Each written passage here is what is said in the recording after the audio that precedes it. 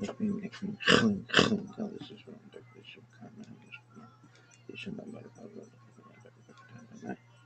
official normal food outside.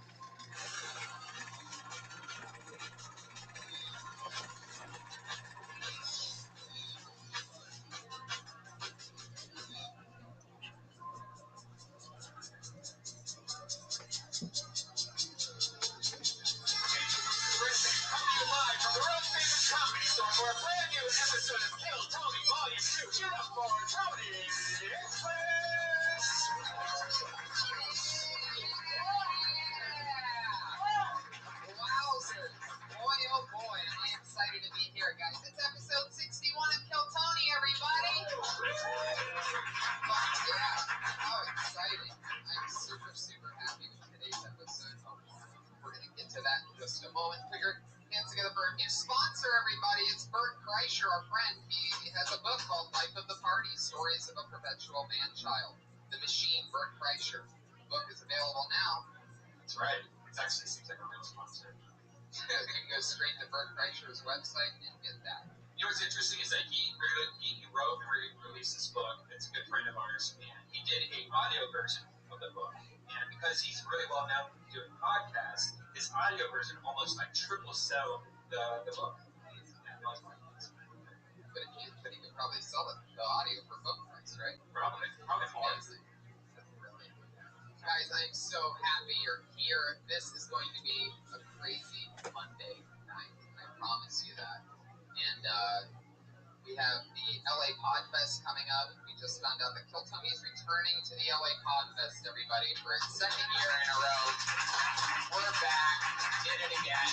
Did it last year with the great Doug Benson and Mark Maron on the panel.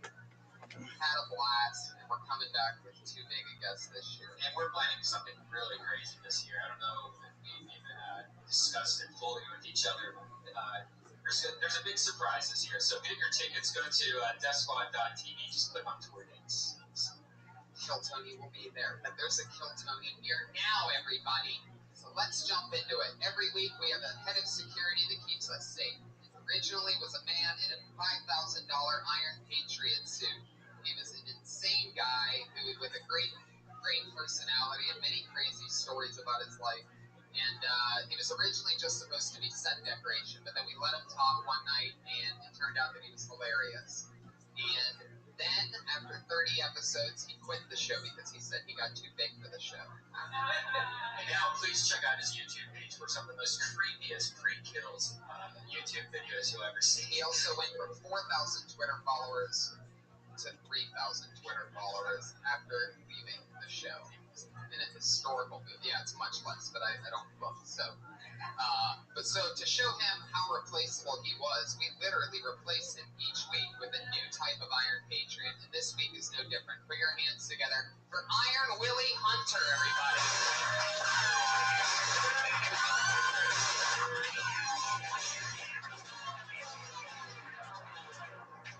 Willie's going to be keeping us safe. Iron Willie is a very special type of Iron Patriot because not only is he one of our favorite Afro sporting patriots. Oh, okay, good. They're going to go somewhere else then. Which really stands out with the helmet. Nothing goes better with that helmet than a good Afro. It's very progressive. And he's also one of the few patriots that doesn't mean Barack Obama impression. And how much more patriotic does it get than the President of the United States? That feels pretty good. Thank you very much, Mr. Hinchcliffe. Thank you for Mr. President, and it's such a pleasure to be with you. You've been on the show before. I have, yes. Are you excited about tonight? The last time I was here, you had the whole Eric Allegria debacle thing. The meltdown. The meltdown. I was here for that one. If you don't know, this show goes deep inside the root of stand-up comedy by showing you some stand-up comedians that are just getting their start. And me and the panel here, we talk to the comedians after their 1 minute long sets. And what he's talking about is what we call the meltdown, heard around the world. It's a podcast that you can download literally from anywhere around the world. But this guy actually was the only comedian to ever bail out of that exit door, that emergency. He was having such a rough time that he literally just ran away. Such an awkward news. So who knows? Something like that could happen tonight. Patriot, are you excited about this? I'm very excited. This is the guest you have is insane. This is insane. Shall we do it, ladies and gentlemen? Are you ready to meet tonight's panel? Come on, people. You can do fucking better than that.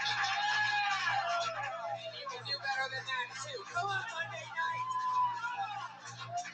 Ladies and gentlemen, in a maneuver, I can't believe I'm about to say these words. Put your hands together for my guests tonight, Jeff Garland and Sinbad.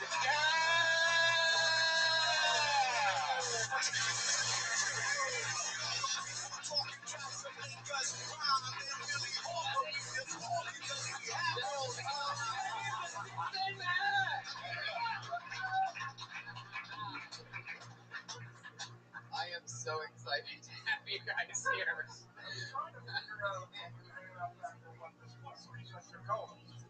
Yes.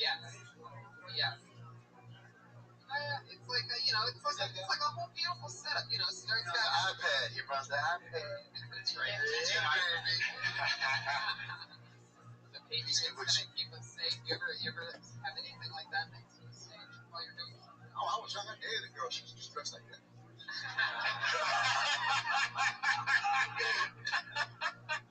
I used to love. Come on, before they change, Yeah, they jacked up all comics. Everybody's dark. If this was a comic book podcast, I could just go on. Oh, see, and everyone who collects comics would know the exact moment. Every 2 weeks, bi-weekly, sometimes just monthly, you go get your comics, your friends, you share them, don't bend it, don't roll them up, and you read your comics. Yeah, right. And they were joyful. Yes. I mean, they were like, it's something you got emotionally attached to the characters. Now they got How did you guys end up selling your comic book collection? No, I still have a lot. No, I'm messed up. I have my comics with plastic. That's what it's supposed to be. Original Spider-Man, original Superman, but we look at it that way. It wasn't original Spider-Man, it was just Spider-Man. You bought it, you had it. Yeah. There weren't 9 Spider-Man. No, and it was Bizarro Spider-Man and Venom and this Spider-Man who was jacked up and lost Spider-Man. Yeah. So you didn't even know what you had when you had it. Didn't know, man. I kept it. My favorite Silver Surfer. I have all my originals. Someone's got to do that. Someone got to put Prince's name on. No, you know what someone's got to do? Stop making fucking comic book movies. Thank you. That's what someone's got to do. Because they ruin every single one. I mean, Christopher Nolan's a great filmmaker, so I enjoyed those, but none of them need to be made. If they don't follow, if you're going to do it, follow the comic book. Read the damn book. Yeah. Read the damn comic book. Then make the movie. Yeah, they're about to do Fantastic Four. It's nothing. No. Like the Fantastic Four. Thor's now a woman. They just announced that Thor's a woman. But that's Marvel trying to sell books. You know, this character's that. I'm just black. Iron Man's black because that's what the race is. And Captain America. Slavery. So Captain America's now black. Captain America can't be black because that's too political. Look, I'll tell everybody else. But the Falcon. The Falcon, yes. That's right. That's right. Speaking of black superheroes, this is the part of the show where our weekly Patriot always asks the guests a question. Willie, what do you got for us? I guess my first question is for you, Sinbad. How are you? Yes. All right. You've been doing comedy. I've heard you backstage since '83. I've been backstage. I've been to Belly Room since like 84. Wow. All women conferences were since hell. But this was originally held for comedians, yes. Yeah. But they weren't good enough to be with men because only men are so good. That's how they did it back then. That was implied. My question is, you've been doing it for a while. You're relatively a clean comic. You do no vulgarities. I have one big question. We have one night of Dirty Sinbad. Yes. The filthiest material you can think of. Oh, Sinbad After Dark. I was a dirty comic when I started. People realized I was dirty. But the problem was, I was in Chicago at the Comedy College. And we all... I know, I've been there for years. I've been there for years. You know what I'm talking about, right? Yeah. But we all sounded like bad Richard Pryor. We sounded like bad Richard Pryor. And even I sounded like a... Did we? When I started, Yes. Bad Richard Pryor. I imitated 2 people when I started. Bill Murray, who wasn't a stand-up, but I would do monologues from Stripes. And I was a bad... Lee Harvey, you are a madman. But I was a bad... And I wanted to be him. Yeah. And I was that night my dad was rich, showed up. I said, well, I'm gonna clean it up just a little bit, and I cleaned it up. And I got just many laughs, more laughs. I could talk about everything. Yeah. And if I thought I was cussing. Now I didn't realize when I got to Hollywood, they were gonna put me in a box like, oh man, he's not controversial. He's a family man, he's an all-American. I said, look, I have to think of every institution I've ever been in. I said, I haven't fit it anywhere.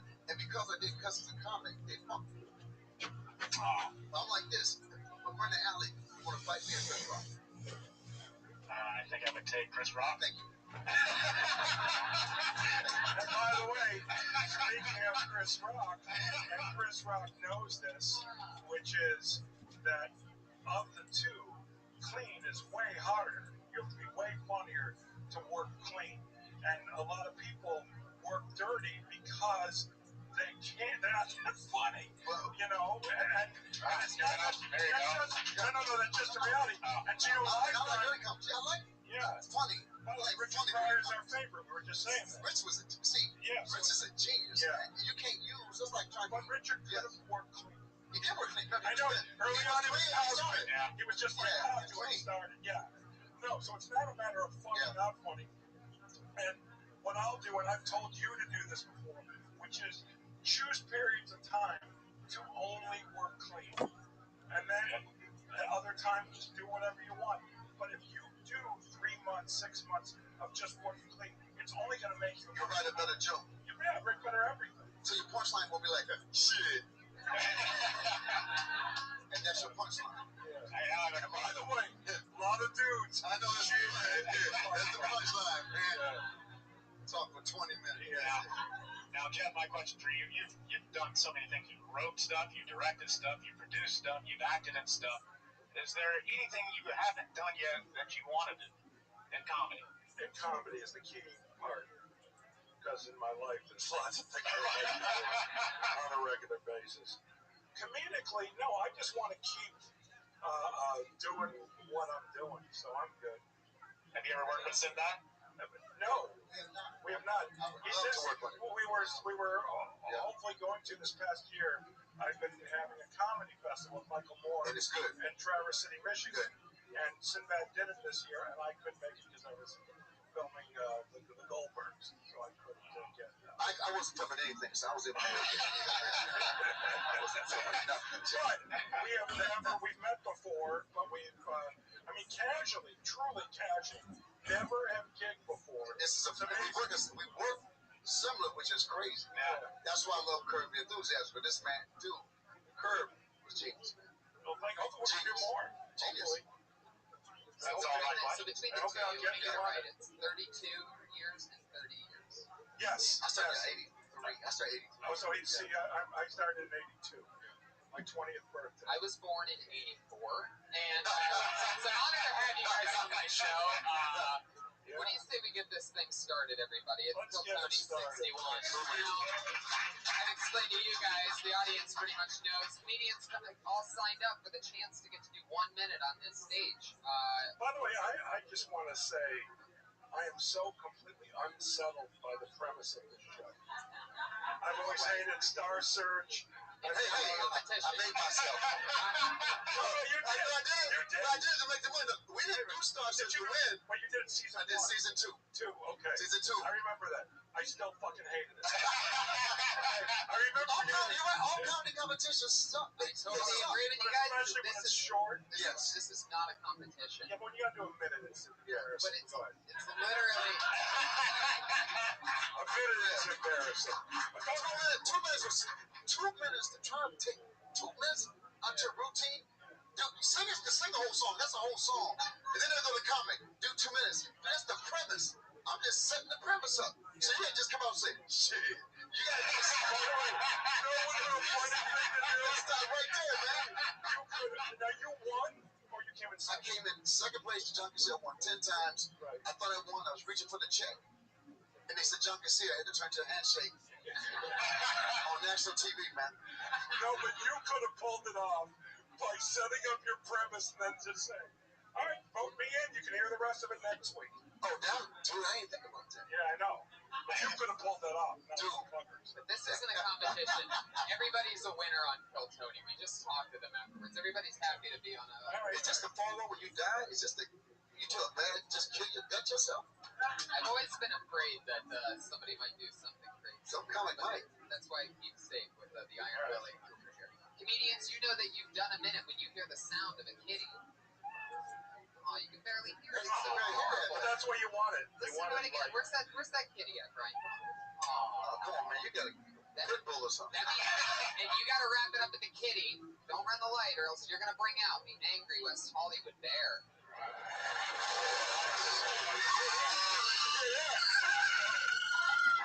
You got the wrong sound effect for the angry West Hollywood bear.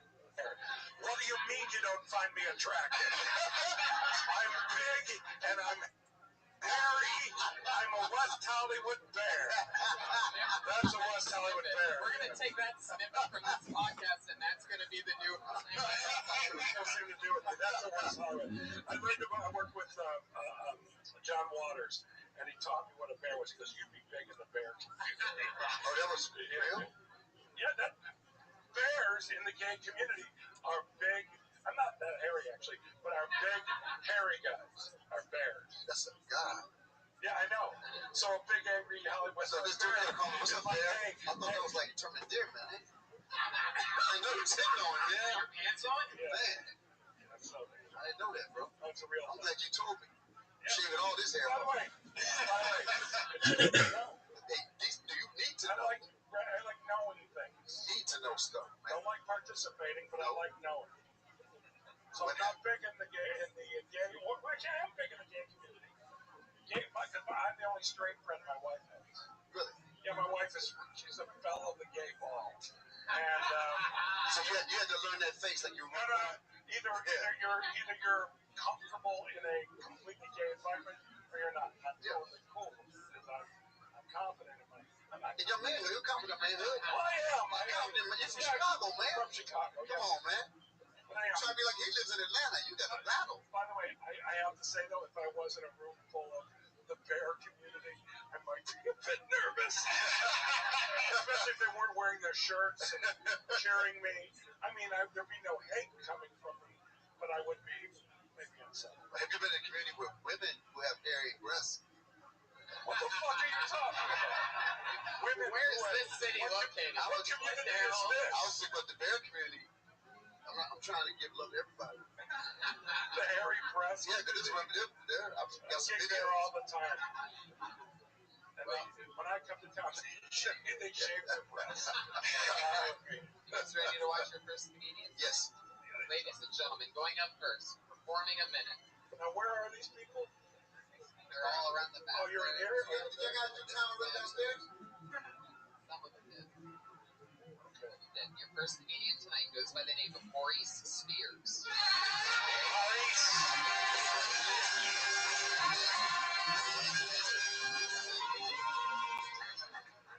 What's up? How y'all guys doing? I feel like it's an insult if someone says I have heart. Because if someone says you have heart, that means you're getting your ass kicked. That means you're losing really bad. You know that kid in school who's getting beat up, and after the fight, they pick him up? Like, man, look, you got your ass kicked, but you got a lot of heart. I don't want to be that guy. Like, I watch a lot of UFC and boxing, and every time they talk about a fighter who has a lot of heart, he always has scar tissue on his face, brain damage, and slurred speech, because he has no defense. He's not technical. And all the greatest sports movies are all about athletes with a lot of heart. Rocky, Cinderella Man, The Father of Mark Wahlberg, and Rudy. And besides heart, you know what those four have in common? No talent. No technique. And the crazy thing is, Rudy and Joe Montana played on the same team. And guess who they made the movie about? The Scrub.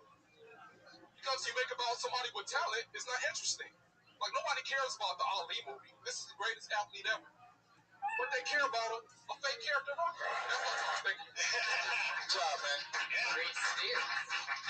You go really quickly from that little kitty cat to that He jumps on him bear. pretty quick. All right, I know what happens now. We just talked to him. All right. Man, you know what? That actually is a good routine. It's a shame you only got a minute. Because I can see you leading into that, running around it, yet jump right into the heart. I mean, plus you got a room full of comics. They hate you anyway.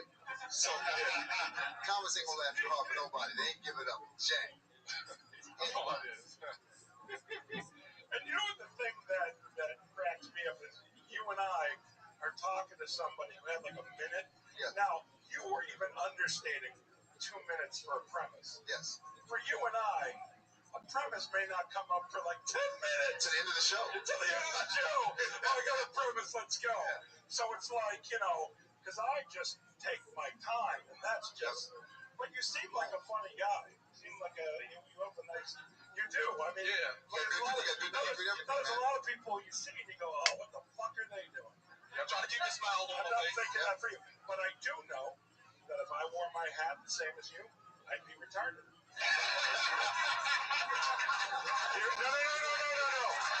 You just do it. I would be the retarded guy who sweeps the comedy store. That's all. I'm just pointing out that I can't get away with it. Yeah. But no, that was fun. No, I mean, I hate to jump into it because you had to go like right. So usually that's your punchline.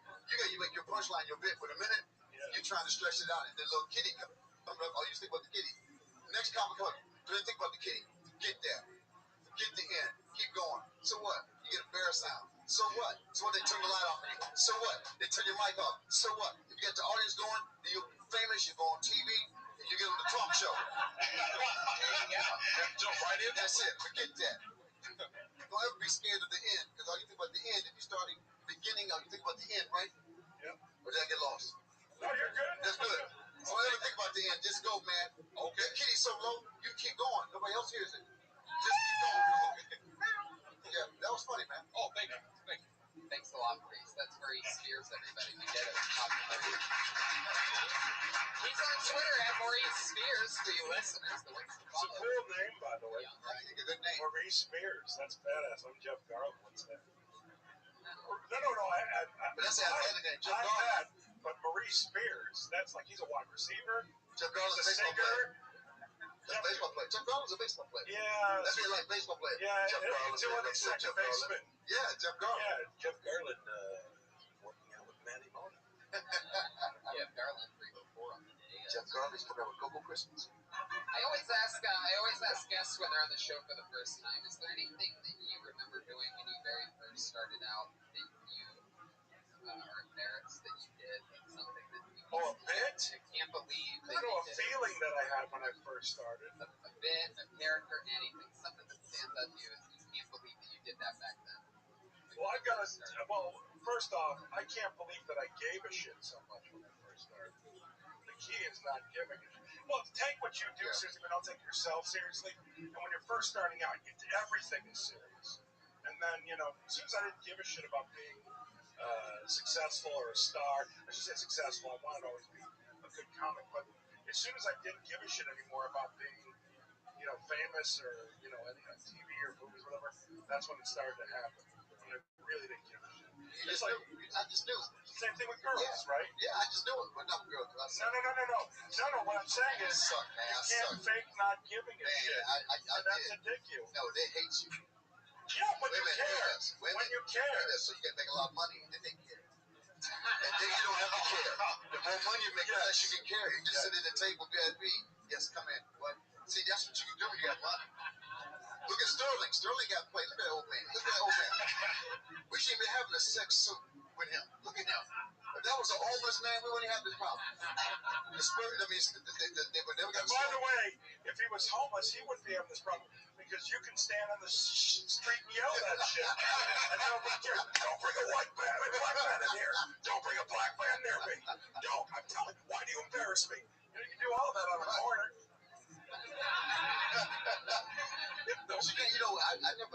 I was just trying to eat and have a place to stay. When I started I just jumped in certain clubs. I wouldn't book there. I would just show up and told them my manager had booked me there. And of course, he didn't book me, and I would act like, this is my third time. And I was just trying to get on stage to be funny enough. They were like, keep me there. I didn't want any money. I just want a place to stay. Remember the comedy condo back in the day? Comedy, because comics can't live that way. We used to drive everywhere. Ride with somebody got a car and stay somewhere. Now you gotta have what you do to follow you. I mean, just bring them. Let's not bring them for that comedy. I never know. Bring an audience. Just bring them. I thought this was a comedy store. I gotta bring somebody. Yeah. Not only that, but what's the last thing you want when you're first starting? Anyone you know watching you. No one you know watching you. And now that's how a lot of people start. The next time they take you, bring them, pay 20 homeless people to come to your show. See, you used to just show at the comedy clubs, tell them that your manager booked you. They told you no way, and then they would eventually just sort of feel bad for you. Every place I went. Wasn't matter they felt because I heard you did this. It was like, oh fuck, this guy's good. Let's just have him on here this weekend. We'll pay him $100. No money. Zero? Food and a place to stay. Oh really? Not even $100? Not even $100. There wasn't one guy through the years who went fuck said that here's $100. What happened was Bruce Ayers in Birmingham, Alabama. I went to the comedy spot in Atlanta, and Chris Pettis said, "What do you think you're doing?"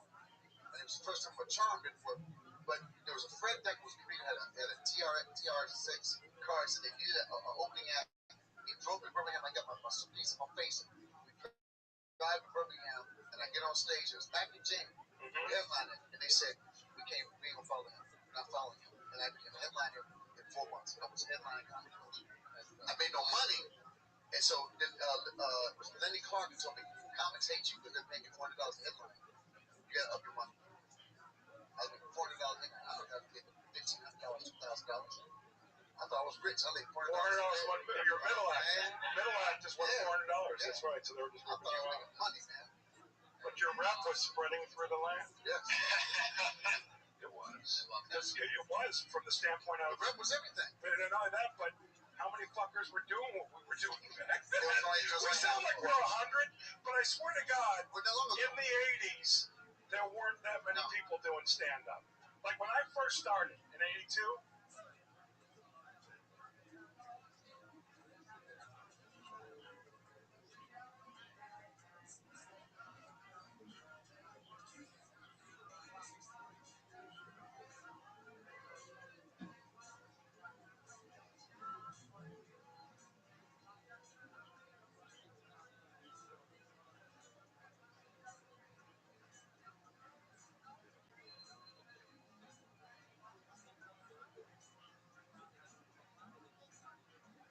myself, Eddie Murphy, what the heck?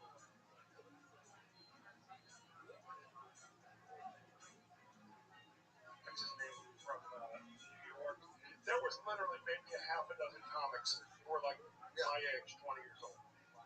That was it. And Eddie was one of them. Yep. Like there was Brian Regan was a few years older than me. I'm talking about like there was nobody young people, and everybody who I worked with, you know this, they were all in their 30s. Yep, but they were older, and Jay Leno was the guy. Yeah. Jay Leno got the door. Yeah. And we would go watch Jay Leno. We would all go watch Jay Leno because he could make $8 grand a week.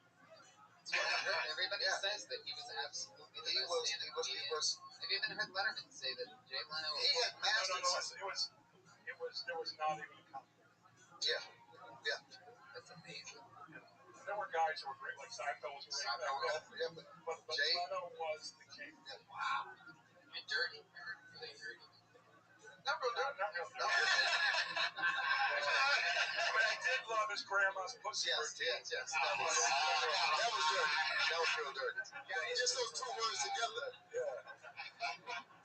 Your next comedian goes by the name of Sarah F. Kami.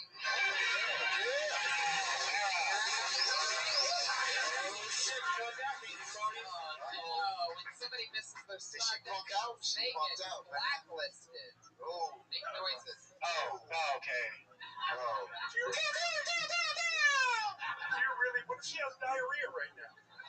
It's a lesson in showbiz. Yeah, man. You take a Modium D, bro. Take a Modium D, not that show. I was almost saying for you. Nobody pays attention. Yes. We don't look at who's Seinfeld again. We just say they But get it's another blacklisted. woman, right? It's funny. No. Mark McMahon, everybody.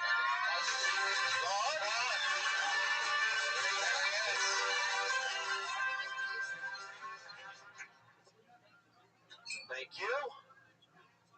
I saw a woman feeding her baby, which is cool.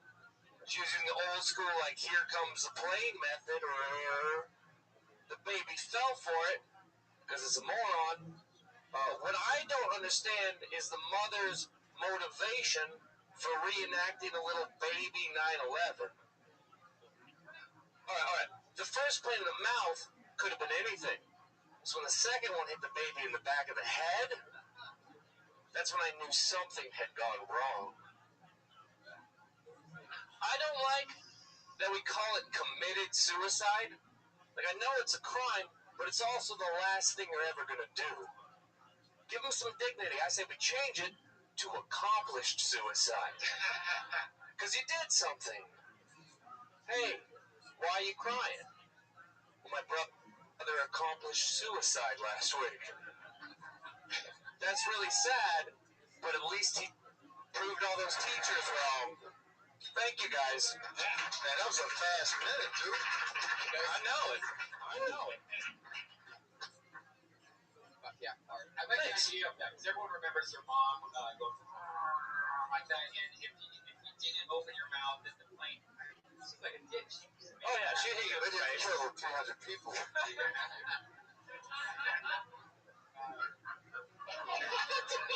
That was commitment, man. Or accomplishment. Thank you, sir. Respect. Some dark shit. Yeah, dude. You live in a dark world, man. And what's your name again? Clark. Clark what again? McMakin. McMakin. Yeah, your name's not that dark. Yeah, Please welcome Clark McMakin. What you should come out is have everybody bacon. Clark McMakin. What if I told you how good would that be to be the comic who gives people bacon? Most people, unless they're vegetarians, love fucking, even vegetarians love bacon. Yeah. They just don't eat it. Just not Anybody in the world Morning Star. My daughter, not Muslims. They're pretty off on the bacon. No, I've seen mostly bacon meals in front of people. They do it in private. Yeah, they do. It's totally right. Yeah, they do. So, Clark McMakin, you need some bacon. All right. And the world needs a little levity. That's all. Leave on that note. A little levity. If you got a minute, 9/11, suicide. In a minute you don't want to do the suicide. You only had a minute, and you killed somebody in the very beginning. You killed the baby. You killed the baby in the first 30 seconds. And then somebody could have lost somebody in that building, and you talking about killing a baby? In a minute, if you had 7 minutes, go ahead and kill a baby in the middle. Don't kill the baby in the first 30 seconds of a minute routine. I admire the commitment. And like you said, don't care. Because you did not give a damn. Whenever you're thinking of writing a bit like that, just say to yourself, I'm Clark McMakin. And I think that'll give you the tone you need.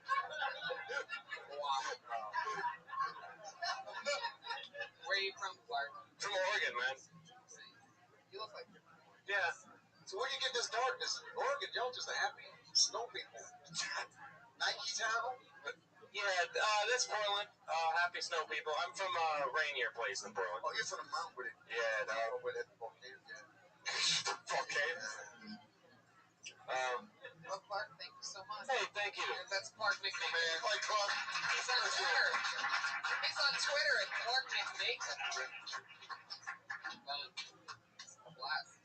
And I guarantee, I just want to say this, Clark, I guarantee you've avoided the whole bacon thing your whole life. And you've got to embrace it. I believe it. Not yet. You gotta make up for the woman that's not here. Is she here? Did she come back next year? No. Sarah Comey, are you here? No. But wait, I did pull another name, and that name is Kendall Neal. Oh, okay.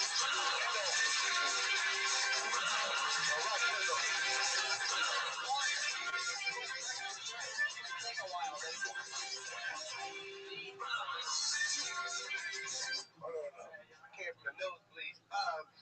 But round of applause, y'all. Be honest. It's okay to be honest. Anybody here, bro? Trying to make sure I wasn't the only one. You ever been so broke you stay out all day long just to make sure you don't use no electric in the house? Y'all laughing. My neighbor didn't even know he had a neighbor. It's called on June, man. I'm serious. Nah, but I'm broke, man. Car was repossessed last month, man. And that's the worst feeling in the world. It leaves you confused, and it gives you the high chest. Well, I know y'all probably sitting around like, it's the high chest. It's the high chest when you come outside, your car is gone.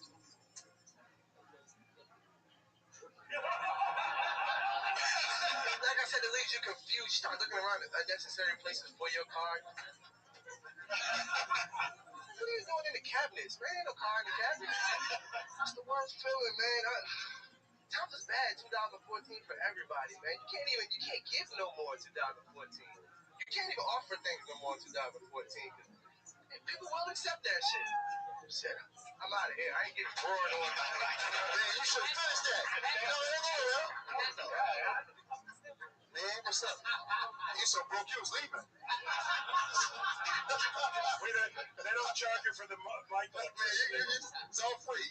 It's all free. That was fun. That's good stuff, man. Yeah, I thought so. Yeah, man, you had some good premises. You got the jokes. I like that, man. Kendall, you look young. How old are you? I 25 That's the last joke, man. I wonder where you're going with that. Oh, I was basically what the hell was the last one? I was speeding. No, he was in the moment. He can't even remember. 2014. You can't just up with. Oh yeah, man. It's getting so bad. You can't offer things that people know more 2014 because they will accept it. Like you ever offer something to somebody knowing you wanted them to reject, and they accept anyway. Like I was with my. Y'all got time? I got 30 seconds. I was with my friend, and he was complaining all day about having money problems. Ah, man, a couple dollars would help me out, man. Ah, man, I'm so broke, man. So I felt like I had to offer some help. So I said, man, you know what? I wish I could help you out, man. I all I got is my ATM card, man. I can't even. Wish I had some cash on me. I thought I was in the clear. So he looked me right in my eyes and he said, "My nigga, it's the ATM right up the street, and I can take you right now, brother. I can drive, man." It's just you get Now, a spot. here's why there's a couple things. Y'all rush me. I was nervous. No. I'm sorry, but first off, we did a whole episode of Curb Your Enthusiasm about that. It's called Empty Gesture.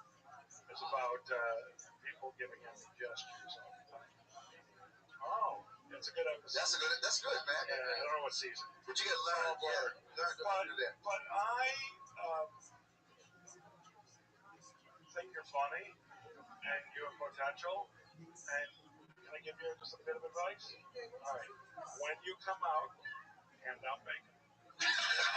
Hand out bacon. And you want my opinion? Change your last name. You should change your last name. Make it. He's not doing anything with it. He's talking about 9/11 and killing people. You, my friend, come out with bacon, and when he gets mad, just go, "Hey, fucker, you weren't doing anything with it." That's just my advice. That was good, though, man. That was good. Another thing, don't ever be, even if you got people here like us, but we weren't always us, don't respect any comment. I mean, if Cosby sit there,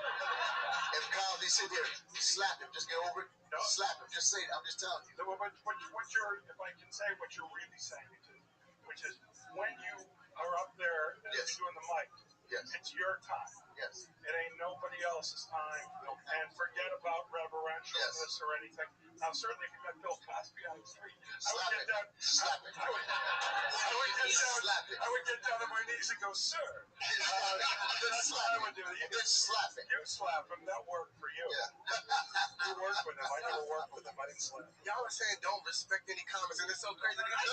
They're in the room. If you do routine. Point being is, Yes. respect comics as you would other people, and in general, respect people when you're not getting. But when you go up to the mic, You own that room. You can really, and that's like the only time in the day where you can go, right now, it's about me, and it's about me doing well for the audience, because you want the audience to enjoy themselves. Now, Barack Obama was sitting in the front row. Yeah. Slap him. Comedically slap him. Kendall, thank you so much, man. Oh, man, right on, man. He's on Twitter at Kendall Neal. Let's get another one of this. It's fun, right? I hope it's a woman. TJ Blair. I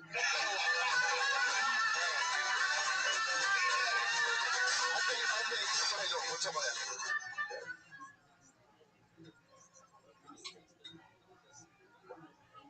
So I turn 29 next month, but I was Mormon for most of my life, so that makes me about 17 in human years. I'm still childishly naive about a lot of things. I have no idea what to order at Starbucks. Still really bad at sex. I found out that normal people have sex and go to Starbucks all the time. The other week I was eating a pack of Gushers. I don't know if you guys remember those, the little tiny snack we used to get in our lunch. And it had me thinking that it's complete bullshit that those things were anything other than candy. They were gushy candy inside with the candy outside. Some marketing wizardry had little kids asking their moms for fruit snacks. And that's all for me. All right. 53 seconds. Thunder. TJ Blair. Sinbad, I apologize, but I have to just take this. Take it. What the fuck were you talking about? about, yes, in general, but specifically, people have sex and go to Starbucks. You gave no information as to how you know that, what you've experienced in terms. You let out a scientific theory, my friend, or a social theory with no, you didn't go anywhere. Setup. No setup. I mean, the whole thing, your whole set could have been based on that. Please explain why you say that. No, I wrote that. This is my first time doing stand-up, so I wrote that. Okay. So basically, I have to take this. Yeah, you go ahead. This is the first time you said. First thing, never be scared to pull the mic up tall enough for you. Don't just grab the midget mic. Always pull the mic up where you are. And second of all, it's your first time doing stand-up. You got those heebie-jeebies out the way, and now you can write a joke. No. Right. No. You just literally wrote this morning. Yes. There used to be a dude that I started with who used to do I remember Brian Regan and I used to sit in the back and we would watch him and he would do things like, when your mom calls you for dinner, you immediately go into the shower. And we would be like, no, I never had the feeling to go in the shower because dinner was, and his whole set was filled with those, and he was so sincere. And I'm like, and he walked off stage. Hey, I just went over the heads. So the point being is, I guess it was enough for tonight to just make the Starbucks thing. So you thought that might be funny if people after sex. Tell us why. You had to have a reason why. No, well, growing up Mormon, you never drink coffee and you don't have sex. There's your premise. Becoming now that I'm not. There's your premise. That's what I'm saying. You didn't say you assume we know Mormons. Mormons don't have any Mormon friends at all. Yeah. Are you from Utah at all? I went to school there. I'm from Florida. Florida. Orlando. That always explains. Yeah. Orlando is, if you want to know what's the weirdest part of Florida, because Florida's got a bad rep, Orlando is right in the middle, and it's the most fucked up area. I went to the University of Miami, and I lived in South Florida. I used to go up to Gator Growl all the time at University of Florida. I would visit Tampa all the time, Stanford, Tampa all the time. Point being is, Orlando, that's a fucked up place. Do you remember Orlando before they had? It was just JJ Whispers. There was no downtown Orlando. There was no basketball team. There was a place there called JJ Whispers. There was no black nightclub. It was just Orlando. And this dude said, "Man, Orlando's gonna grow. He want me to invest in some property with him." I said, "You think I'm stupid?" It came to the place with Shaq on the ball. Wow. It became the place where they all bought homes. And then again, Disney was on the swamp too. I would have not bought that either. No, but it's a weird ass place. It's different. Do you live in LA now? Yeah, I live down in Venice. Good luck to you, man. Yeah.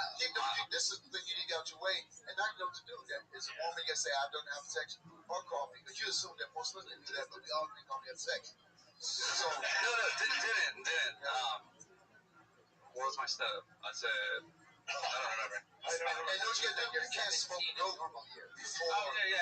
That's what I was trying to say. I say, that's good. That kills a premise. Yeah, more paranoia. No, that's what I say, yeah. Funny, and seriously, and I have a lot of friends that smoke pot and stuff. Is it that obvious? You smoke a lot of dope, but you got it. Yeah. No, but here's the thing. In all sincerity, and I don't know what it does for guitar playing or whatever, but in terms of stand-up, pot does not help at all. I did it once, and I thought I was hysterical. This is like, I showed up for a gig 2 hours early, and I had nowhere to go to the Magic Castle. And another comedian who's known for smoking pot said, "Do you want to get high?" And I went, and I'm talking about, I'm a guy who gets high once every 5 years. And I'm like, yeah, okay, why not? And so I got high, and I did all my material on stained glass windows, and I thought I was hysterical. And my wife's friend was in the audience and let her know that I wasn't. So I don't. Now you can do crack to make you fun. I mean, you want to rob people afterwards, but you'll be funny. They don't tell you this in the Mormon world, but in the non-Mormon world, we all smoke crack. It's really odd. Oh, good. That's another thing. Most Christians and Methodists will do crack. Cool. To be honest, there is a lot of comics that say the exact opposite. Marijuana's the best for the community. on stage and writing. No, I'm not saying writing. I know. I'm not saying when you're at home. I'm saying that if you need to get high to go on stage, you've got some fucking issues. Yeah, it's true. You're basically saying you. No. I'm saying Joe Rogan, if you know Joe Rogan. Yeah. He has to smoke weed before he goes on stage. So there were a couple of guys in that group. I try to do that. I'm like you. I just. But they also had those wrestlers. You get the one that wants to beat him up all the time, the one that follows him. Have you seen on this show? The one guy, he's a champion from some other country. You gotta watch the show, man. It's crazy as hell. What show? On Joe's show. It's called I'm High as Hell, Follow Me. You know, I tend to think of Joe Rogan as a kind of, I've met him before, he's nice enough, you know, and I say nice enough because he seems like an angry kind of dude. And I would recommend, if you have trouble dealing with people in a kind way, maybe you should get him before you Can I perform. tell you something? Yeah. First of all, I've performed with him when he hasn't gotten high before here. A. B. A lot of people, he has that reputation to be the tough guy that seems mean. I swear to God on everything. He's not. Complete opposite. Cool dude, man. Nicest But guy. so you worked with him and he was not high, and how did he do? Amazing. Oh, he's also Oh, he's funny. unbelievable. No. But my point being is, it's an insecurity having to get high before you. I think You just said he has to. You just said he didn't. Shut the fuck up. Let's go. Thank you for coming. Congratulations!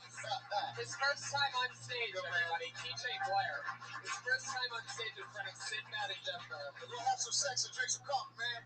Join us. Join us. I love that those two things are even compared to each If other. a woman does not come out this bucket now,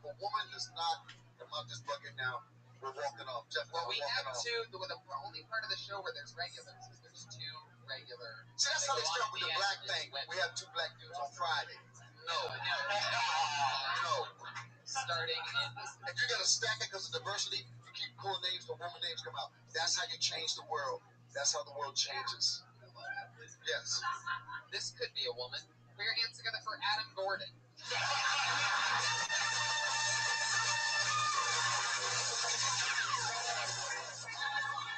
All right. Thank you for having me. I was hooking up with this girl, man. It was going great. And I was like, oh, you are so hot. I am so into this. And she was like, oh, yeah, you are turning me on because you have the hands of a baby. And I was thinking about that. I was like, you know what? Okay, I'm in this, and I'm trying to forget about what she said. But then she's like, oh, yeah, give it to me, baby hands. Come on, give it to me, baby hands. And I'm just like, oh, my God, at least she didn't say baby dick. I'm going to keep going through that.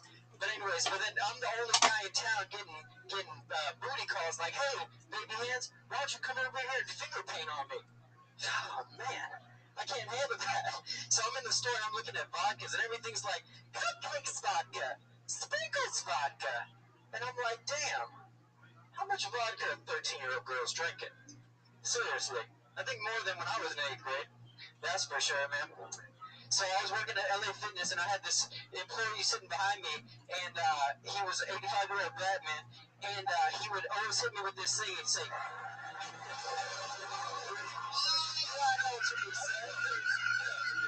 On that one. You gotta hear it. I didn't hear the cat. You hear the cat? a little bit, yeah. I just want to say, Quick question. yes, sir. You were working out at the fitness place, or you were working at? Yeah, I was working there. That's a problem. Yeah. I just want to say thank you, Tony, so much. Thank you, Jeff Garland, and thank you, Sinbad. When I was a kid, one of your specials where you say, "Don't you run for me," that line. I mean, I remember that always, man. Thank you so much, guys. The way you just talked. Let me have it. I'll try to rush through some things. First off, you clearly had sex with my wife because that baby hand thing is hers. No, I swear I did And you not. know what? If you're having sex with a woman, she calls you baby hands, take it. Yeah. You're there, she gives you sex, take it. She calls you. My gut feeling is you made that whole shit up. No, it's based on something real. No, what's the base? Call you baby. Okay, but how did it really go down? Now we found the joke. What really happened? She was just like, oh, I love how your hands feel on my body. They're so baby-like. See, that's fun. See what you did there? You became the woman. Yeah, you turned it into baby hands and shit like that, and finger painting. That was bullshit. Sorry, disappoint you. No. The point being is, and this is a huge point in comedy that people don't fucking get. You're either real or you're a character, okay? And people who are characters, like Pee Wee Herman, for example, he creates his environment. That world is real. He's created that world. Or you're Richard Pryor. When you do shit that's in the middle, that people watching are going, that never happened. Like that ain't real. Everything, you know. There's so many comedians, for example, that talk about like, oh, I'm dating this girl, she gets so drunk, and it's like, they all do the same thing. It's like, they're all dating the same horrible person. It's someone who they think they're imagining. But the thing is, be genuine or come up with a character, and you're true and genuine to that character. So you come up as yourself. Baby hand man. Yeah. And baby hand man with bacon. Baby hand man with little bacon. Come on with little bacon hands. Bacon And then the people with bacon bits. with bacon hands. Absolutely. Pieces of bacon. They can't hold the big bacon. But in all sincerity, if you continue this festival of doing it, Yes. be genuine. Absolutely. Yes, sir. I'm just saying that he's genuine, I'm genuine, and you don't have to. Just if you want to do a character and not be who you are, or say we are, that's cool too. But be true to that also. Absolutely. Most comedians are in the middle, and that's why they suck, and that's why they ain't going anywhere. Another Fantastic thing is advice. like the vodka thing that you talked about. You said cupcake flavored vodka, sprinkles flavored vodka, but the sprinkles don't really hold a flavor. So that's so by the Were there sprinkles, Bob Vodka? Yeah, it was all like, marshmallow and... But that was good. That's actually the premise. Thank you. And your baby hands can't hold it. I can drop it in. Your baby hands can't hold the And little by the way, look at the direction you're going, though. Yes. She wasn't talking about the size of his hands. She was talking about how soft his hands are. Thank you. Women love soft hands. Yeah. I mean, there might be some women who like a hard, rough, scaly hand. The face up. Yeah. It might be. I don't know. But I imagine that most women, because women are soft, they probably like something. Yeah. They only want Next one time I hard throw some thing. baby powder on them. You see that? I will do. But I wish you luck. Thank you, sir. Gordon, everybody. He's on Twitter at /Gordon MMA. And don't go in that bucket. Are you a comedian? Where's the female comedian? Raise your hand. Come up here next. There you go. There she is, Sarah Kenny, everybody. There we go. I like that segment. I do too. I went to the doctor and I got a prescription for Adderall because I suffer from severe ADD, which is an adult desire to do speed. So I gotta take care of that shit. I got hit on by someone a lot younger than me recently, and that can be a little bit awkward.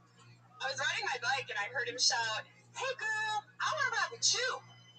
And I look over and I see a 12-year-old boy walking with his parents, who seemed like not at all disturbed by this, which I took to be their approval. So I pulled over and I'm like, "Get on, kid. Let's do this." And I'm not a pedophile. I'm not going to sleep with a 12-year-old boy. I just wanted to teach his parents a lesson by kidnapping him. For a couple of years. But it totally backfired. Like, he was such a shitty roommate. And, they're not going to take him back. They've made that pretty clear. All right, cool.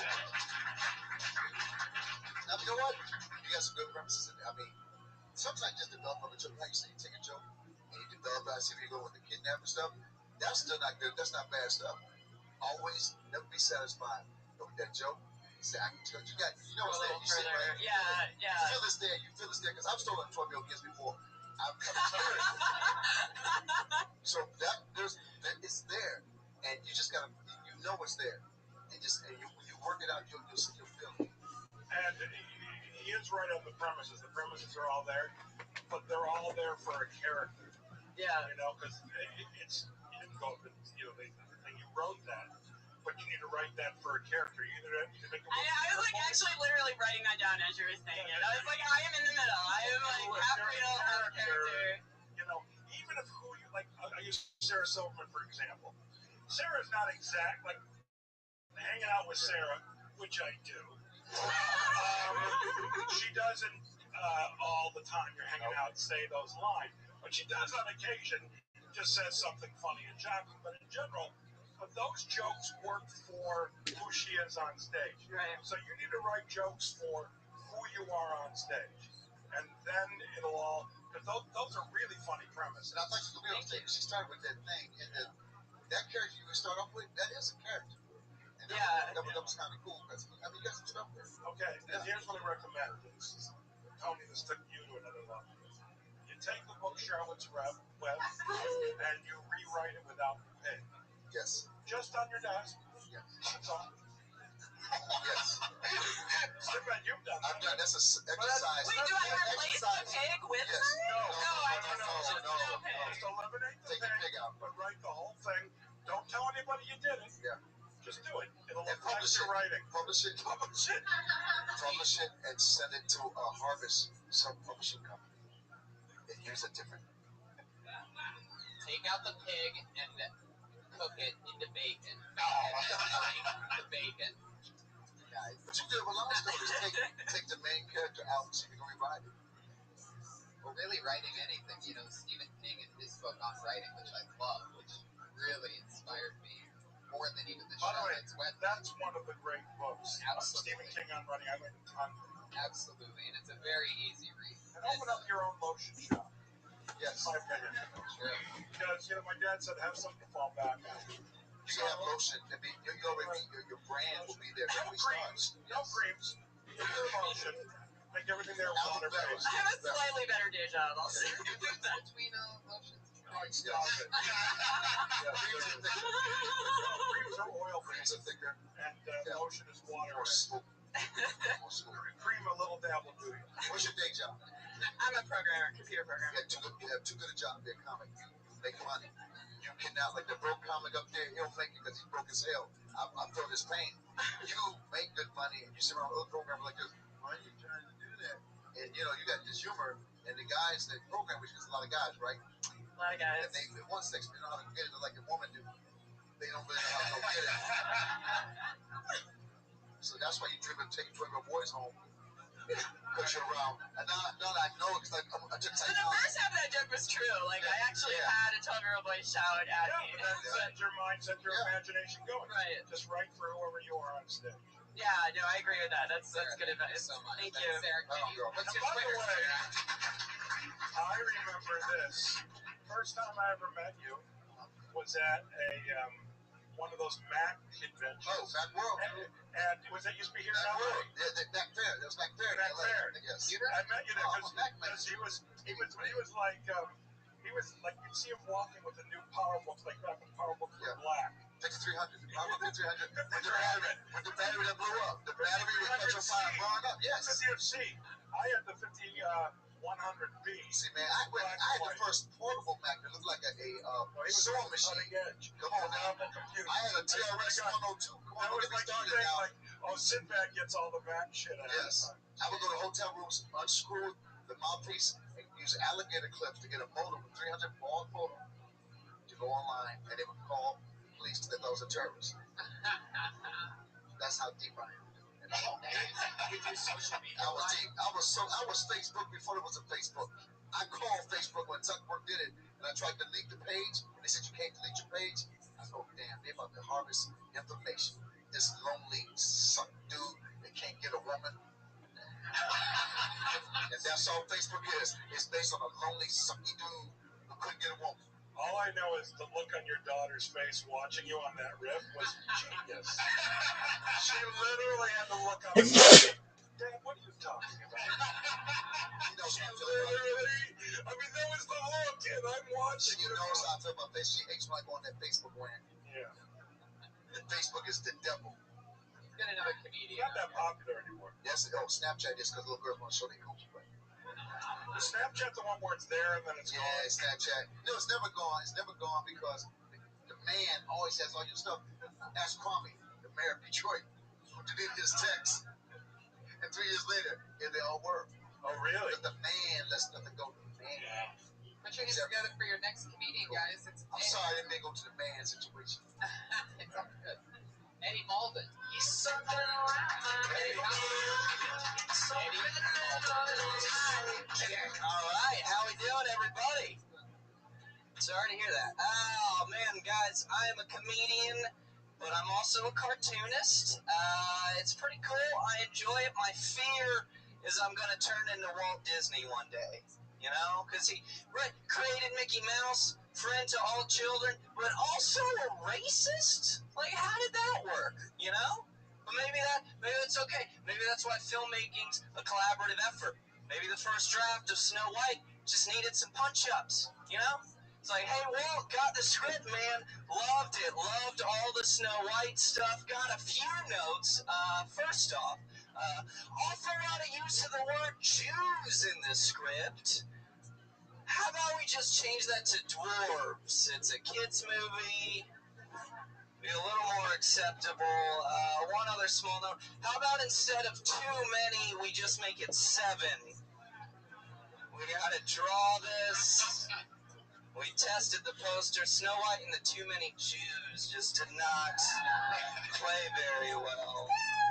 All right, I'll end on that. Thank you. That's based on, I like that. That's based on, and those who know Walt Disney as racist as he was, man. It was a factual joke. Yeah, I like to be factual. I didn't know that. I didn't Oh, yeah, he was very. Not a fan of minorities. Really? Yeah. Oh, just on mine, man. Didn't know that. Yeah. Is that your real voice or natural voice? That sounds like almost like Universal. Like, hey, everybody. Like, Yeah, no, that's me. It's loud. Yeah, it's loud. I didn't want to. Are you really a cartoonist? Yeah, I am. So that's really your big fear, turning into Walt Disney? Just that it's gonna. That's really a big fear. That, I was doing stand-up in front of Sinbad, and here, I'll even do you. I was doing, hey, it's a pleasure to talk to the New York Times. Oh, well, what happened was I was doing stand-up in front of Sinbad and Jeff Garland, and I used to be afraid of turning into Walt Disney. Yeah, I didn't want that much money. I didn't want my own studio and theme parks based on characters I created. I'm in for the My art. fear was just being a racist. I couldn't separate that from the man. I couldn't just wake up in the morning and say to myself, I'm not going to be a racist. No, it was the whole Walt Disney idea that fucked me hard. I gotta tell you, my friend. What are you talking about? Here's what I'm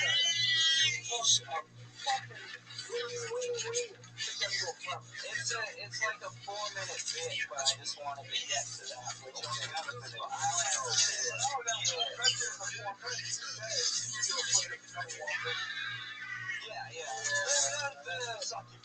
Okay.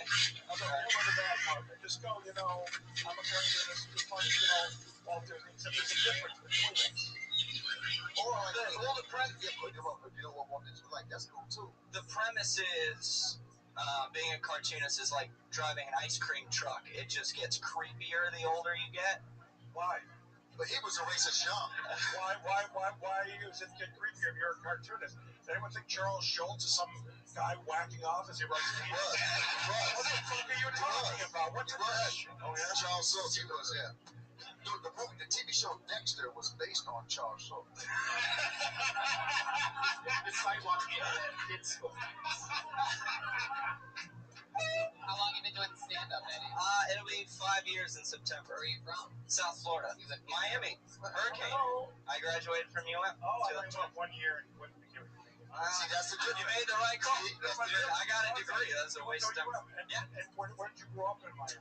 I'm from Fort Pierce, like 2 hours north. Yeah. And then I did film and theater at Miami, and then What's your IMDb? What's going on?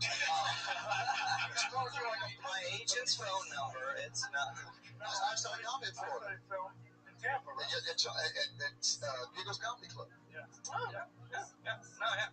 Florida's a good thing besides Orlando. There's a few. You know I left Florida? I was scared of Walt Disney. The longer I stayed in Florida, That's why I got out of there. I look young. I'm a racist. Yeah, I didn't want to. No, but it's not. Don't know the creepy thing. It's not creepy. If being a cartoonist is really kind of noble and interesting. Okay, well, appreciate Talk that. about your job, dude. Y'all got some stuff so unique to being a cartoonist. Yes, with some of that. Nobody knows you got. We think you just do. You stay in this room by yourself. That was Black God. Yeah, no, I drew this. This is one of my T-shirts. I draw and sell my own T-shirts. That's great. Thank you. Is that Black God? No, it's Hello, it's a Rabbi. mashup. How you living, it's Pimp? Frederick Douglass with it's Good. Doug Funny from the '90s cartoon. What's new? Yeah, and Frederick Douglass. It's called Tired. Douglass. I do like Okay. mashup. Why are you tired? Yeah. It's redbubble.com you /people woke up, / And now there is a police siren Okay, why are there and an ambulance okay, why are there police sirens in an ambulance? because someone just shot someone. Okay, who shot who and why? I have no idea. Okay. Well, can you go back to sleep? Probably. Is that the plan? What? Is that the plan?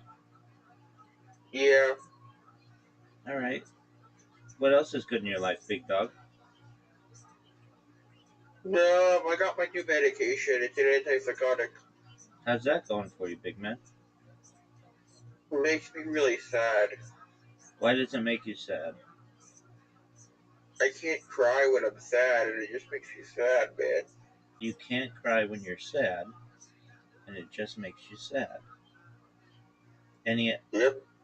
Okay, so you can't cry when you're sad, and it just makes you sad. Yep. Okay, well,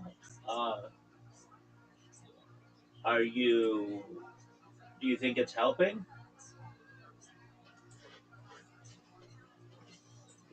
No. Well, yeah, it's the medication is helping. Okay, that's good.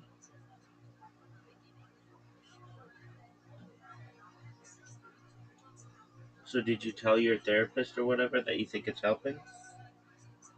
No. Okay, why not? Because I have no choice in the matter. Okay.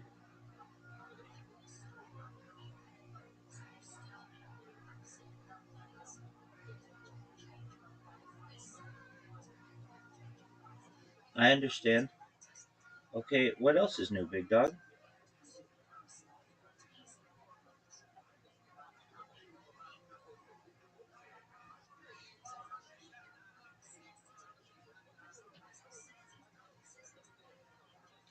Big dog, what else is new? So I'm about to pass out. All right, go to sleep, big dog. You deserve it.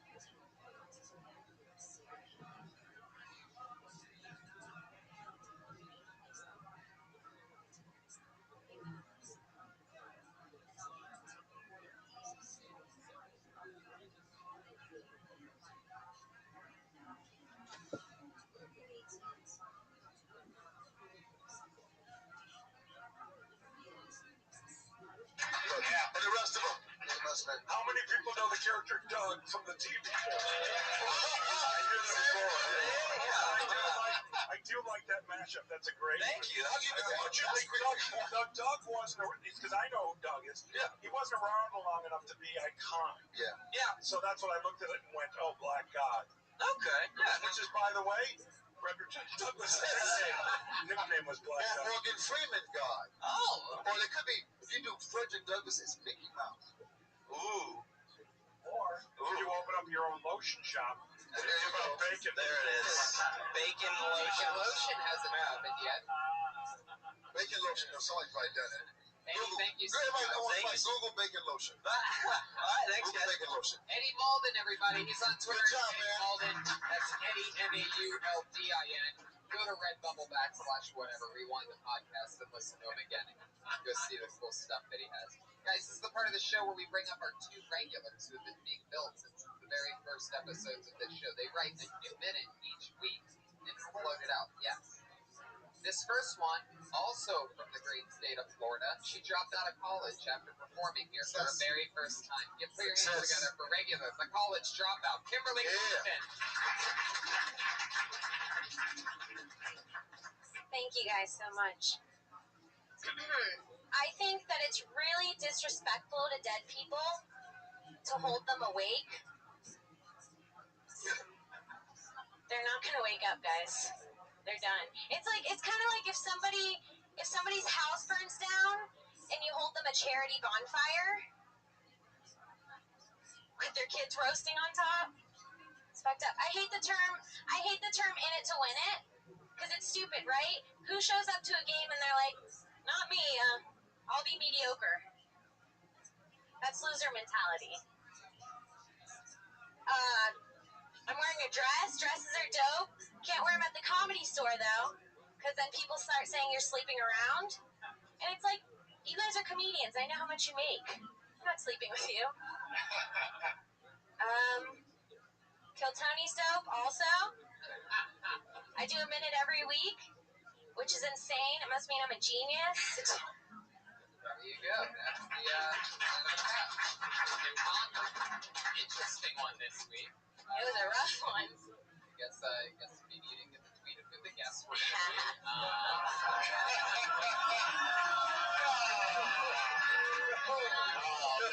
It's like my little sister. But one thing, can I tell you what bothered me about this one? What? Was the fact that you waited to clear your throat until the mic was right in front of your mouth.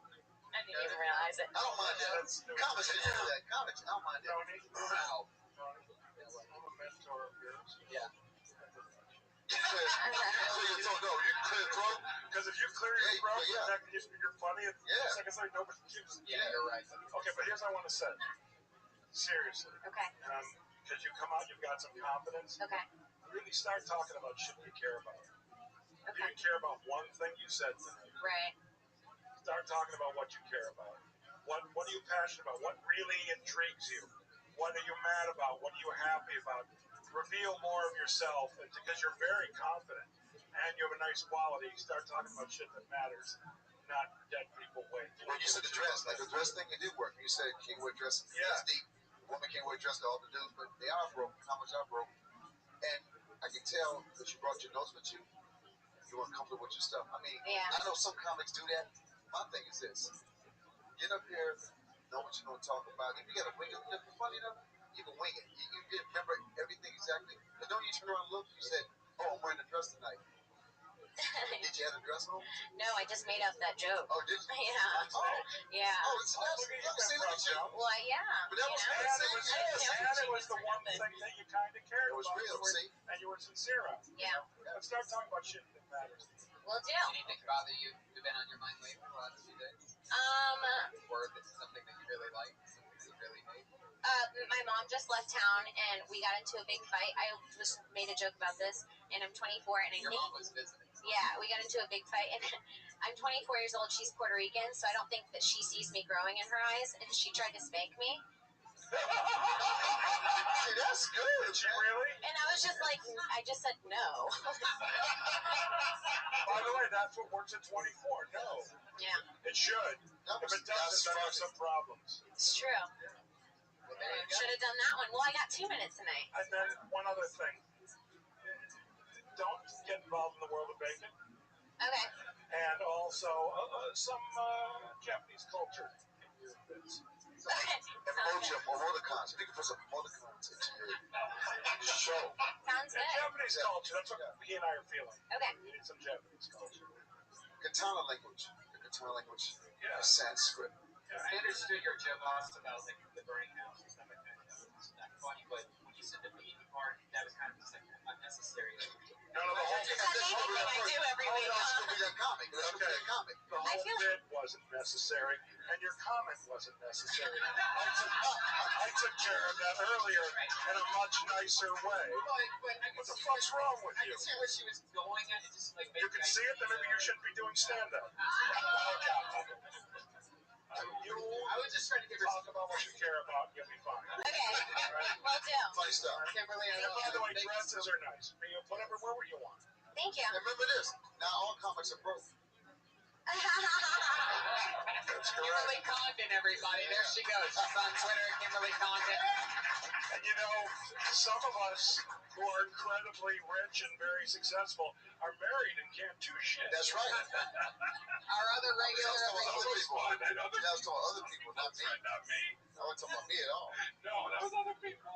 Because I used to be a mime, so we're never going to get laid. You're never going to be a mime and get laid. If I can give any advice to any comic, don't be a mime. You'll never get laid. If you're into it, get laid, don't be. Unless you got baby hands. Our other regular and final comedian of the night is a regular on this podcast and Dysentery on the Death Squad Network and always writes a new minute bringing it together for Sarah Wine. Oh, the women. What's up? Guys, cat people, they get bad raps. But you know who should get bad raps? Rodent people. Like, that's some fucked up shit.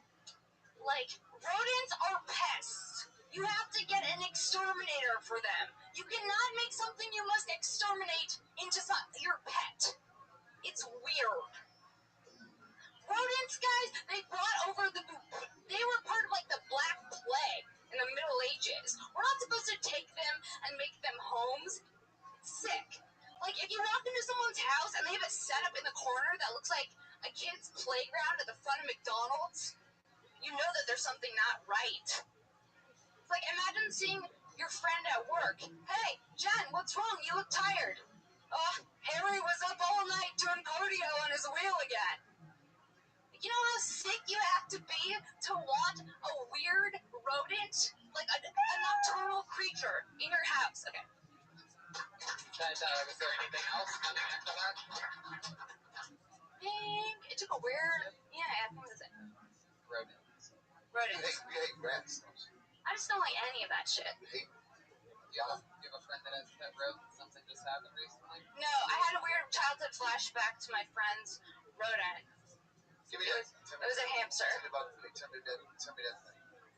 Okay, it was like this weird family of 4, and they like 4 kids, so I don't think that they could afford to have like a dog, so they got a hamster. So everyone was just like passing around this like thing, like it was the dog, but like it was getting way too much attention. Like you just leave them in the corner, and they're like anxiety-ridden creatures that run. But like everyone was like petting the hamster, and then it like died within a week. And I thought about that today. Honey, I got. That was very strong. You came off about how sick it was. If you want to fuck a rodent or befriend it, then eat the rodent or something like that. In some cultures. So, by the way, some cultures they eat rodents. And they have sex with them. What? That was stupid. That was bullshit. That was bullshit. Yeah, you don't ever want to see Batman or Willard. You ever saw Venice? She has no Venice. I don't know. Is it a movie? She has no Venice. That's what she has to know. For most people, it's Michael a song Jackson like had a that. rat. That's a beautiful song, man. It was a hit song. Yeah, man. How does it go?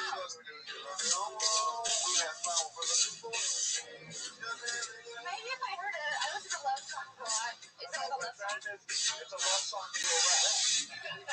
What? The best line is,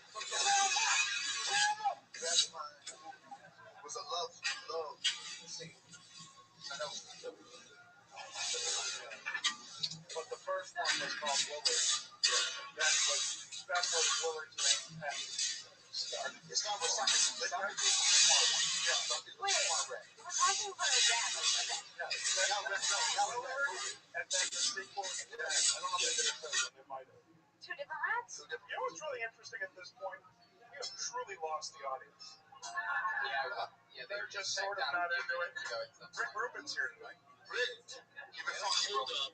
Look at this air conditioner. It doesn't hang out the window. It actually straddles it. And it includes all insulation to make sure bugs stay out and plugs into a normal outlet. So get nothing but cold air. Remote control is included so you can control the temperature of the fan from anywhere. Look at that temperature. I've heard it.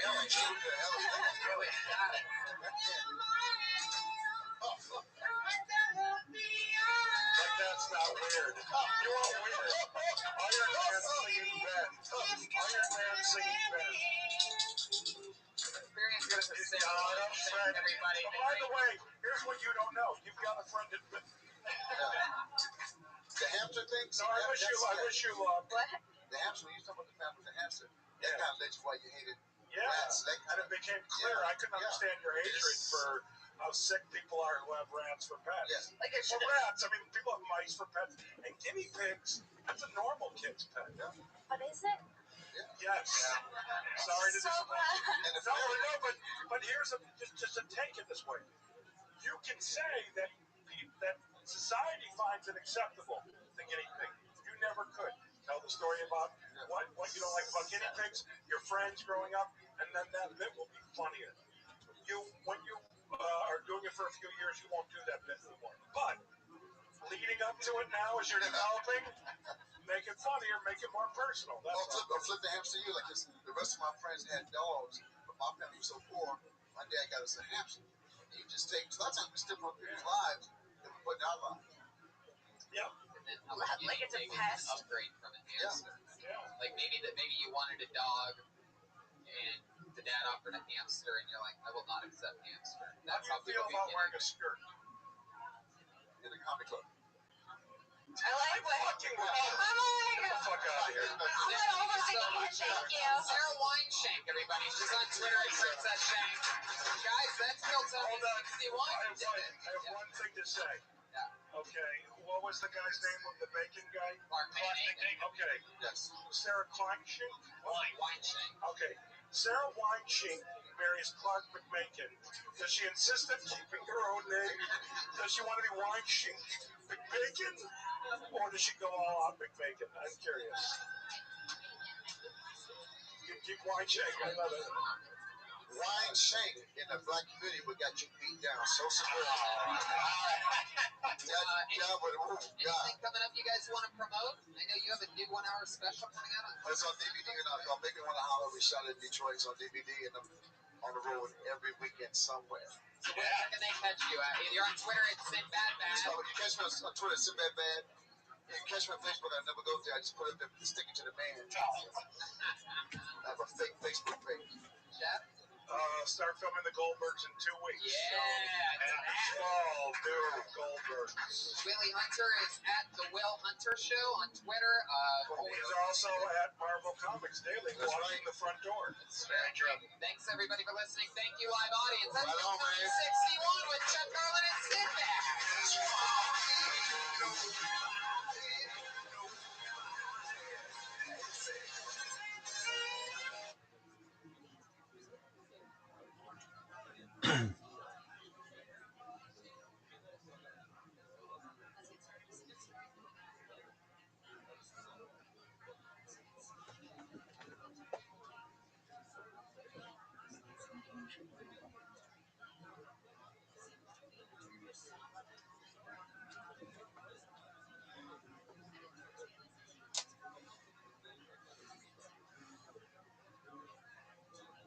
Kill Tony! Give it up for Tony! Let's go!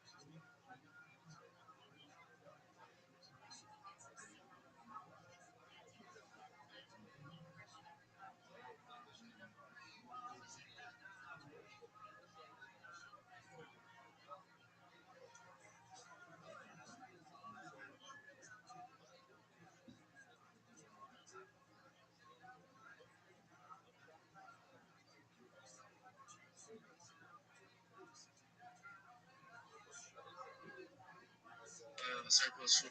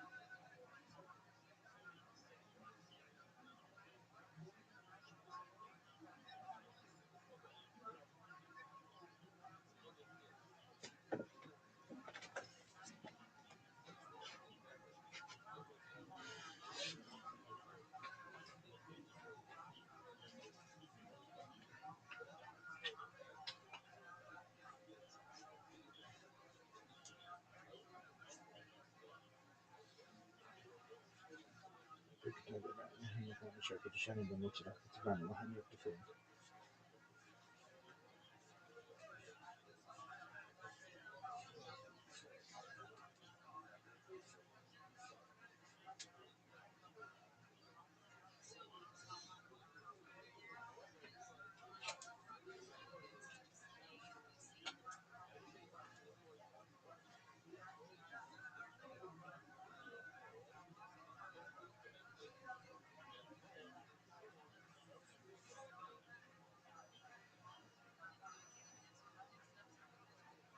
Brukar det där försöker du känna dig mot rätt vän vad han har stått ifrån.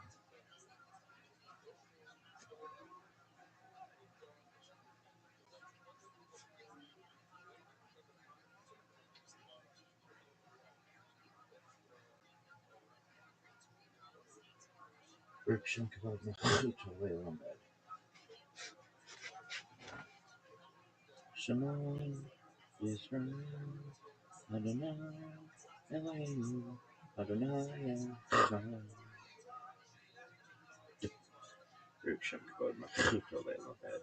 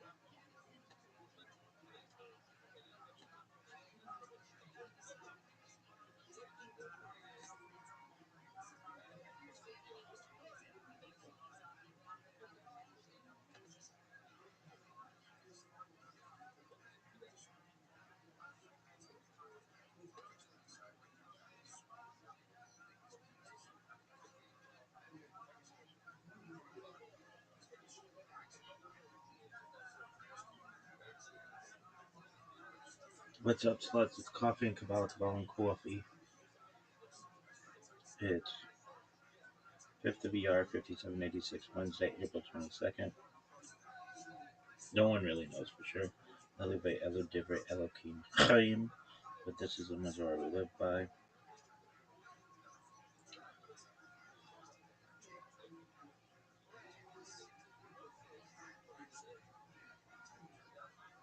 My meme assault has started.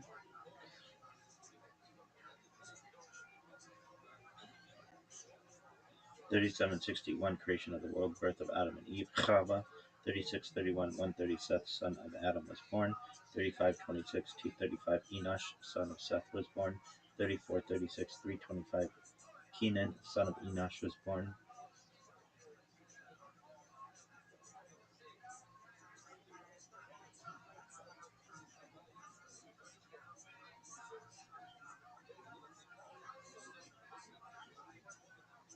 "117 days to this bitch."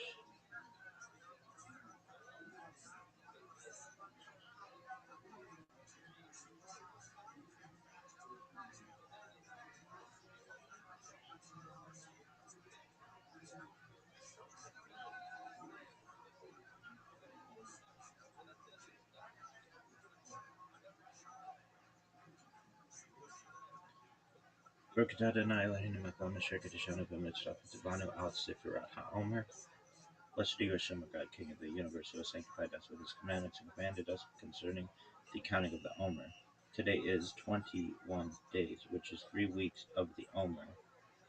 May the Merciful One restore unto us the service of the Beit HaMikdash to its place speedily in our days. Amen. Salah. Dog, we're gonna come up with a song and memorize a lot of shit. For Rizzy? Oh, for Shizzy, dog. What is this bullshit?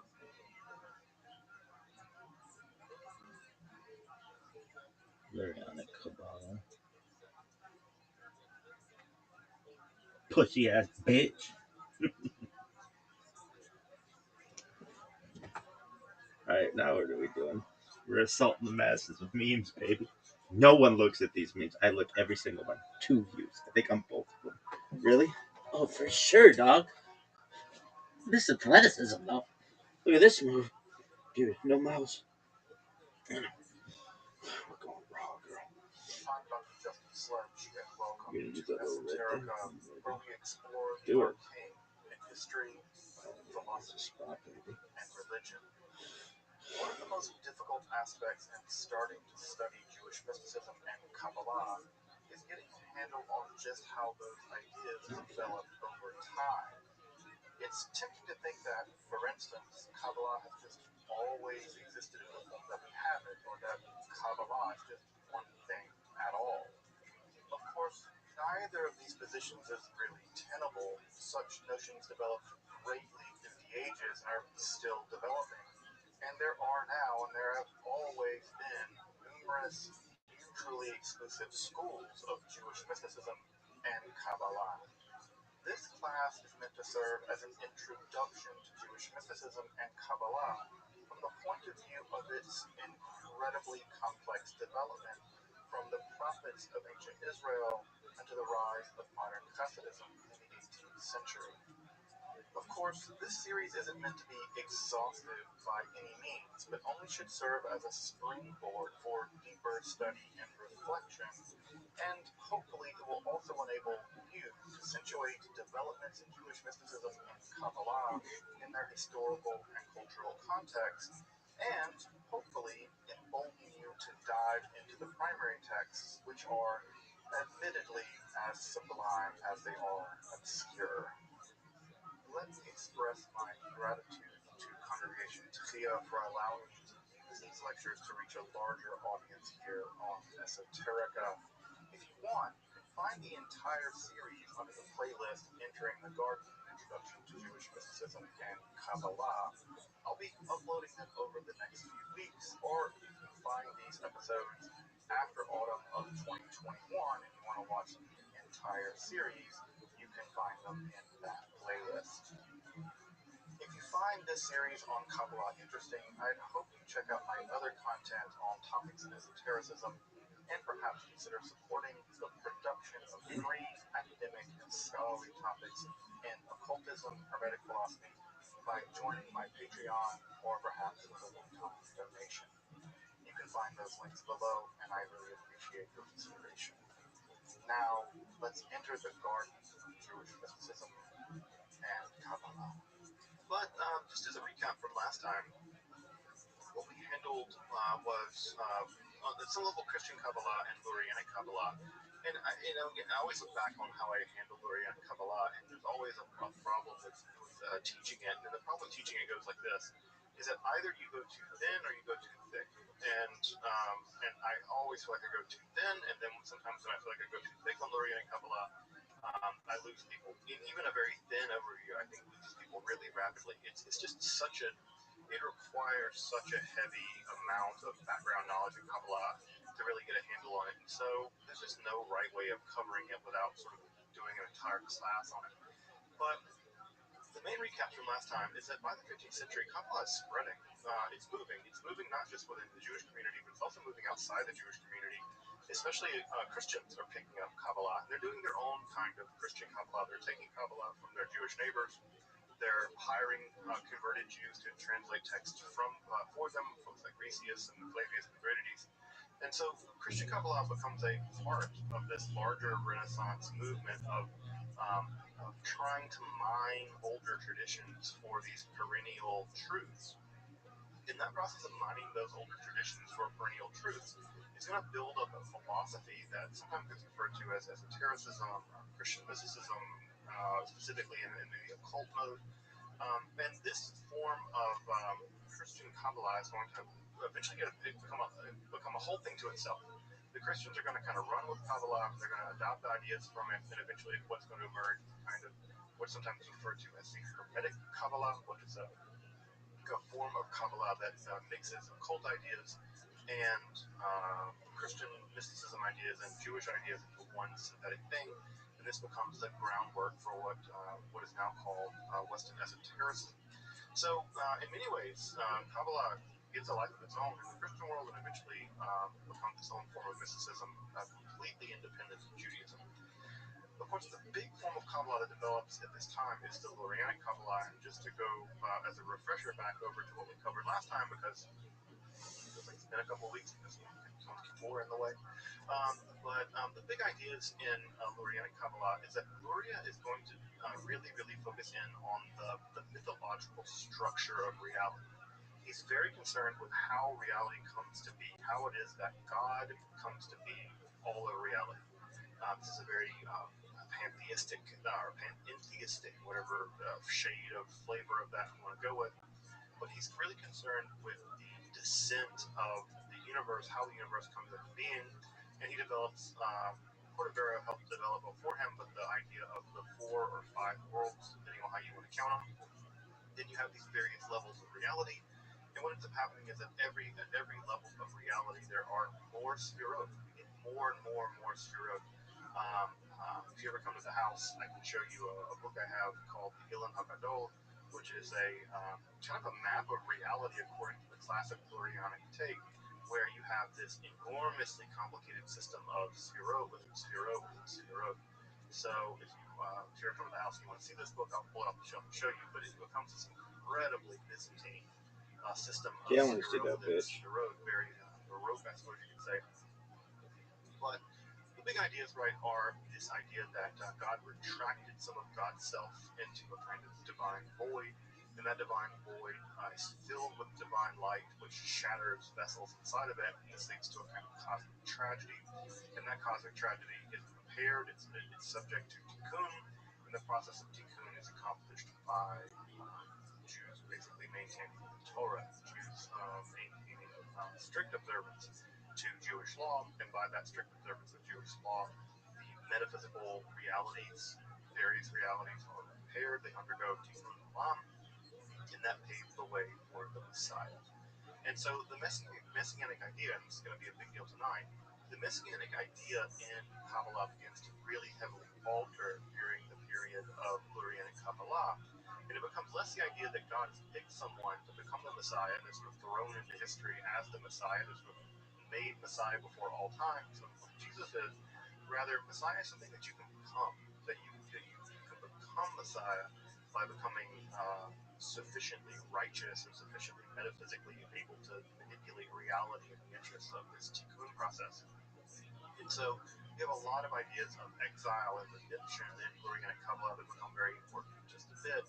And so what's going on in Lurianic Kabbalah is a radical renovation and systematization of Kabbalah as it's been inherited through the past several hundred years. Remember that the Sacred Zohar was only basically written down or published beginning in the 1270s, and that we're now in the late 16th century, and it's in the 16th century that Lurianic Kabbalah will come about. So it's been about 300 years since the development of the Kabbalah, and so 300 years is quite a long time. And it's in this 300-year period that the Kabbalah really undergoes its major systematization, and also its major systems theory. And that major systems theory is the one of Itzhak Luria. Now, again, I just want to drive this point home. Itzhak Luria did not leave us a system. He left us a bunch of teachings to a bunch of students, and those students don't even agree about exactly what his teachings were. Chaim Vital, his most famous student, leaves us one system of teachings. His earlier student, Israel Sarug, who doesn't really get any press these days for whatever reason, but he published another system first that's very different than Chaim Vital. So the question is, what is the real Lurianic Kabbalah? And the answer to that is, we don't know. We don't know what Luria taught. Luria didn't write much down, and what he did write down, mostly just poetry and stuff. And so we actually don't have Luria's teachings. What we have are his students repeating his teachings many, many years later. And so how much of that is a game of telephone? That's a good question, and we actually don't know. In fact, even the main body of work that represents Itzhak Luria's teachings that went on to become Lurianic Kabbalah, a book called Eitz Chaim by Chaim Vital, that book was never even intended for publication. Chaim Vital actually tried to hide it, and it was actually illicitly kind of stolen from him and then published without his consent. And so it's not even clear that that book is even meant to be a systematic representation of Luria's teachings. So it's a mess. It's just a mess. And so often people teach Kabbalah as the definitive Kabbalah. You go to the Kabbalah Center and you learn the Kabbalah. You learn this definitive. That's completely not possible. The Kabbalah is a mess from an academic point of view, at least. And as you study it, you realize that there are lots of different systems out there in the historical record, and they don't really agree with each other. They don't really agree at all. Tzimtzum is it's a big problem. This is exactly how the Tzimtzum happens. The degree to which when God tzimtzums, does everything come out into the vacuum? Is everything pulled out of the void? Or there's stuff left behind? There is stuff left behind. What's left behind? It's just a bit of a mess. But let's get into it. And what I want to say is two things. One thing is I'm going to be talking a little differently than what the slides are saying. So there's going to be a lot more information on the slides than what I say. So that's one thing that'll be importantly different about this talk than other talks. And the reason why that is there's just so much information that I want to get out about Shabbat Tzvi, and that I can only put it in the slides. If I talk about all of it, we would be here all night.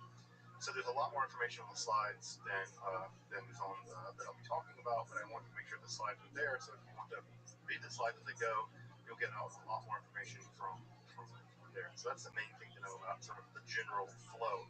So if you're typically just listening to this as like a podcast style or something, then you'll be missing a lot of information by not looking at the slides. You do you, as the kids say. So tonight we're going to be talking about Messiah, a failed Messiah. Judaism is full of failed messiahs. We have lots of failed messiahs. We have Jesus, we have Shabbat Tzvi, we have Shimon Bar Kokhba, we have Judas, we have a lot of different failed messiahs. The question is, what is Messiah? What is this concept of Mashiach? What does it mean to be a Messiah? The idea developed primarily during the Zoroastrian influence period, that is to say during the Persian period under the sort of the reigns of the apocalyptic. And the idea does begin to appear very late in the Tanakh, and it seems to be the idea of a kind of chosen person by God to do some world historical thing. Now, in the Bible, it's not really clear what any of that means. In fact, the only person in the Bible to be referred to as a Messiah is actually a pagan king, King Cyrus. It's a Persian king. It's not even a Jewish guy. So the idea that basically God picked Cyrus to do this very important historical thing, i.e. let the Jews return home to Judea, and that becomes grounds for the Bible to refer to him as the Messiah. He's the only person referred to as the Messiah in the entire Bible. So if you want to take the Bible for it, the only person referred to is a Persian king. Now, what ends up happening is that over time, this idea of Messiah evolves and changes. And as it evolves and changes, there are a lot of debates among Jews about what it means. And to be clear about this, there's never been a settled notion about what the Messiah is. To this very day, debates about the Messiah go on. It's never been a settled idea in Judaism. Typically, what happens in Judaism, I think I mentioned this in a previous talk, is that people grab onto the Messiah, they want the person to be the Messiah, and they kind of backtrack their notion of Messiah onto that person. So you pick a person to be Messiah, and then you figure out what that means, and then you go to the Bible to prove that they are the Messiah. There is no ready-made theory of the Messiah out there. It just doesn't exist. Now, we'll talk about some rough and ready ideas that we find in Judaism, but even they're pretty rough and ready. So, over time, what ends up happening is the notion of Messiah becomes more and more canonical, it becomes more and more mainstream in rabbinical Judaism. And by the Babylonian Talmud, there are long, protracted discussions about what messiahs mean. What is it to be a messiah? And even by then, by the 5th century of the Common Era, there's no agreement. So if you read Tractate Sanhedrin toward the very end, in the 90s of the Davim, you'll see that there's a lot of debate about even what they thought the Messiah was, what the Messiah was going to do, how you recognize the Messiah, what's the Messiah's name. There's an enormous amount of debate about this. At any rate, by the Middle Ages, belief in the Messiah had become a dominant part of Judaism. In fact, it's one of Maimonides' 12 articles of faith. You're supposed to believe that the Messiah is going to come. You have to fervently believe this. This is one of the 12 articles allegedly that makes a Jew, according to Maimonides. So there's the idea that you need to believe in Messiah, but it's still not hammered out what exactly the Messiah is and what they're going to do. And it's not even clear there's going to be one. There's some messianic texts in Jewish history that even claim that there are going to be two of them. One of them is going to die, and then one of them will be like a military leader. In fact, almost all the literature overwhelmingly is going to be Messiah as a kind of military leader.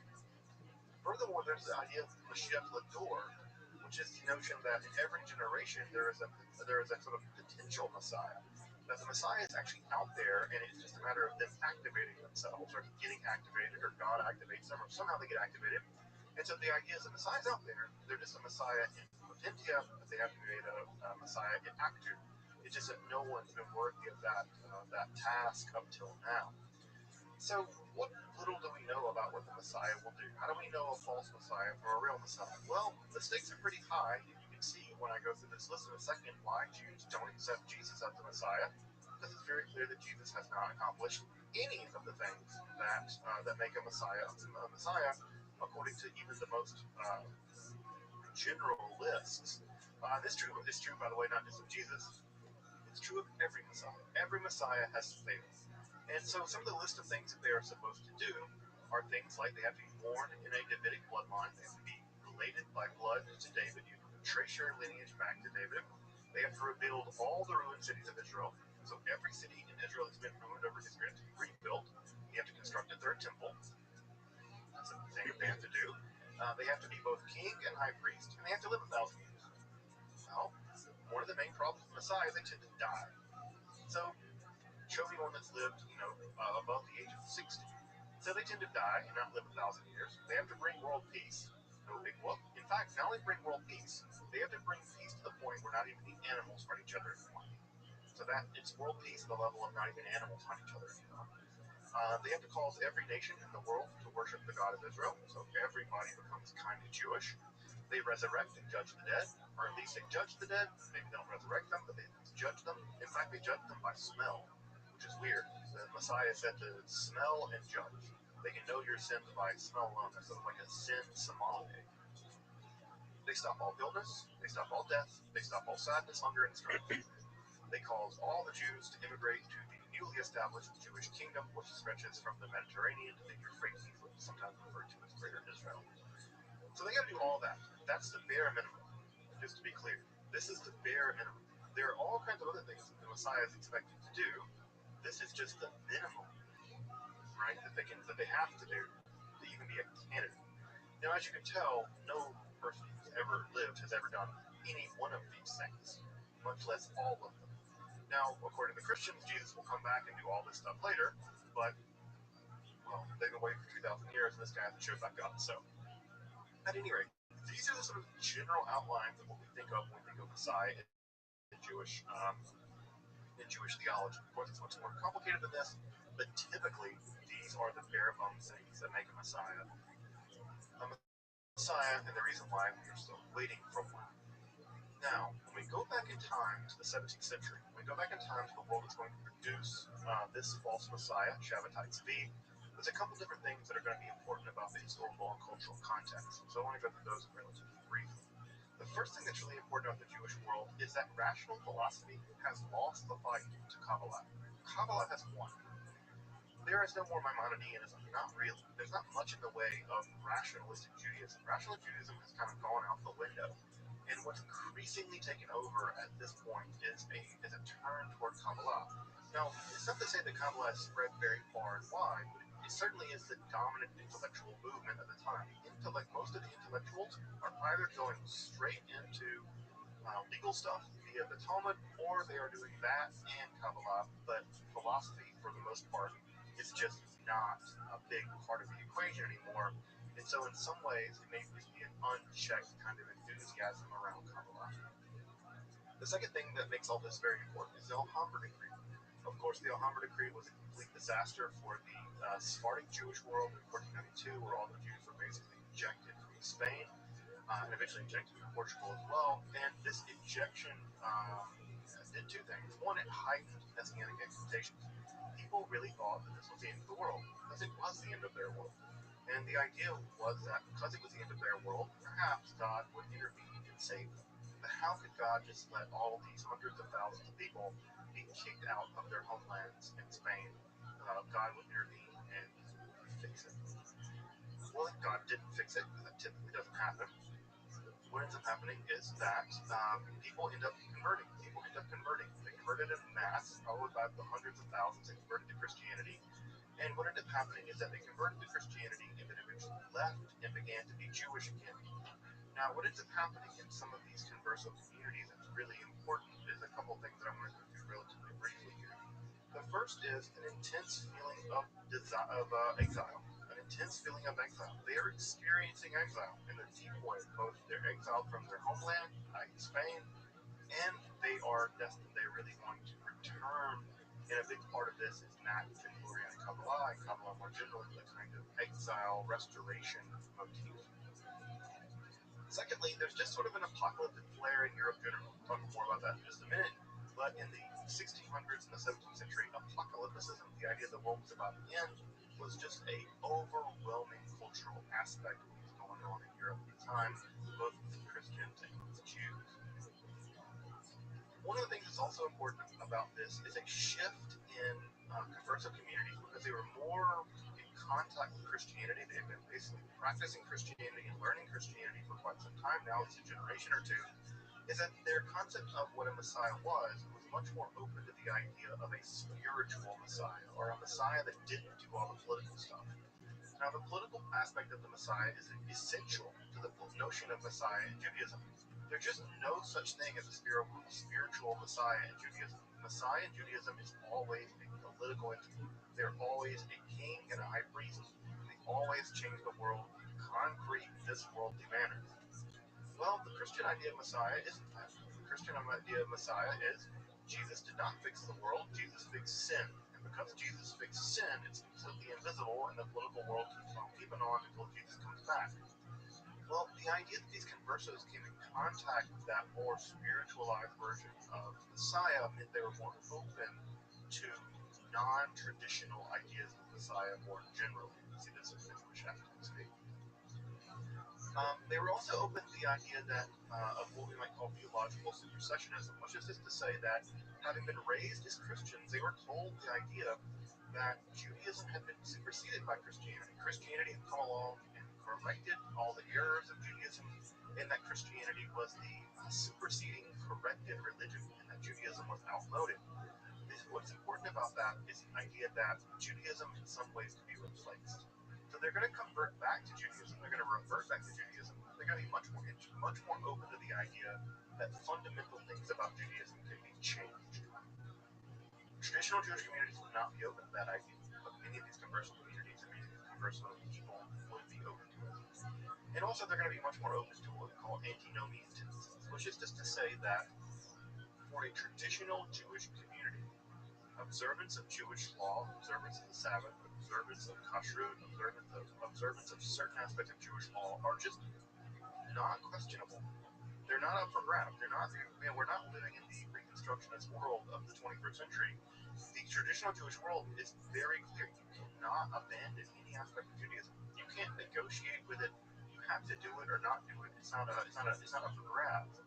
But for these conversion communities, there's much more of the idea that you could violate the law. But the law is not immutable. That the law is something that can be read as a metaphor, or it can be read as a way that you can change. That one could alter Jewish law into the interest of spiritual or somehow higher notions. An idea that's completely foreign to traditional Jewish ideas, but very much in the strain of what's been exposed to Christianity. Further, the situation in Europe is just such that, in general, people expected a kind of apocalypse. That was just in the air in the 17th century. Christians, Jews, Muslims, basically everybody thought the world was about to end in a very, very intense way. Comets started appearing, all kinds of weird stuff was happening. People were really convinced the world was about to end. Further, we also have printing has taken off.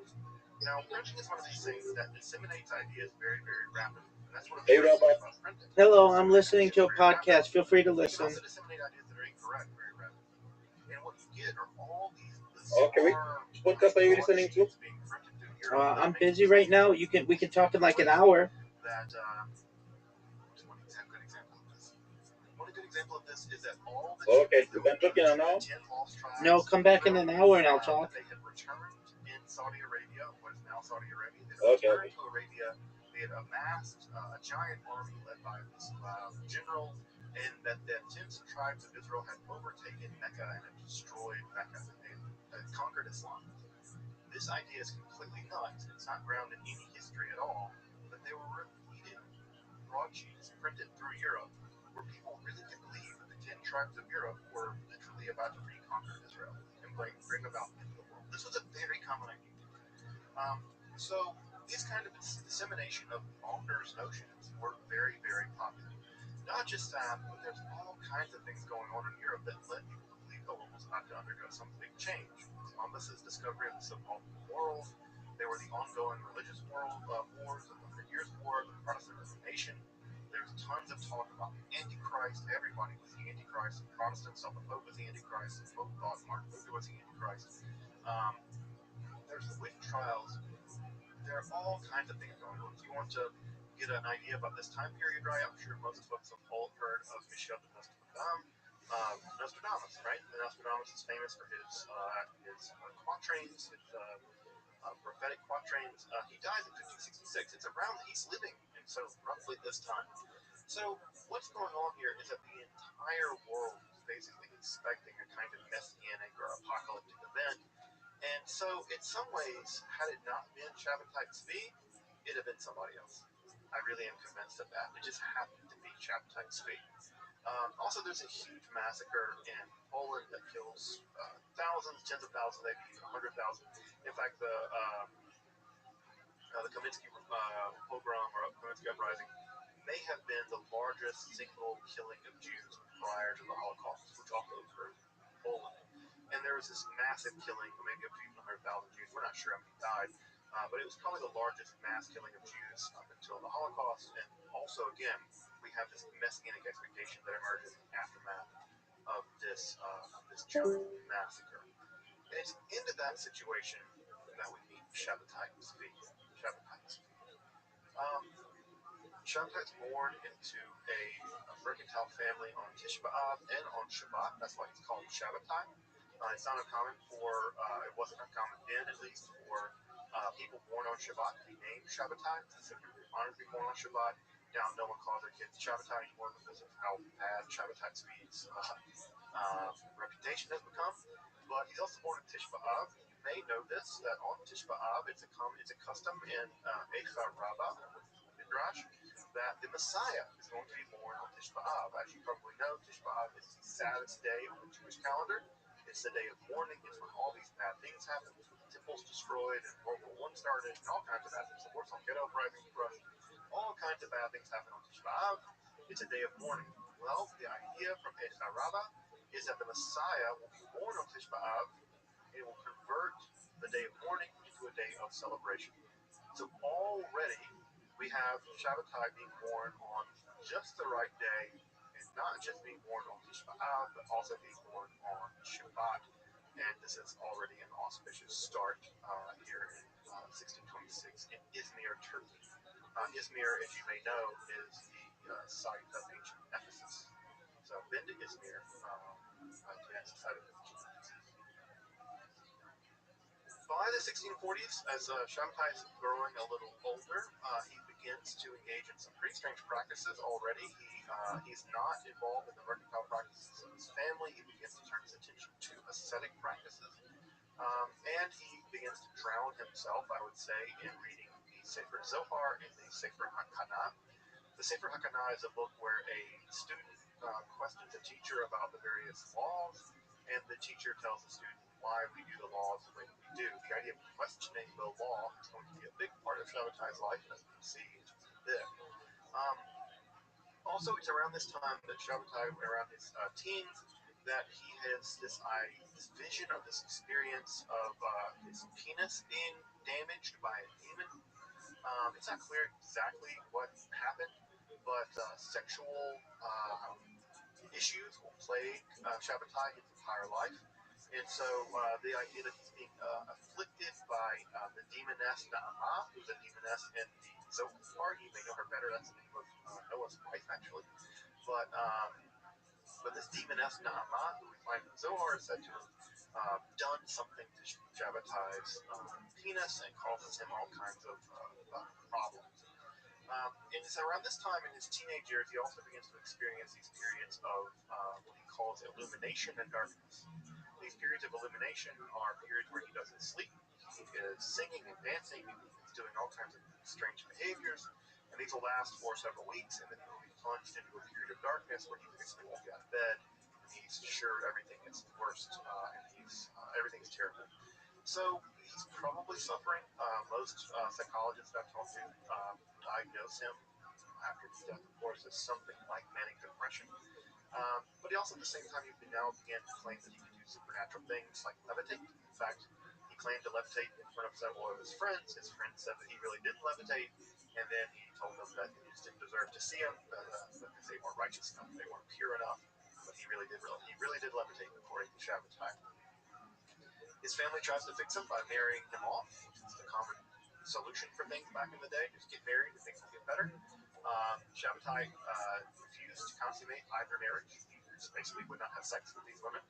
And these women complained that Shabbatai was basically just studying the Zohar all the time, these illuminations and darkness fits. He wouldn't have sex with them, and his marriages were dissolved. And of course, as you imagine, this is a huge problem for his family. It's a huge embarrassment for his family. But he just refuses to have sex with these women for whatever reason, and they divorce him. And so he's twice divorced by the summer of 1648. And on June 11th, 1648, he has a vision of Prophet Elijah coming to him and telling him that he is the Messiah, basically anointing him and making him into the Messiah. And we're told that he began to exude fragrance from his body. So this is a thing that's commonly talked about Shabbatai Tzvi, is that he smelled really good. He had this intense fragrance coming off his body constantly. And so he told some of his close friends and his family that he was the Messiah. I don't know how they responded to this, because he kept it pretty secret. And in the aftermath of him thinking he was the Messiah, even though secretly, by 1651, Shabbatai is kicked out of Izmir. He is exiled from his homeland. He's kicked out. He's exiled for reasons that aren't terribly clear exactly. But one of the things that we do know that he was doing at this time was that during prayers he was enunciating the divine name of God during prayer. This is a no-no in Judaism. You're not allowed to say God's name, and Shabbatai was doing this in prayer, along with some other strange things he was up to, and this eventually led to him being kicked out of the community of Izmir. He'll come back with a vengeance. The period that he's roaming around is typically referred to as the years of darkness by the community of folks who believe in Shabbatai to be. The period of the years of darkness has him traveling around all through the Mediterranean world. We don't know his exact itinerary, but we know he traveled all around Egypt and the Mediterranean, Eastern Mediterranean basin, and he did some strange things. He would settle in the really heavily Kabbalistic city of Salonika, and what is now Greece, and there he publicly married a tourist girl. That also was not a thing you should do. That got him kicked out of Salonika. He seems to have made a pretty strong impression on people as he traveled. Now, making a strong impression is not making a good impression, and so he often made a bad impression on people because they thought he was crazy, or maybe he was a prophet or a Kabbalist or whatever. But he made an impression on people no matter where he went, and eventually he settles in Cairo, where he comes into the family of a very wealthy leader of the Jewish community. And it's there that Shabbatai actually had a job, being basically a fundraiser. What he would do is he would go to Jerusalem and he would raise money for the community there. The community in Jerusalem was notoriously poor, and what he would do is he would go back and forth raising money from local folks trying to get the Jerusalem community back online. He was actually on one of these missions of fundraising back in Cairo that an orphan from the massacres that I mentioned in Poland earlier actually had arrived in Cairo, and she was a piece of work herself. She was a pretty famous sex worker, and she was a former orphan that had been orphaned by the massacres in Poland, and she had traveled all the way through places like Livorno and Amsterdam, where she eventually made her way to Cairo, and she made her name as a pretty famous sex worker, something like a not exactly a courtesan, but famous sex worker. And when Shabbatai was in Cairo, he actually heard about her reputation, and one of the things that she claimed was that she would marry the Messiah. That was her big claim to fame, is that she would marry the Messiah, and Shabbatai, already having ideas that he was in fact the Messiah, took this as a sign. He sent for her. I think she was in Livorno at the time. He sent for her, then she came to Cairo, and he married her in the house of this really famous Jewish leader in Cairo. And he did this probably as part of his messianic buildup, because as you may know, the prophet Hosea also married a sex worker as a sign of his prophecy that he was acting out his prophecy by marrying this sex worker. And what's interesting is that Sarah basically remained loyal to him until she died. She was with him all the way in his very tumultuous life, as we'll see. She died in 1674, and they were divorced briefly, but they were together for basically their entire adult life. And so they lived there for about a year until Shabbatai eventually made his way back to Jerusalem. But on the way to Jerusalem, he stops in Gaza. He stops in Gaza because he wants to meet a young and up-and-coming Kabbalist. That young and up-and-coming Kabbalist is 23-year-old Nathan Benjamin ben Elisha Chaim Halevi Ashkenazi. Nathan of Gaza is probably one of the leading up-and-coming Kabbalist minds at the time. From his writings, we can see that he understands not just Kabbalah in general, but he also even understands really higher-level debates that are going on inside of Kabbalah. So he even knows that there are specific schools of Lurianic Kabbalah, and Nathan of Gaza is actually wading into the waters of these really technical debates around the nature of Kabbalah as it's being developed. Now, what ends up happening is Nathan of Gaza is also himself not just a mystic, but a kind of prophet, and he's having visions. He begins to have visions as a young man, and these visions are such that he becomes kind of a mystical healer. Now, that idea of a mystical healer isn't completely foreign to Judaism. We actually see the same idea, for instance, in Tzachluria. Tzachluria is a physician of the soul, as they're sometimes referred to. And there's the idea that that people like Luria and Nathan of Gaza can cure spiritual diseases that you have by diagnosing those spiritual diseases and by giving you a tikkun or a cure, a reparation, and that cure will fix your spiritual illness. It will solve your spiritual problems. And so it seems like what ends up happening is that Shabbatai Tzvi actually travels to Gaza to meet with Nathan, and to basically become cured of his what we might call manic depression, cycles of illumination and darkness. Well, what ends up happening is that he ends up traveling to Gaza. He stays with Nathan for several weeks. And in the several weeks, they go on these very long epic walks. They walk from Gaza to Jerusalem, which is quite a long walk, and they also walk from Jerusalem to Hebron. And it's in those walks that eventually Nathan tells Shabbatai that Shabbatai is the Messiah. He lays it on Shabbatai. He's like, not only can I not cure you, but you don't need to be cured. You're the Messiah. And Shabbatai says, look, I know that I'm the Messiah, but I'm not. I gave it up. I knew that I could be the Messiah, but I gave it up. It seems to be one of his dark periods in this whole business. What ends up happening eventually is that Nathan eventually announces the entire Shabbatai is the Messiah business in near Shavuot 1665. And Nathan is possessed by this Magid spirit. It's all incredibly weird. And eventually, what ends up happening is that Shabbatai is experiencing a profound one of these depression periods. And then 3 days later, he declares that he is, in fact, the Messiah. Now, again, people declaring that people are the Messiah is nothing new in Judaism. People, every once in a while, come along and say they're the Messiah. And what typically happens is that no one believes them, or very few people believe them, and they get themselves killed. That's typically what ends up happening. Well, what ends up happening with Shabbatai is absolutely shocking. In Gaza, he declares he's the Messiah, and he announces that the fast of the 17th Tammuz is to be abolished, and he abolishes it. He does not observe the fast. And rather than observe the fast, he announces that that Hallel should be said. Hallel is what you say for praise. It's what you say in Sukkot for praise. And so rather than engaging the fast of 17th Tammuz, he declares that he has abolished it, that the days of Messiah are here, the days of fasting are over, we can now all celebrate.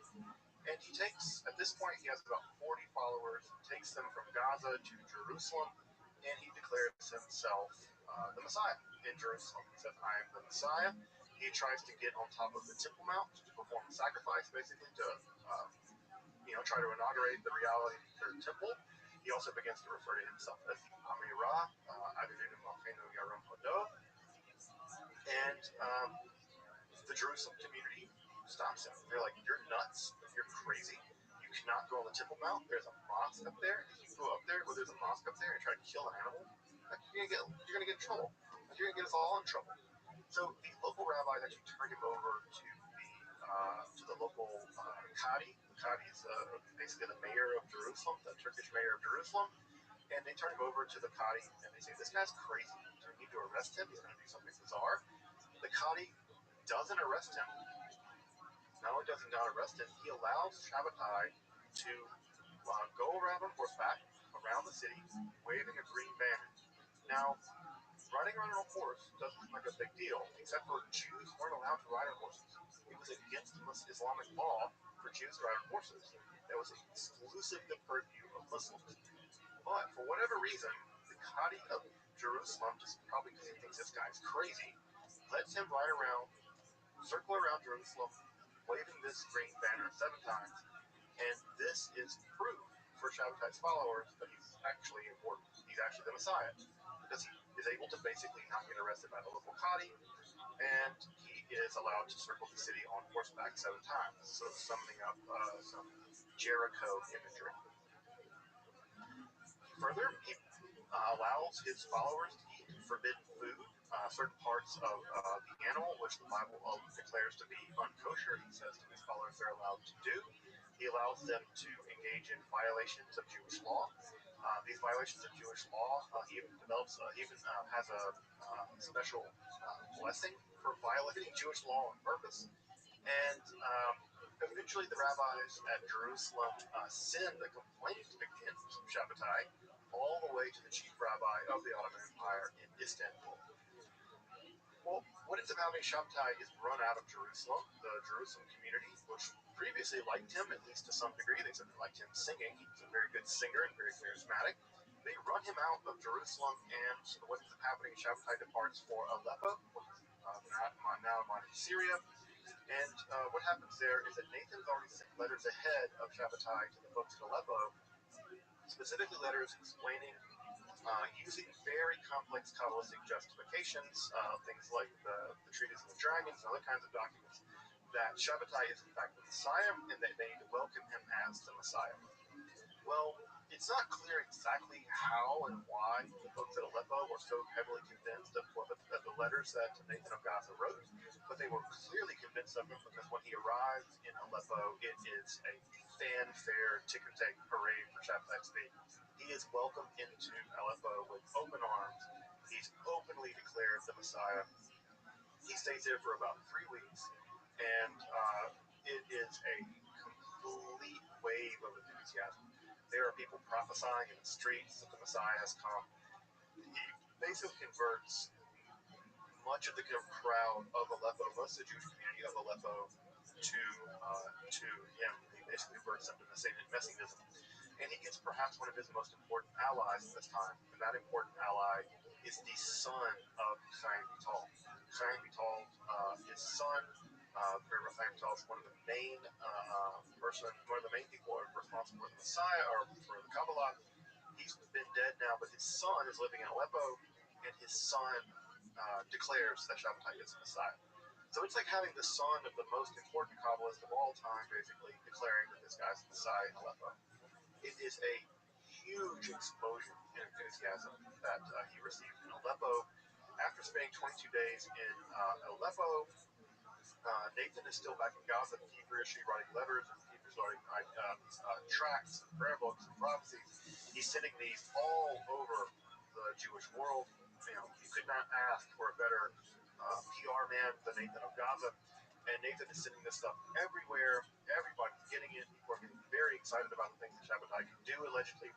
And what ends up happening is that Shabbatai makes his way back home to Izmir. And as soon as he gets there, well, he falls into a depression. He's in the depression for weeks, and it's not until Hanukkah of that year that he emerges from the depression. And it's around this time that the local rabbi gets the writ of excommunication, basically, gets what will become the writ of excommunication from Istanbul. And sometime around Hanukkah of that year, there's an explosion of tension. There are the pro-Shabbatai people and the anti-Shabbatai people. And what ends up happening is the anti-Shabbatai guy actually is leading prayers on the Sabbath. And literally Shabbatai grabs an axe and hacks his way on the Sabbath into the Portuguese synagogue and then chases the other rabbi out of the building. He says he cleansed it of the evil forces that were inside the synagogue, and then he sets himself up as kind of a king inside the Portuguese synagogue after chasing the other rabbi out with an axe, basically. Not only that, the guy who he chased out, the rabbi who he chased out in his own hometown, that rabbi's daughters fall into prophetic fits, declaring Shabbatai to be the Messiah. So this guy's getting from all sides. He's being chased around by Shabbatai with an axe, and his own daughters are falling into these enthusiastic trances, declaring that Shabbatai is the Messiah. He does the same thing. He pronounces the divine name. There's all kinds of things that begin to go on. He sings Christian songs in the synagogue. He allows women to come to the bima to read from the Torah. There are just all kinds of things he begins to do when he's back in Izmir that are rapidly raising the ire of the local of the larger Jewish communal world. It's around this time also that he consummates his marriage with his wife. Apparently, he had not done that yet, and she shows the bloody cloth that to prove that the marriage had been consummated to great fanfare. And so all kinds of things happen here at Izmir that are slowly earning the attention of the wider world. This guy Shabtai is really, really beginning to act out in very, very strange ways. So on December 30th, the end of the year, he set sails with some of his followers to Istanbul. Now, what's happened by the time that he set sails by the 30th of December is that in 1666, by early 1666, Nathan of Gaza's letters have reached everywhere. Everywhere. As far afield as Brazil. People in Brazil have heard about Shabtai by the time he set sail and by the time he arrived in Istanbul in early 1666. He's famous. He's famous even before he reaches Istanbul. And so everywhere, London, Hamburg, Sanaa in Yemen, Amsterdam, everybody heard about Shabtai, and everybody increasingly thinks he's the Messiah. By 1666, by the summer of 1666, the estimates range, but the general estimate is about half the world's Jewish population had become convinced that he was the Messiah. With some places, like the Amsterdam community, largely a converso community, basically having packed their bags and booked boats back to Israel because they were convinced that Shabbatai was literally about to take over the entire world. So that entire community, many people in that community, packed their bags, had them on the dock, and were waiting to go home back to Israel because Shabbatai had done the whole thing. So this was a overwhelming part of the Jewish community, at least half, maybe more. Even Spinoza weighed in about the Shabbatai and Speed stuff. Spinoza knew about it, but sadly we don't have Spinoza's letter, so we don't know exactly what he believed was going on. Well, the trip from Izmir to Istanbul should only have taken a couple of weeks, but it took 39 days. They had very, very bad weather, and what ends up happening is that Shabbatai, the news of Shabbatai coming to Istanbul is ahead of him. And because it gets ahead of him, as soon as he arrives in Istanbul, he's arrested. The Turkish government knows what this guy is. They know what he's coming there to do. He's coming there basically to declare his messiahdom in Istanbul, in the capital of the Ottoman Empire. And the idea, I think, is basically he's going to take over the Ottoman Empire. He's just going to take the whole thing over as the king of everything. He's the king of the Ottoman Empire. So he's arrested, he's even beaten up by one of the guards, and he's thrown in jail. The jail he's thrown into is referred to by Shabbatians as the Migdal Oz, the Tower of Strength, and he's put into captivity, but he's put into a very luxurious captivity. His followers, which at this point amass probably in the thousands, are sending enormous amounts of money to him. So that allows him to basically bribe his guards, and he lives in he's kind of living like a king inside of this prison, basically.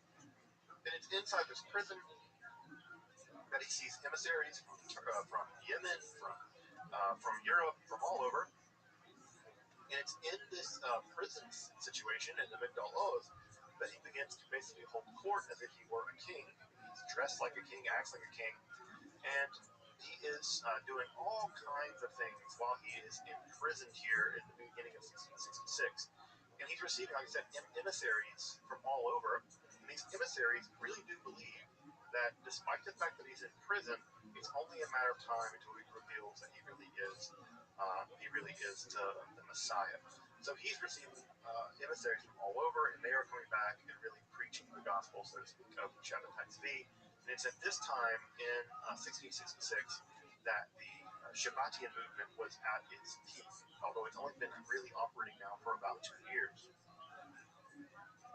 What ends up happening is that a hater basically ruins everything for him. This guy named Nehemiah Cohen arrives from Gallipoli, and he's heard about that Shabbatai Tzvi is the Messiah. He meets with him, and basically he becomes disillusioned. He thinks this guy's really not the Messiah. This guy's just a charlatan. He's not really the Messiah.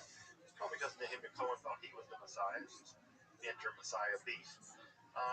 And he tells the Sultan, basically, or at least the emissaries of the Sultan, that this guy is a danger. He is living in a lap of luxury. He's engaging in all kinds of debaucherous activity. And what ends up happening is that on September 15th, 1666, Shabbatai is rearrested. He's drug in to see the Sultan, the Grand Vizier, and he's basically told a very simple thing. He says, look, here's the skinny. They interrogate him. They ask him if he's the Messiah. He says yes, he is the Messiah. So they said, okay, here's your test, right? Here's the test. I'll convert to your religion. I'll convert to your Messiahdom if you pass one test. The test is this: we're going to strip you naked. We're going to bring in a bunch of archers, and they're going to shoot you with arrows. And if you survive, if the arrows bounce off of you, we'll all convert. And if not, well, you'll die. And they say, all right, Shabbatai, if you're the Messiah, right, let's do this. And so Shabbatai very promptly says, nope, I'm not the Messiah, I'm just a rabbi. He does not want to be shot with a bunch of arrows. And so the vizier of the Ottoman Empire says, okay, Shabbatai, well, you have one option now. You can convert to Islam or you'll be impaled. Today, you have 5 minutes inside. You can convert to Islam or you'll be impaled. And Shabbatai, not being stupid, though he might have been crazy, converts. He converts to Islam. He becomes Aziz Mehmed. And he converts on September 16th, 1666. And not only does he convert, the Sultan is actually pretty pleased with the fact that he converted, and he appoints him to a basically ceremonial position as a gatekeeper, basically. And because he becomes a ceremonial gatekeeper, he's actually an official member of the Sultanate court. And he gives him a really nice fur coat, and he has basically the most cushy job ever. These gatekeepers were basically just cushy positions given to members of the court, and Shabbatai could do basically whatever he wanted. So in many ways, he came out all the better, at least materially. I mean, obviously being shot through with arrows would have been really bad, or being impaled would have been really bad. But the vizier and the sultan really aren't out to get this guy. They basically just want him to go away as a problem, and so they give him the cushiest job they can, and basically give him a pension, so that hopefully he will just quit. Well, Messiahs never quit because they're crazy, and because they're crazy and never quit, they're going to get themselves more and more trouble. And Shabbatai's very lucky that he was not just shot through with arrows. I think had he not had a lot of wealthy friends, I think we'd have had one shish kebab Messiah on our hands. But he had a lot of wealthy friends, and he doesn't have the shish kebab. So what ends up happening is that, the first thing that happens is that news of his apostasy spreads all throughout the Jewish world. This is really bad. This is really bad. Half the Jewish world thought the guy was the Messiah. They had packed their bags. They were already including Shabbatai's feet in their prayers. The prayer book had been changed to include Shabbatai's feet as the Messiah. People were really convinced that this guy was going to basically overtake the Ottoman Empire, and the world was going to come to an end. They had packed their bags. They were literally on the docks in Amsterdam waiting for news. And the news I got was, oh yeah, he converted to Islam. Like, he did what? He converted to what? Like, yeah, he apostatized. He's not Jewish. He converted to Islam. So as you can imagine, that's bad. Not only is it bad, it's incredibly embarrassing. All the Christians just took it as more proof that the Jews were full of it. Just completely crazy Jewish people, stupid Jewish people, can't understand anything. And not only that, the Jews who remained anti-Messiah, folks like Manasseh ben Israel and Amsterdam, they were able to greatly close their grasp on the Messianist factions. So this was a disaster, a titanic disaster in the Jewish world. And it was it's probably one of the greatest intellectual disasters in Jewish history. Nathan wouldn't hear about the apostasy until the summer of 1666, or 1667 actually. He left Gaza and fled ran over to where he could basically find Shabbatai. And the big debate at this time was, what did the apostasy mean? Now, one thing that you know about messiahs is that when messiahs do terrible things like die or convert to another religion, it's not a problem, because it's all part of the plan. That's how delusions go. Delusions are never disproven. Delusions are only reinforced, no matter how ridiculous the delusion is. So, Shabbatai's apostasy was not apostasy, it was part of the plan. It was all part of the plan. Now, what happens here? Nathan of Gaza circulated a letter saying, no, this is part of the plan, don't freak out, don't lose faith. It's very important to maintain faith. So there are actually a couple of different theories that were going around at the time about what really happened. One theory, the craziest theory, is that somehow Shabbatai Tzvi really was now the Sultan of the Ottoman Empire. There are some people that continue to believe that not only had he not converted, he was just now the Sultan of the Ottoman Empire somehow. Another way is that he had converted, but he converted in order to take power away from the Sultan. So yes, he was a Muslim, but only temporarily because he was about to get power from the Sultan somehow. Who knows how that's supposed to work? The third reason was that he converted as part of a Kabbalistic plan to redeem the deepest, darkest levels of demonic power, the Klipot. And the reason why he converted was to descend into the apostasy of Islam to redeem the Muslims and bring them along as part of the Kabbalistic plan. So his apostasy wasn't really apostasy, it was him sacrificing himself, the suffering servant. By plunging himself into the Klipot, he would be able to somehow engage in a greater act of decency. The fourth theory about what happened was that he had not really converted, but that the real Shabbatai had actually gone into heaven, and that what was left behind was a kind of illusion Shabbatai. So the real Shabbatai is in heaven or somewhere else, going into the supernal realms as part of the grand act of redemption, and that the Shabbatai that I converted was a kind of illusion or a kind of shadow or something. So it really wasn't Shabbatai. So these are the big four theories that circulated about what happened when Shabbatai converted to Islam. It seems like Nathan of Gaza accepted some version of 3 and 4. He accepted some version of 3 and 4, more 3 than 4, but certainly accepted 3. And his position was, yes, Shabbatai converted to Islam, but this was a temporary thing, that he would eventually redeem Islam, redeem the Muslims, and that he would emerge out of Islam back to Judaism, and he would emerge as having redeemed this fallen religion. Shabbatai, for what it's worth, basically fell into a Titanic depression, as you can imagine. I mean, he basically just became an apostate, and he fell into a deep depression. In fact, he wrote to his brother Elijah and said, "Hey, leave me alone. I'm a Turk now. I don't want to deal with Jews. I'm done. He plunged into a really, really, really deep depression.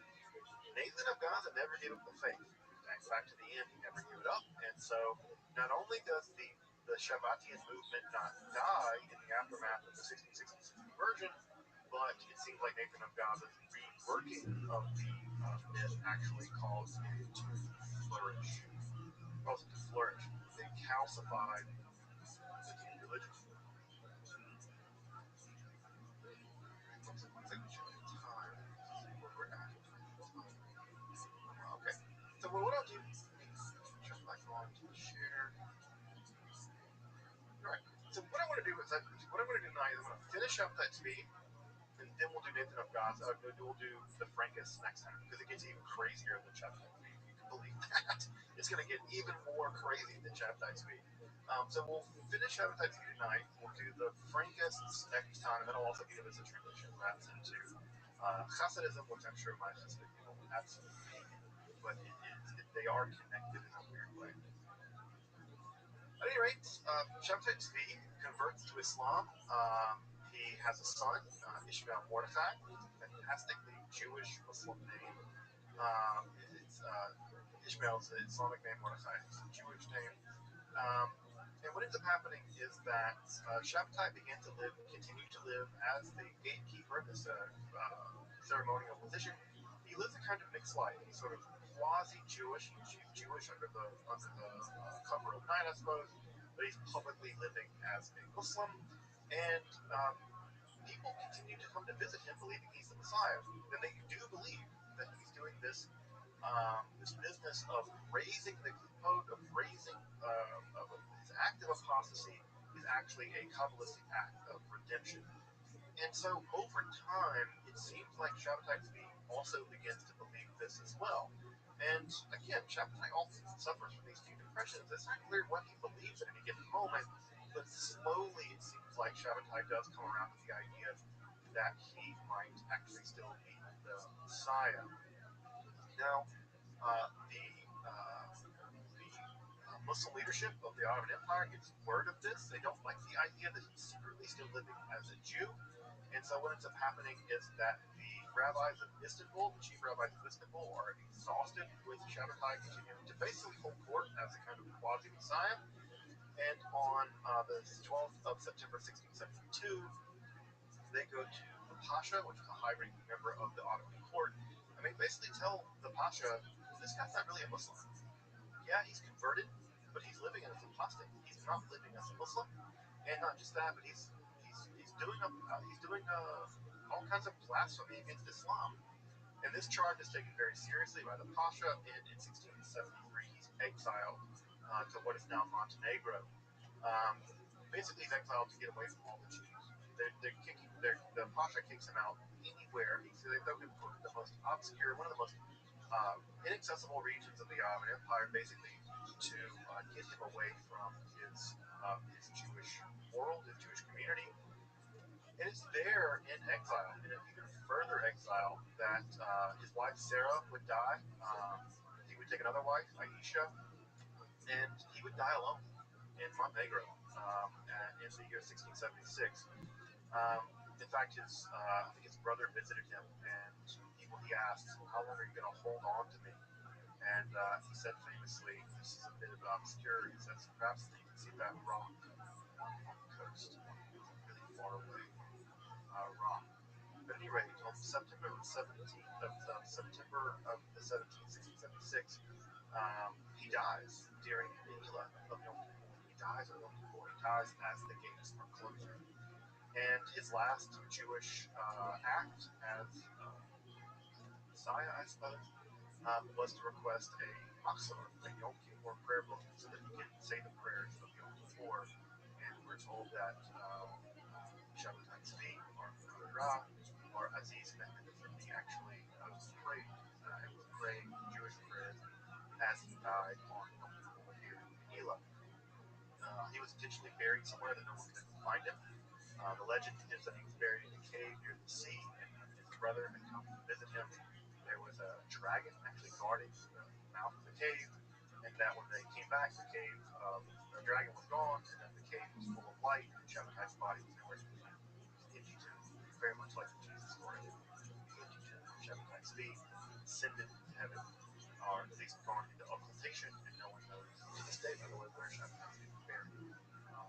It's not clear at all what happened with his body. Of course, his body vanishing only adds to the idea that somehow he is in hiding and he is going to resurrect. Nathan of Gaza is a PR guy. He continued to believe that Shabbatai was the Messiah all the way up to his death on January 11th, 1680. Many years after Shabbatai died, he continued to write pro-Shabbatian tracts all the way to the end. He said that Shabbatai wasn't dead, that he was hidden, that he had been ascended into heaven, or transfigured somehow. And he died eventually in Skopje in Macedonia. He's trying to live closer to Shabbatai Tzvi. And his grave, actually, until it was destroyed during the Second World War, was an object of veneration. Shabbatians continued to flock to his grave. Now, you would think that with Shabbatai dead, and with Nathan of Gaza dead, that this entire movement, as bizarre as it is, would just peter out with both of these guys dead. In 1680, that should be the end of the Shabbatian movement. Well, if you felt that, you'd be dead wrong, because Shabbatianism is about to explode from a few hundred, maybe a couple thousand people, to tens of thousands of people. It's going to form a completely new religion. Shabbatianism is going to form a totally new religion. And that totally new religion is going to be led primarily by Shabbatai Tzvi's second wife, Aisha, or Yocheved. She had both names. So what we'll get to next time, we'll probably spend an entire other section on Shabbatianism, the rise of Shabbatianism, because there's so much to do. We'll talk about the religions that emerge in the aftermath of Shabbatai Tzvi. Because Shabbatai Tzvi is not just going to die, he's going to continue to be part of the Kabbalistic world of Judaism all the way until the 1880s. That's when the last Shabbatians that we know of died, is in the 1880s. It's probably the case they survived after that.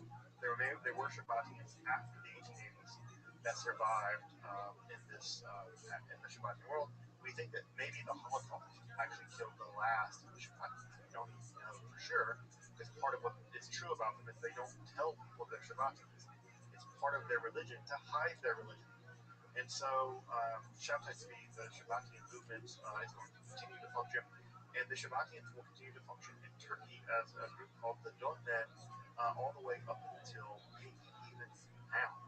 There may still be Shabbatians in Turkey right now. That religion might still be alive. The issue is we don't know. Most scholars think that it's extinct. But I will tell you that I taught a class on Shabtai Tzvi, an 8-part class on Shabtai Tzvi, and one of the people that took the class was a Turkish woman, and she took the class at the Federation. She took it because she came from a Shabbatian family, and she said that her family, her grandfather, had continued to believe as a Shabbatian, but that his parents didn't. Her parents didn't, and she didn't. But she knew that she came from a family that believed in Shabtai Tzvi. That was part of their family history. And I asked her, are the Shabbatians left in Turkey? She said that she had not met any. That she knew of families that were Shabbatian families, but she didn't know of anyone practicing Shabbatianism anymore. So many scholars think that it's gone extinct, but there's up in the air. Again, part of how the religion operates is by see. So next week what we'll do is we'll talk about the second part of all this. How a basically manic depressive Messiah who died, who converted to another religion and died, managed to give rise to a completely new religion.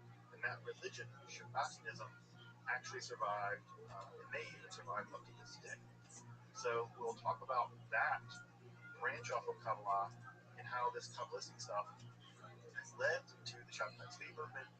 And if you've ever heard these rules around, you can't study Kabbalah until you're 40 and married, etc., etc., if you've ever heard those rules only emerged after this whole business of Shabtai Tzvi, because of how much of a disaster this was in churches.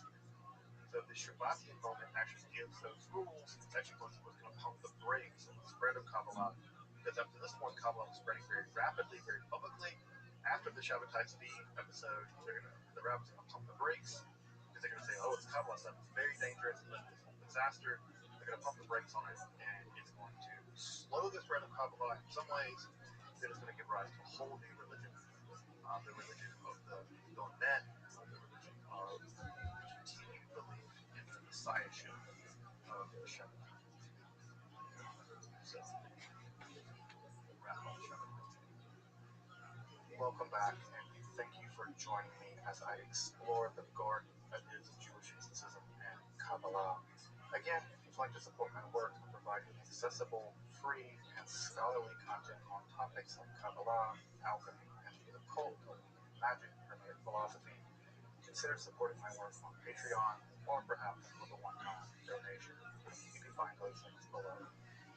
Until next time, I'm Dr. Justin Sledge, and thank you for watching Esoterica, where we explore the arcane in history, philosophy, and religion.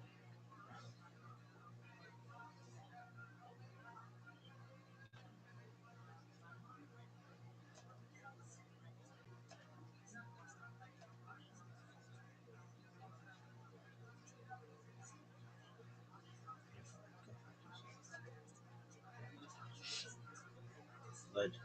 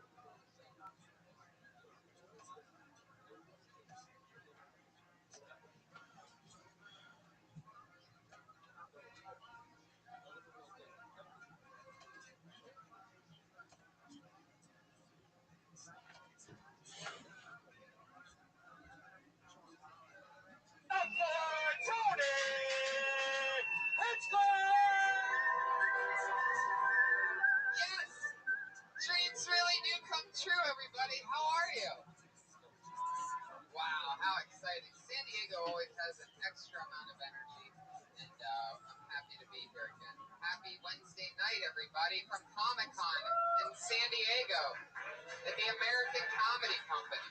This is so exciting. Welcome, everybody. How fun.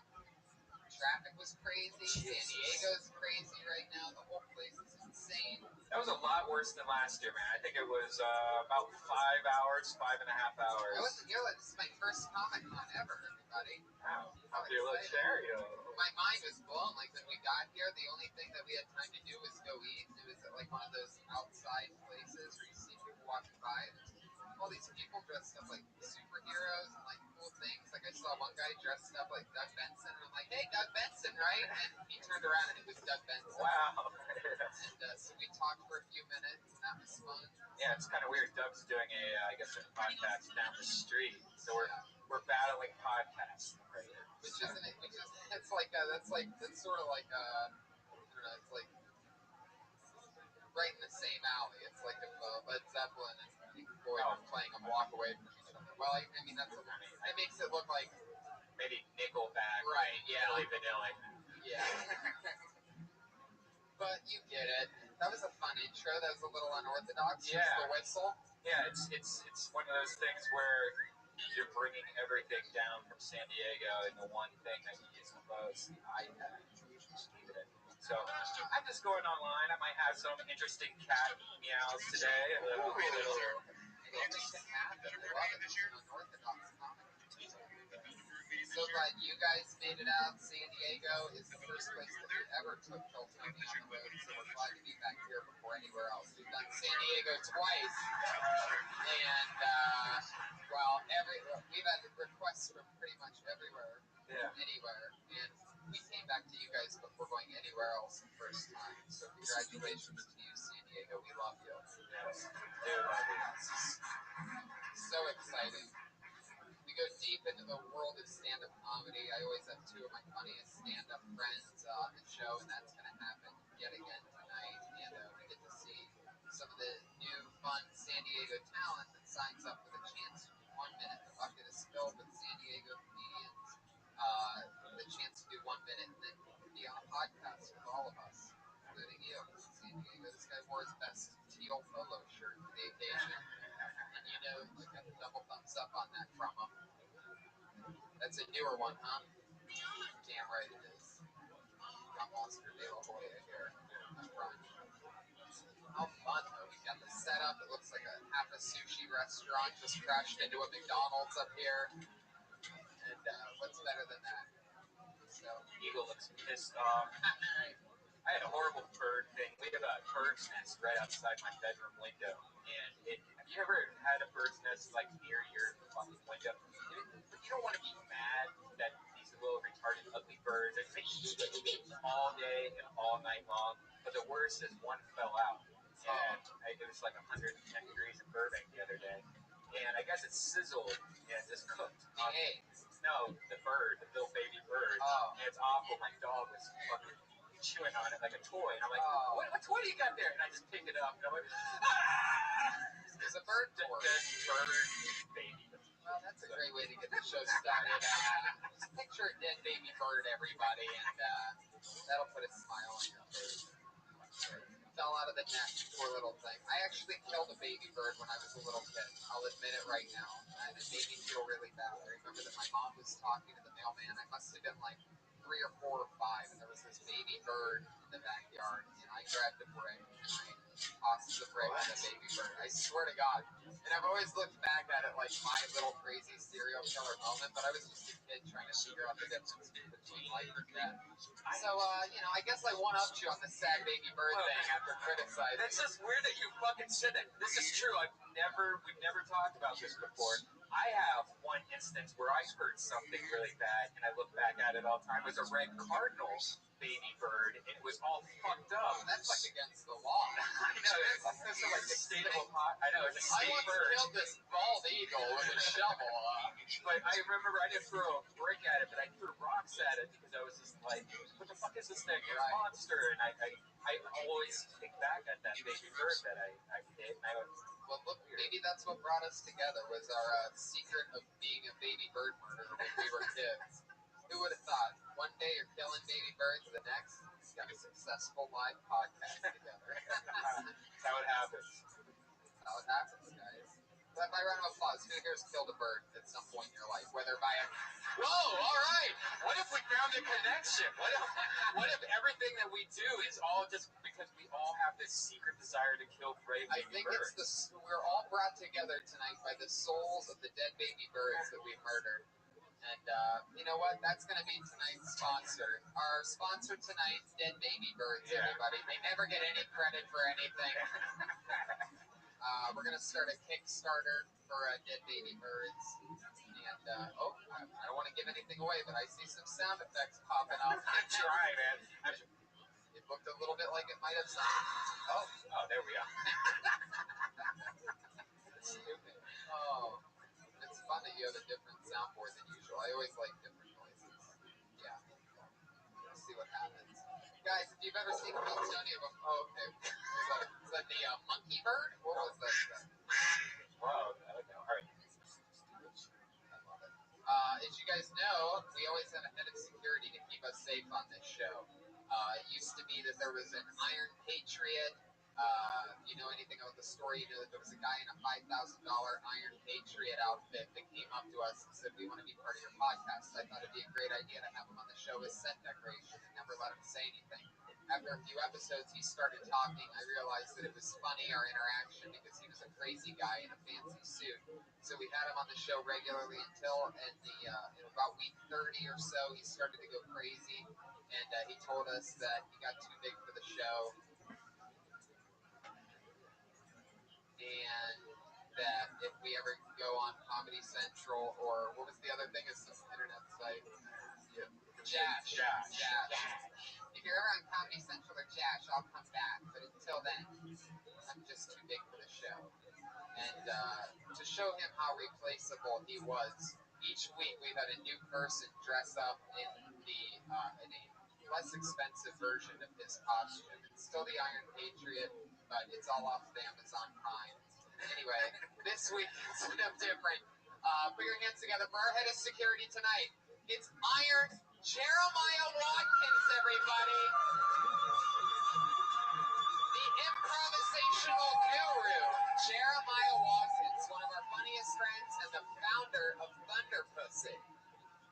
Greetings. Now, Jeremiah, it's always fun to have you on. Jeremiah is one of the few patriots whose nose is so big that he actually can't wear the mask. So That is 100% true. So he has to wear the mask on top of his head, but when he ducks his chin down like this, he looks like an Iron Patriot. So there you go. Which works out perfectly. Jeremiah is one of our funniest pals. A lot of great podcasts and fun things that you do. Yeah, we're doing like a Thunder Pussy tonight, right after the show. And yeah, who's sticking around for that? Yeah? Oh, that's going to be a lot of fun. You guys better dig deep. It's going to be a crazy night. Yeah, you get to see me and most of us go, okay, we just drove for 6 hours. It's time to get fucked up and make an ass of ourselves. Yeah, we're going to let it rip. Yeah. And Jeremiah, you're straight edge. You're from Kansas. That's right, Tony. How you feeling tonight? Pretty good. We're sharing, killing bird stories. Yeah, one time I killed Hawkeye. Oh, that's right. Superhero San Diego Comic-Con. How do you guys doing tonight? Superhero references. Oh, Hawkeye. It's a Marvel Oh, reference. gotcha. Did you read comic books, Tony, growing up? No, not really. No, I really just loved pro wrestling and Ghostbusters. Did you like the cartoon? Yeah, I like the cartoon, but I would just watch the movie also. Bill Murray will always be my favorite. Jeremiah, were you a comic book guy? A little bit. I liked action figures and cartoons more because they're easier to watch instead of read. You cracked yourself up there at the end, huh? A little laugh there at the action figure. It's funny because when you laugh wearing a mouthpiece like that, it really Accentuates it. Yeah. That sure did. Hey, there's a live audience here, Oh Tony. yeah, it's perfect. We got it right where we want it. Iron Jeremiah, you've done this before. Thanks for keeping us safe, buddy. Absolutely. Your safety is my #1 duty. Shit out of your dick? Yeah, Yeah, number one, dude. You should let them. Poor word choice. I guess it all depends on how you spell duty. I've always loved that those two words are the same. Like, it'll be my highest duty to, and I always just picture a steaming pile of shit, you know? Duty jokes, people, duty jokes. So, how fun. Jeremiah, anything else? You excited about tonight's show? Really looking forward to it. I'm excited to see what San Diego. I'm figuring out my mic still, guys. Sorry. Excited to see what San Diego's going to bring to Kill Tony. We did it once at the La Jolla Comedy Store. Now we're doing it here at American Comedy Company. Let's get this thing cracking. I love it. Ladies and gentlemen, shall I bring out tonight's guests? I think you're going to be really excited. One of them, basically we started stand-up together. Actually, I started stand-up with both of these guys pretty much, and they're both amazing. One of them is just on TBS's Funniest Wins. The other is a regular on Nickelodeon's Big Time Rush, and they're both killer stand-ups, two of my best friends. Put your hands together for the great Stephen Glickman and Tiffany Haddish. Yeah, Tiffany. Platinum Death Squad member Tiffany Haddish, 1/3 of the Cat Pack with me and Brian. We get on the road together. Shit gets what we would call right. Yeah.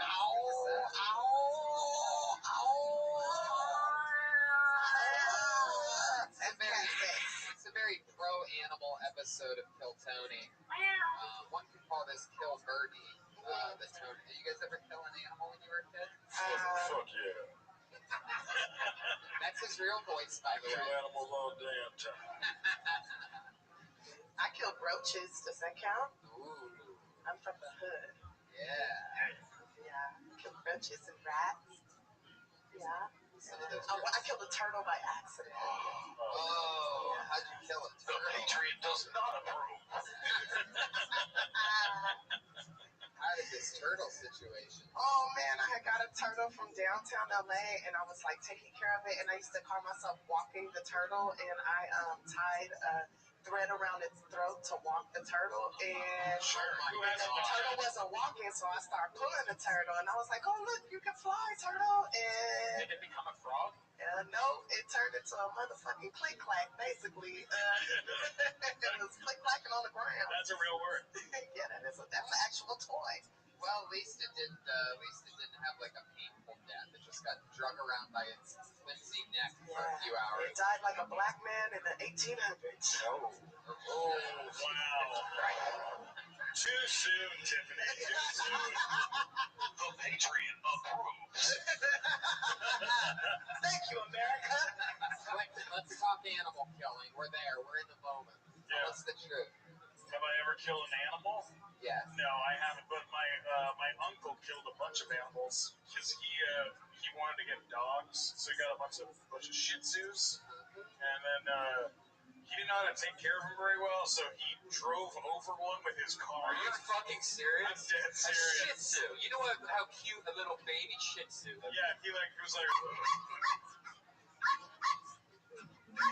Yeah, that's one back there. I thought that was a human being in the audience. That was terrifying. He ran over one with his car. He dropped one. Now, I think he dropped one on his head and it died. And then the other one he dropped in the pool and then turned the remote and it went over the pool covered it. He was a murderer. Yeah, he's not allowed to own dogs He's anymore. like one of those kids off of Animaniacs or something. You know that one little girl that Sure, loved the yeah, animals? that's That was cute. me. did he get in trouble for this? He got in a lot of trouble. The ASPCA. Yeah, he was in deep shit. He was. Shih Tzu. Now, Glickman, I understand. Glickman, I understand that you're on a Nickelodeon show, and that if they found out that you're an animal killer, you were an animal killer as a child, it might not be good. But enough about your uncle. I want to know what kind of animal you killed when you were a kid. I want to get this on. You know you have that one flashback where you Hey, Brian killed a baby red cardinal, for Christ's sake. Yeah, no. I didn't kill an At least animal. my bird was like one of those peasant normal birds. Right. But once I had one of those big goldfish fish that looked like a baseball with like the eyes that stick out. Oh, sure. And it died, and I lived in Ohio, and it was like -30 out. So I put my dead fish on the front porch, and it froze like a baseball. Perfect. And then I threw it, and its eyeball cracked off. I had one of those little fish with the extended eyeball too, when it gets like infected and comes out. And we changed its name to Popeye. I remember that specifically. I killed a rat. That's the there you coolest. go. That's the coolest thing I've done when What it comes happened to killing animals. were you guys racing to the same block of cheese or something? We were. I was like, it's away from my cheese. Stay away from my cheese, sucker. It broke into my apartment and like ate a bunch of cookies out of a drawer that I had. Oh, there's no faster way to die than What's that, a hood rat? Wait, it broke into your apartment? It broke in like through a wall. Are you talking like a mafia rat? It was like, I'm fucking coming in. I'm coming in. It busted a hole through the wall, got in, and then ate my fucking cookies. And I was like, no one eats my cookies. How did you kill the rat? I called on exterminator. So. You're such a So you really didn't kill it? I'm a big pussy. Hilarious. I didn't really. I used to get those that sticky way. rat No, traps. I didn't. I called the mixer. Well, I put some traps down, and then it like knocked over one of the traps, and then I was like, I fucking got it, and then it got out, I was like, man, I gotta call someone for real and take care of this shit. I can't do that. Yeah. So I called the real guy, and he came over. He was a real man who smoked cigars. Ooh, a cigar smoking exterminator, everybody. Voight's Pest Control.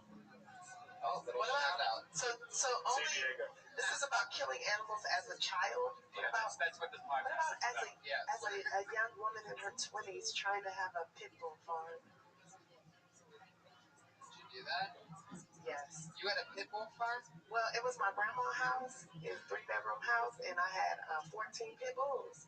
14? Yeah, 14 pit bull puppies I had, and I would go down to Venice Beach and with my little Red Ryder wagon, and I would try to sell the pit bull puppies. But then they called parvo because I was birds in the yard, and I got me a BB gun and I started shooting pigeons. This podcast is brought to you by Petco Park. Petco Park for all your pet needs. We got into a weird place. I love that twist. I thought it was going to just be all about the pit bulls. And you're like, so I had all these pit bulls, and then I started shooting pigeons with a BB gun. Birds give dogs parvo because they carry it. And then you know what else I used to do? I did do this as a kid. So you ever go to the beach and you be eating like a hot dog or something, and a seagull will just come and take your hot dog? Right? That's messed up, right? They just be stealing out your hands. I know when I'm at the beach and a pigeon be doing that, it drives me crazy. But I'm talking about not a pigeon, like a pelican. You know what I'm saying? Them big ass birds with the big faces.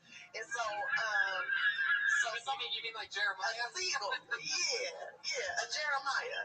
And one time I was on the beach eating a hot link, right? One of them Louisiana hot links, and the pelican or the seagull, whatever, came up and took it out my hand, and it ate it, and I was so mad, and I was like, I hope you die. And the bird exploded because it was spicy, right? And feathers went, it was like, boom, again. I killed it. Wow. There's a place. Involuntarily. I didn't mean to. Maybe I'm a murderer. There's a place down here in San Diego, Cardiff by the Sea. You guys know where that is? Yeah, so Cardiff by the Sea has these like beautiful restaurants like right on the water, and I'll never forget this as long as I lived. There was a fancy schmancy restaurant right on the ocean, and we were all sitting there, and everyone was having a very nice time. Thanks for yawning. I will fucking kill you. So we're all sitting there, and I'll never forget this. There was a seagull. Everyone's having this fancy dinner, and a seagull lands right next to where everyone's eating, and it's got a stick coming out of its eye. Oh, and it would just go. I'd be like. And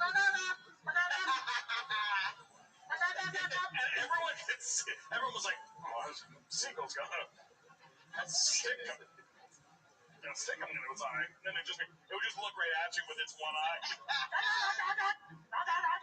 And it was there for like years. Like I remember for 5-6 years, I would take fancy dates there and just wait for it to happen. And it would land and then just it was great. Man, that bird was probably asking somebody to pull that shit out of its eye. Pull it out of my eye. And then if you would have pulled that stick out of its eye with a lady gold egg, you'd be a fucking millionaire. That's hilarious. That's my world. Alright, well, that's the animal portion of the show, everybody. Everybody's favorite part. This is the part where we talk to comedians. They do a minute of stand-up, and then we chat to them afterwards. Comedians, you guys know that your 60 seconds is up when you hear the sound of a kitty.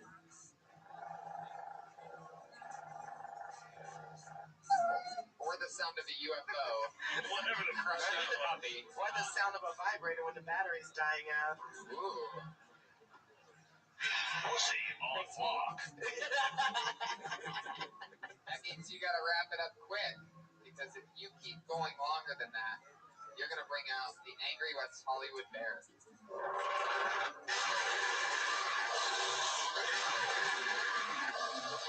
I think down here it might be the Hillcrest bear. The Hillcrest bear. The what? The Hillcrest bear. That's the West Hollywood of San Diego. The Hillcrest bear. We got it. I went to Hillcrest Elementary School. Does that make me gay? It does. Gay as fuck. Wow. 100%. You're in San Diego? Wow. Gay for that dick. That part, I'm a faggot for dick. I'll suck the wrinkles out of some balls. That's right. Oh, wow. It sounds just like that, too. I know. Whoa. Oh, Tiffany.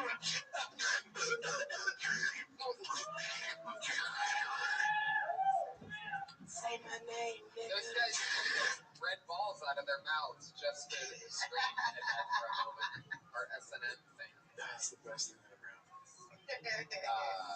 You guys ready to get this thing started or what? Jeremiah, you had no questions for our guest? You got any questions for the guest, Jeremiah? Yeah. Yeah, you improvisational guru. You go right ahead. What was your favorite moment working on Big Time Rush, Mr. Glickman? When I got paid.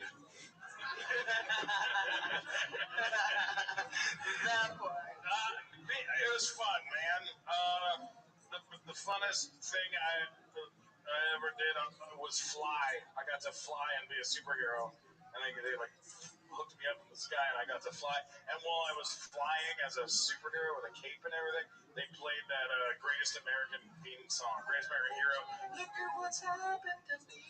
I can't believe it. And it was like the greatest moment of my life. I'd love to see the camera footage of the three guys on the ground that have to like hold you. I'll show you. It's fascinating. Really? You I video. Yeah. Oh, that's gotta be funny. It's good stuff. How about a question for Tiffany? Tiffany, what is the weirdest looking dick you've ever seen? Whoa, Please okay. describe. The weirdest looking dick I ever seen. Did it look like the turtle that you walked to death? Is this like grown dick or like baby dick? Because I used to be a babysitter. Please stick to grown dick. Yeah. Because I babysitted this one little boy. I was like, ooh, you ain't gonna get no bitches. The weirdest dick I ever seen was on an African dude. His dick had it was like a curve. It was not only like a curve in it, like a hook in it, but it kind of it was like a U-turn dick, I called it. It had a U-turn. Oh my god. And it was like the dick went back to him. It's like a cane. Yeah, like a candy cane. No, it was worse than a candy cane. I mean, it had like it was touching the base, like the tip was touching his base. Jeez. But it was curled up towards his belly button. I was like, ooh, I think you put this in a microwave too long. This motherfucker curled up. It's hot in Africa, ain't it? Old plastic bent up dick. He needs braces for his Yeah, neck. I think he used it too much. Sufficient answer provided. Well, let's get this party started. You guys ready to see some San Diego talent or what? Hell yeah! Yeah, bring it on! Let's go! Is there anybody here not from San Diego that's visiting from somewhere else for Comic-Con? Where are you coming from? Yeah, well, welcome, sir. New York City? New York is here, everybody. Put your hands together for your first comedian tonight. He goes by the name of Carl Zika. It's Carl, everybody.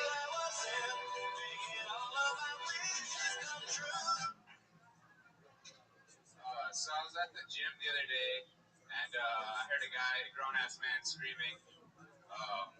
This guy at the gym, he has to scream to seek approval. This is the best thing he does in his life. I'm sending things back down. And I looked at that guy. He wrapped his knees, and I asked him, "Yo, bro, why are you wrapping your knees?" He's like, "Oh, because the amount of weight I'm pushing might explode my knees." I don't know. I don't know if. I don't know if about you guys, but if there's any exercise that risks my joints exploding, I don't know if we can do it. Give 10 seconds if you have anything else. That was the what you thought was the cat originally was just Jeremiah's nose having a reaction to your joke. They enjoyed that joke thoroughly. So after you said the knees exploding thing, can you repeat the rest? What happened after that? Oh, I just said you're not going to go to the gym. You don't want to have that. Just if you have to if you're pushing that much weight, right. Why would you ever? Right. Gotcha. I agree with that. Yeah. Of course you do. Clifton wraps his knees and he doesn't even work out. That's true. He can actually make That's on his own body weight. Yeah. His knees are like pigs in the blanket.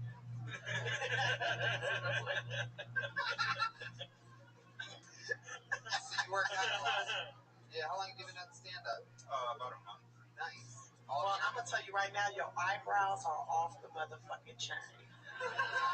You are killing them with them eyebrows, okay? They look better than mine, all right? I need to smile we need to work on, but the eyebrows are good. No, his smile is good. He got a good dentist. All right, so I know he got that from Tijuana. They look like big-ass chiclets. They're just cute. He ready. Sell them motherfuckers. You turned into like a totally different looking person when you smiled. I know. Have you ever told you that before? Yeah, I look mean as shit when I don't smile. So I smile. You're like a Bond villain when you're not smiling. Yeah, I have a joke about that. What's the joke about your face? Oh. I just say if I'm not smiling, I look like a Bond villain. I say like when I'm drunk, my voice is Russian sounding.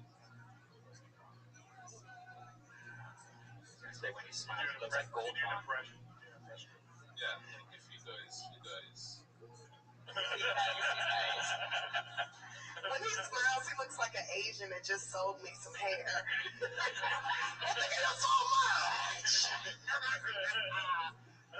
I hope you like your unicorn hair. You're cute. I totally sit on your face. What nationality are you, Carl? From the Czech Republic. Wow. How many languages do you speak? 3? Which ones? Czech, Spanish. Spy alert initiated. Can you speak Czech really well? Reasonably well. Not Can you say something like a sentence in Czech for us, just so we know what it sounds like? He did it with an American accent. I want to hear it with the Czechoslovakian accent. You can do it. You can do a Czech accent. You can do an accent.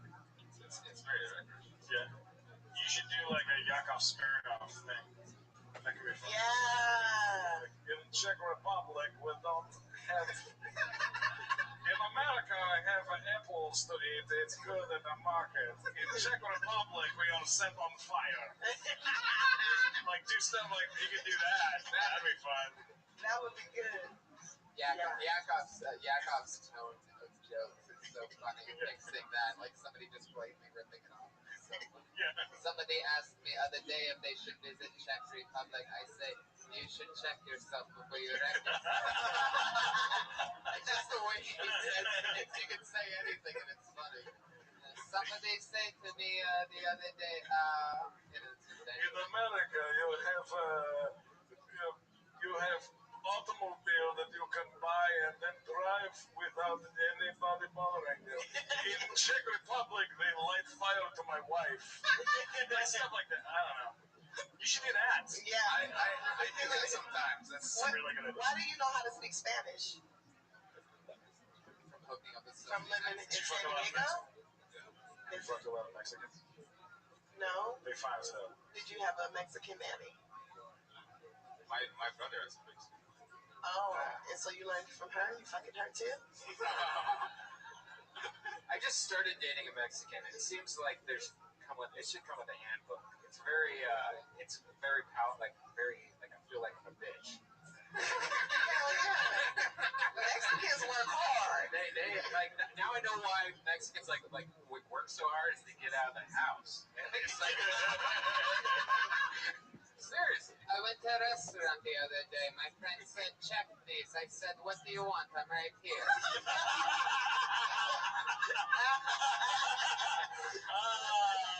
That's good stuff. Tony scores big. That's hilarious. Yeah. Well, Carl, how many spots a week you doing? You working hard at it? Yeah, I'm doing like 5. For the last month? Perfect. That's what's up. Is this what you want to do with your life? Sure. What did you do before? I used to just random. Where were you giving tours at? Oh, yeah? What were you giving tours of? Like back. Are you talking about that on stage yet? Not really. Have you ever fucked somebody in a cave? Unfortunately not, but I should. Oh, yeah. Well, it's not too late. You ever fuck someone who has a vagina like a cave? Because I know someone and introduce it. It's not me. It's not her. I know you ain't talking about me. She's not posting that part. I soak in vinegar and water every... Being Czechoslovakian is hard. The other day I hooked up with Mexican girl. She get pregnant. We make Chexican. Chex Mix. Chex mix. That's Chex the Mix. one. I see a Chex Okay. mix all the time. That's what I call riding the subway in Czechoslovakia. Carl, thank you so much. Yeah, Carl, thank you. everybody. Thanks for coming. In San Diego's next star. Stick with it, Carl. Stick Seems with like it. he's been in a lot of spots. Dumbass 5 eyebrows. spots a week isn't easy to do in San Diego. I'm sure that must take a How lot. many spots is he doing? 5. Yeah, That's ridiculous. He's That's on hard Twitter to do. at Zika Carl. That's Zika Carl. All one word. How fun. Yeah. We're off and bumping. Any history over in Czechoslovakia? Iron Chair Mike? I've killed a few people over there. Okay. Let's keep it rolling, shall we? You guys get it? You having fun, San Diego, you sons of bitches? Your second comedian tonight goes by the name of Mike DeVore. Yeah, Mike DeVore.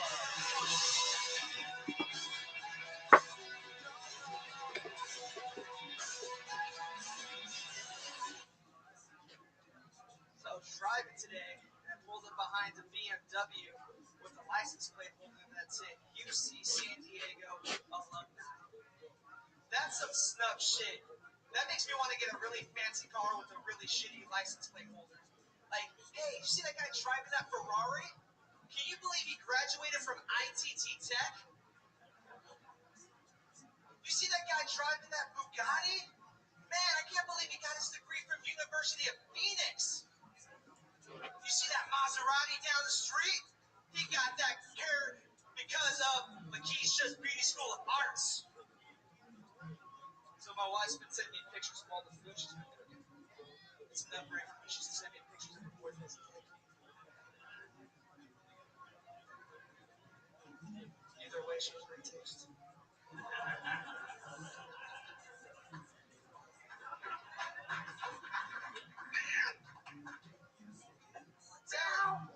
Fuck yeah, that's it. I like how you just wait for the cat instead of just wrapping it up, but that's cool. You got an applause break out of that awkward pause. I love it, Mike. What are we talking about here? What was the first thing? It was, your girlfriend's taking pictures. The license plate. Oh, yeah. Yeah, the license plate thing. The only thing that I don't really get is I just don't understand how, like, I think you need to explain that you want to be rich and get the car, right? That's the part that I missed. Like, I messed up the setup where I was supposed to take license plate. a really fancy car with a really crappy car, which is my style. Right. So I got to control. You know what I would do if I were you, as somebody who that I watch a lot of stand-up, and I would just lose University of Phoenix 19 Tech as a rule of thumb. Those things happen so often. But if you go straight to LaQuisha's beauty school on a Ferrari, then you're in and cooking with something. Or like a little bit more of a misdirect than. Yeah, just those two specific places. Exactly. Graduate of Alcatraz, like, because you know you can get a degree in jail. Ask me how. Or like, or you know what? Since you're in San Diego, you could do like Palomar College. Yeah, or do like if you name like a college in the town that you're at. University of Rosemont Community College. That's funny. That's funny. How long have you been doing stand-up? About 4 months. Wow. How often are you getting up? About 5 to 6 times a week. Wow. What? 5 or 6. So you're saying that Carl Zeke is a little punk-ass bitch. Yeah. Fuck you, Carl. He's private too, so. Of course. No, you guys have to see each other a lot. That's why I like to begin the spot in that. Mike, what nationality are you? You guys all seem like weird mixes so far tonight. Filipino. Just Filipino? You're like the Andre the Giant of Filipinos. I know you're just 5'8", but for Filipino, that's huge. Is your wife Filipino too? No, she's Mexican. Really? Oh, you say that like you're heavily disappointed. No, she's Mexican. He said that kind of proud. She's Mexican. To me, it seemed like he was proud when he said that. Like, she cooks, she cleans, she fucks. But Filipinos do that too, and his parents are probably like, They do? You should have. You do kind of look like a cross between The Rock and Andre the Giant, though. But like in a bad way. You know what I'm saying? Actually, it's Rock. He meets an actual Rock. I think he got ass. That's for funny, days man. You to the can do that. You can, talk about looking like The feel Rock. like a black You one. look like The Rock. Thank you. I have a joke that I go with, like, I look like Rufio from the movie Husband. That's good. But you should be like after he died. Yeah. I could see him being a Ninja Turtle for Halloween. You can totally pull that off. Good grief. He should be a Ninja Turtle That's for racist. Halloween. He should totally do that, and then you should walk down the street with him on a collar and try to read your child. I'm dressed up like Shredder and shit. How long you been married for, Mike? About 4.5 years. Wow. How old are you? 27. Yeah. Dude, the stuff about your wife's really funny. I mean, that stuff's really funny. You got married to a Mexican young. Did you get her pregnant? No. No kids. No kids? Wow. No kids. That's You amazing. just really love her, like you love her. Yeah, and I joined the Navy too, so. Oh, yeah. Oh, wow. You're gonna get them good benefits. No, I love her. And you love her. Are you in the Navy or is she in the Navy? I'm in the Navy. You're in the Navy? He's in the Navy, but So she what was it like? swam here from Mexico, so it's sort of close. Similar. Picked her up at You gotta talk about being in the Navy on stage. Are you doing that? I attempted to when I first started. You gotta do it. That's Do what? too big. To talk about the Navy on stage. Yeah, like, what was it like being on a boat for 6 months? No pussy. It sucked. Like, it was just. I mean, he's been with his wife for 4 years, so I'm pretty sure he's used to doing this. Yeah. You can't possibly be having sex with her. No, She would have she's been pregnant Spanish. already. She's horny. Oh, she must be here. All right, I guess I'm the asshole. They're still young. They're still doing it. They're still making it happen. Wait till she turns 30. Oh my God. Yeah. She's really gonna be sending me dick pics for real. What else do you like to talk about, Mike? Just whatever comes to mind. Just I want to write good material. I strive for good material. You're from San Diego, born and raised? Not born from San Diego. Why do you strive to write clean material? I was like, researching comedy. It's better to, because if you can write clean, you can write dirty, but if you just write straight dirty. Yeah, but are you clean? You should always be yourself, so you shouldn't try to be clean if you're not a clean person. Yeah, normally Filipinos are very, very dirty. I agree with that. Not I don't know about not that. their material, just their culture. I guess for me, it's just my personal taste. Like, Right. I like listening to material, so I try to. Sorry, R2D2. Glickman just got a call from Big Hollywood. Big Hollywood. Yeah, I have a weird thing with the whole clean material thing because a lot of comics always say that's lazy. That's if you're new, that's an easy way to hide shit. But I'm a really dirty fucking person though. So if I try to clean up my act, I'm doing a play. Because I'm not gonna be like, then this lady came over here and I kissed her on the cheek. That doesn't happen. Like I'll fucking slap her with a finger in her. Yeah, but there's a difference between being dirty and being dirty. Like, for example, like when I go on stage, I'll say fuck or shit or whatever. And that's about as dirty as I get. Like, I have content that's dirty material, Right. But like the stuff that I'm talking about isn't dirty. I'm just using bad words to do it. I think that's not a bad idea because then you can always clean it up for television. Right. But if you want to talk about, like, sometimes I want to talk about a girl that I dated who got fucked by a robot. Sometimes I want to talk about that. That's a real thing that really happened. What's the dirtiest joke you have? Ladies, don't you hate it when you get jizz on your pubes? That's the whole joke. If she has pubes. That's because we get waxed off. I can see why you don't do dirty. Yeah. Maybe it's best you just keep it clean. When I first started doing stand-up, I worked all clean for the first 5 years, and then I realized. Really, what would you do? Just make queef noises with your mouth? No, I didn't even know how to quit then. I was 16. I didn't even know how to quit. All I knew how to do was talk about I rode the bus. I was in foster care, so I talked about living with different types of races. You were 16 when you started? Yeah, I was 16 when I started doing comedy. I talked about being a mascot at my high school and then being 3% African American and how I was a Mexican soldier as a mascot and how I was a Blaxican. I talked about all kind of stuff, but once I started having sex and realizing that was my power, I started talking about that shit. My pussy is powerful. So there you go, Mike. Take Tiffany's advice and start talking about your pussy. Yes. Thank you, Mike DeVore. Great job, buddy. He's on Twitter at It's Mike DeVore. All one word. It's Mike DeVore. DeVore. DeVore. That sounds French too.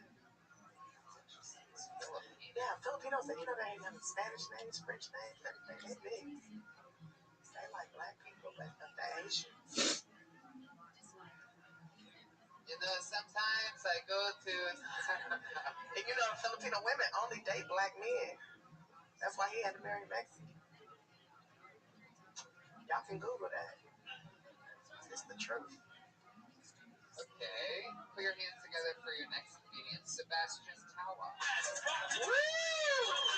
Tawa!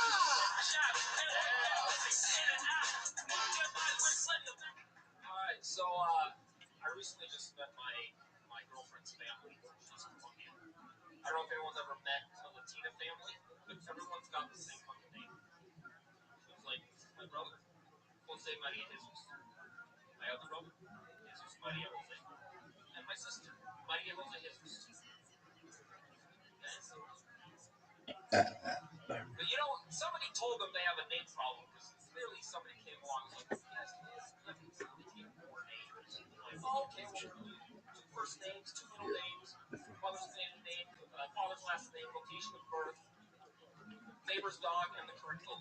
I said, no, not more names. More names to choose from. You don't have to use all of them every time.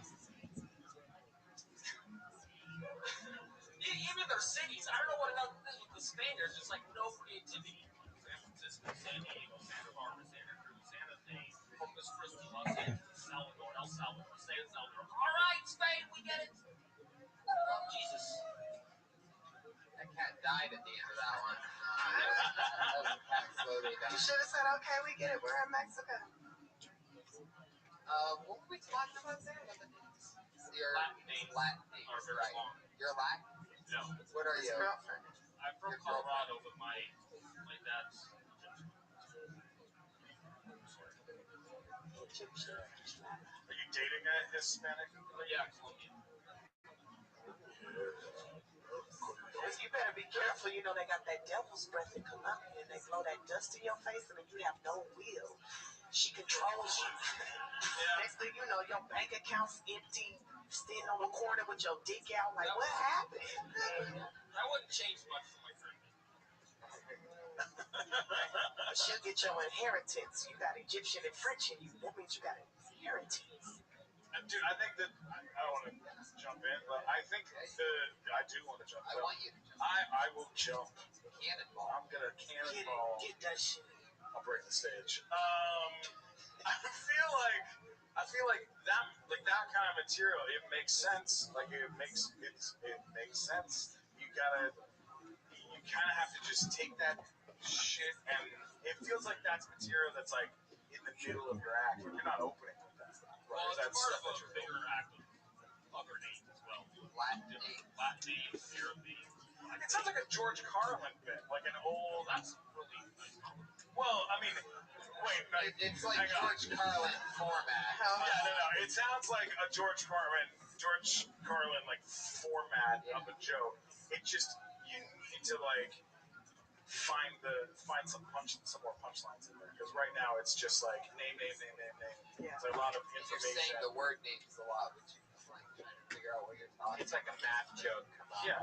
Wait, Right. what was the first part of it where you actually were naming names? Oh, she's introducing her family. Right. They all have the same names, just shuffle. Could you do that in an accent? Yeah, try it. You should. It needs some kind of spice to it. It needs right some now, seasoning, This is man. my son, Maria Juan Carlos. Yeah. This is my other son. What did you do before you started doing comedy? I'm still doing it. Salesman. No, Oh, Oh, shit. shit. I was way off. God damn, why don't you talk about that shit? Because I don't even know what that is. That sounds like something that gonna make me come. I do have a bit about Jesus, trying to think of As far as neuro, I got nerves. I'm afraid you're gonna come back here and blow us up or something. What is a neurophysicist? What's Not that? because of the Egyptian stuff. That's a whole different thing. No, what is a neurophysicist? You deal with nerves, like science, like. Study the brain. Yeah, I study how information is transmitted in the brain. Do you study black women's brains that get perms and shit? Because I think that's why black women be acting up, because the perms be fucking with their nerve system in their brains, because the chemicals get in, right? And it make a green mucus between your scalp and your skull, and it make you want to fuck some mud. We haven't studied that yet. Is there any Study that difference shit. with brain function and race that you notice? But he Our only brains are studies. pretty much like identical to like rats. Do you That's where material that come from. Do you do material about your job? I do have a bit about trying to pick up chicks. That's fucking great. What is that? Can you do it? It's pretty long, but Can you do it just a little bit of it? Abort mission. How long have you been trying to Like stand me, up, girl. Sebastian? a couple years. Nice. You doing a lot of spots, or is the neurophysicist taking over I a mean, lot? that takes some time, but not at night. I usually get up. When you a neurophysicist, do you work with live people or dead people? No, I work year round. You don't even work with people. You just doing math I'm about brains? pretty sure he's running this whole operation out of his garage. You just mostly work with mice? Other people, no, they work with birds and mice. They work with birds. So you don't really, what are you, the cleanup guy? What the fuck? They work with birds, and I have to do the math to figure it out. Oh, so you don't actually be hands-on with the brain. You just be like behind the scenes. Like you do the I have data. to come up with theories that explain. That explain the brain. Yeah, I think here's the thing we're saying is that when it comes to doing material about names or doing material about like, okay, we get it, Mexico, you have all the same fucking sand this, sand that you lost this, lost that. You need some stank on it. Like it needs. It doesn't take a neurophysicist to realize that. But you're a neurophysicist. Like, do some like more smart shit you do about how. What's it like being smarter than every fucking person in this room? Like that's a big fucking deal, man. That would be I really don't do math well. Like I'm not good at math. How about telling us why motherfuckers be bipolar? I think it's Another ignorant question from Tiffany. I'm an ignorant. I'm just saying, break that shit down. What happens when you get your ass beat? What happens to your brain? I want to know.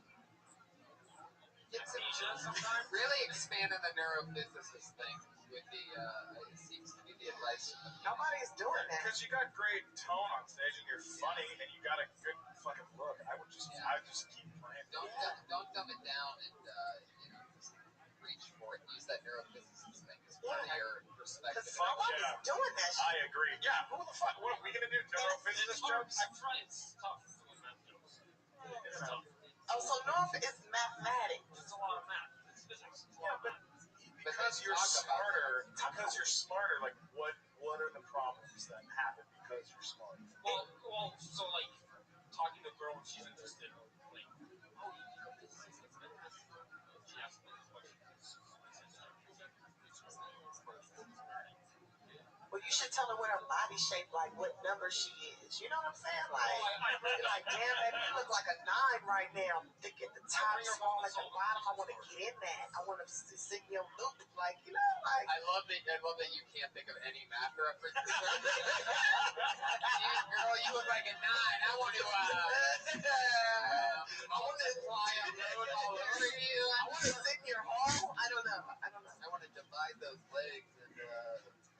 Yeah, I don't know. Sebastian, I don't know math. You're not on Twitter, Sebastian? No. Why is that? Yeah, Facebook? Alright, well. There you go. What's your Facebook? You have a home phone number you want to give out? Where do you live? What's your address? 9, 10, 11, 12. What's your mom's name? Well, come back on the show next time we're in town. Yeah. And, show us your neurophysicist stuff. Yeah. Sebastian Tower, everybody. Great job, dude. Of power. Jeremiah, how's it going over there? How you feeling? Pretty good, Tony. Feeling pretty good. You excited about Thunder Festi after that? Yes, very excited. Feel it in the air, right? Yeah. Is that costume too small for him? Because it's so hard. He does have a, I have a singlet wearing a costume right now, so probably. Looks like an arrow pointing down.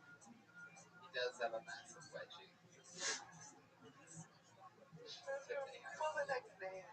Tiffany Haddish is with us. Stephen Ryan Redmond.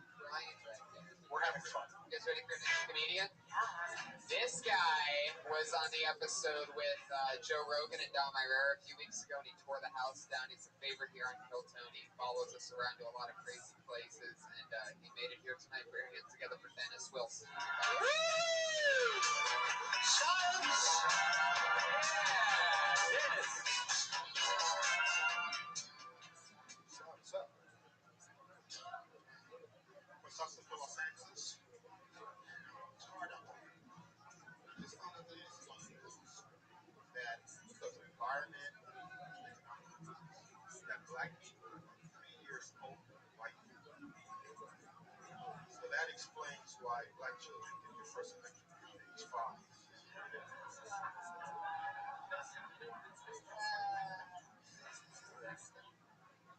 Also, I was arrested for identity theft. Identity theft is easy if you don't draw attention to yourself. And I bought a Cadillac that didn't have any problems. Because I guess a lot of people buy Cadillacs. The next place I went to, they called the police. Apparently, black people don't want to have you for the check.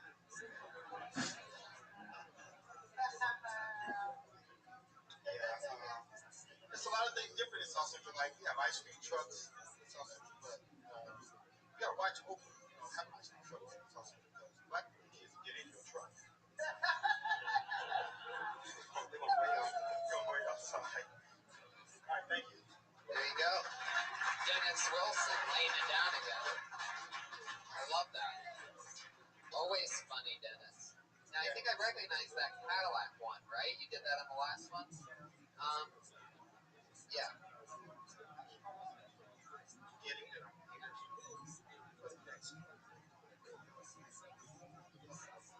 Well, it all works out. My question is this: how often do you rate your option rate? It's been a couple months since we did the road. Yeah, the other one. Oh, there you go.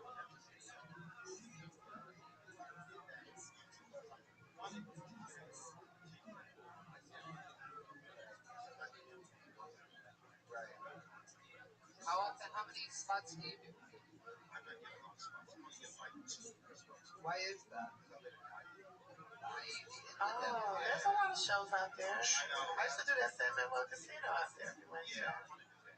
If I were you, I'd start my own show at some cool bar that has a stage. I'd ask them one day of the week you could just have a room and start it from scratch. Yeah, the Because jazz cafe out there. you're such a funny guy that you could totally just host something and then all of a sudden build a little thing, have a few comedians come out. Everybody really likes you, you know what I mean? Like, I know my buddy, the very talented Benji Aflalo brought you up the other day and talked about how funny and cool you are. And all of us, we've always talked about how cool you are. You know, a good person always stands out to us. And so you definitely have that going for you, where you know enough comedians and you have the talent to run your own show, and that'll take care of an extra hour and a half of stage time per week if you just run your own stand-up shows. And it'll also, since you get to go up between every comedian and you're hosting the show, it gives you a chance to work on so much more material. Since a guy like you who's so funny needs to be getting on stage a lot. So if you do that once a week, you'll kill 2 birds with 1 stone. I highly recommend that for you because you're way too funny to just be doing a couple spots a week. Yeah. Right, everybody? Dennis Wilson's Well, I'm leaving for New York. I'm leaving for New York from the 16th of August to the 21st. Oh, yeah, you went to a lot of rooms in New York.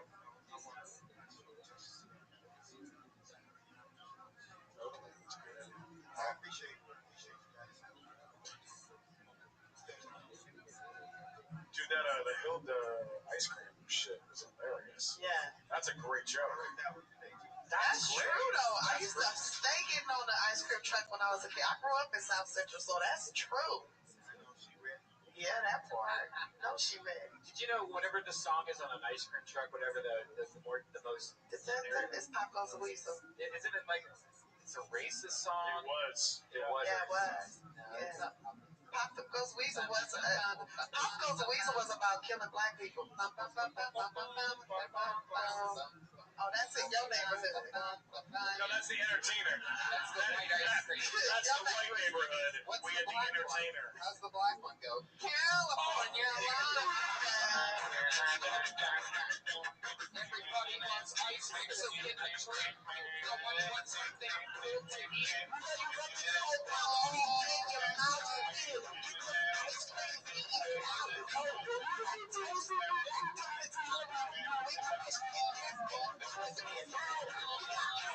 We got that good shit. Suck on this blow pop. Yes, it's a big deal. Yeah. Guess what? Hell yeah. Guess what? That's what black kids do to get free ice cream. They do a whole rap album for the ice cream man. Free ice cream. DJ Popsicle. Dennis, thank you so much. You were great. Oh, you're hilarious. Dennis Wilson, he's on Twitter at DJ Sunset Boulevard. Did it again. Cold-blooded. Yes, he ready. But I couldn't get spots in Ohio at all. And like it took me like 2 months to get a 3-minute spot. That's how bad it was in Ohio. So I bought a like an amp and a microphone and just did it myself in my living room just to practice my voice and like practice like the jokes in between. Now that was an awful idea for when I actually went on stage. Yeah. It almost felt like I was. You remember the guy that came on Kill Tony one time? There was a comedian, like episode maybe 20 or 30 something, right in the middle, and he once came on and he goes, "Well, I have a comedy album." He goes, "This is my first time on stage." And we're like, "Okay, but he goes, well, I have my own comedy album out on iTunes." And we're like, "What?" And he was so quick, he brought it up during the actual thing. And what he did was he sat in front of his computer just saying things that he thought were funny with an echo effect on the... So there's no laughter from an audience because there's no laughter. He's just bombing. It sounds like he's bombing. Do you remember Seamus that worked at the Comedy Store? Yeah. He put out an album and he recorded it with a laugh track. There's nothing worse than a laugh track. Yeah, no, that's the worst. So I just can't watch those normal TV network sitcoms where it's like, hey, what are you doing? Oh, nothing. So funny, so funny. Keep watching NBC. So hilarious. Please don't go find what your sense of humor actually wants anywhere else. All that you need is here on NBC. Hey, you know who has the best loud tracks? If you ever listen like to XM radio, like Sirius Radio, the classic radio, like those old shows like George Burns and Lucille Ball, all that stuff. Like we were listening to it on the way down here, right? The my favorite husband or whatever. No one listens to that, Tiffany. Well, I do. Okay, I like classic radio because back in the day, I was a gay male choreographer and I used to choreograph dance routines for the old I pulled a name out. movies. This looks like something really interesting here. We're putting it together for, I haven't seen this before. Evil Tony Hinchcliffe. Wow. Evil Tony Hinchcliffe. Tony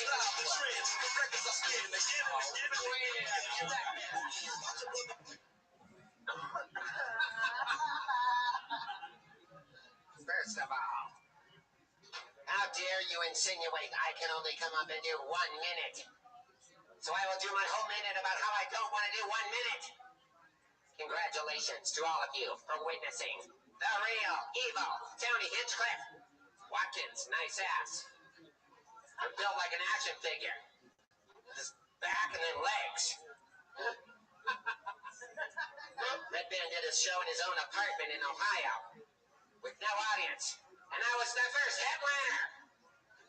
Oh my God.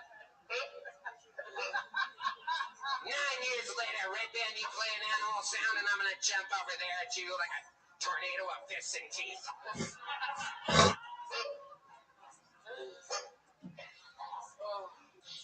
Are we gonna judge that or what? Evil Tony Hinchcliffe, everybody. It's Jason Tebow. He wishes. He wishes. Oh, you son of a bitch. You're going to pay for that. I'm gonna fix this Catch chair. Jason on Thunder Pussy up next, guys. Thank you. Up next, Thunder Pussy. Put your hands together for your next San Diego comedian. It's Vince D'Amica.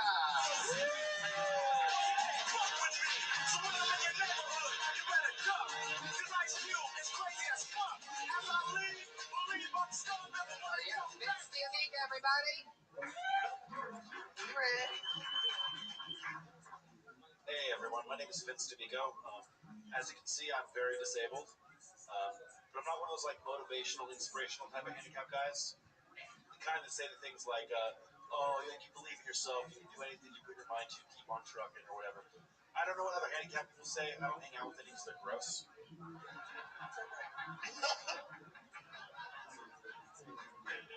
And let's be honest, even when they're being inspirational, yeah, it's still pretty depressing.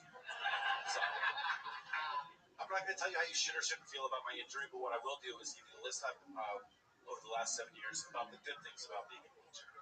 All right? Number 1 on the list. I haven't stubbed my toe in fucking forever.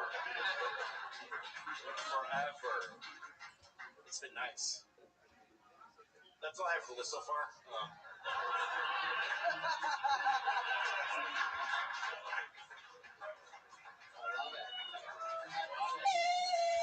Vince D'Amica. It's fucking hilarious. Man, that was very inspirational. I want to give him a lap Keep the dance. mic. We're going to talk to you. No, keep the mic. Man, that was amazing. You were really on a roll there. Jesus. No, seriously. Very, very, very funny. Vince, how long have you been doing stand-up? A year and a half, about 4 mics a week. Oh, awesome. Wow. That's what's up. Shit, Awesome. dude. Seems so comfortable Yeah, off stage. totally made me moist.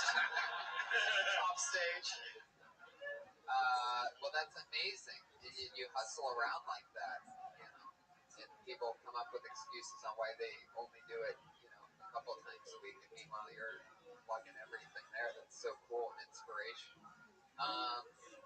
In a not depressing way. I'm actually going for like being the Uncle Tom of handicapped people, so I'm like the word inspiration. You want to be the Uncle Tom? That is sick. That's what he said at the beginning. Damn.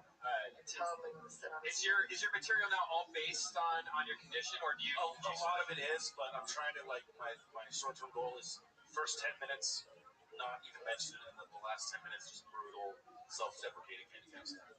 It's great. It's a great. I want to open up a nightclub for handicapped people. How you feel about that? Sure. We'll call it Ramps and Rails. It's going to be off the chain. Ramps and rails.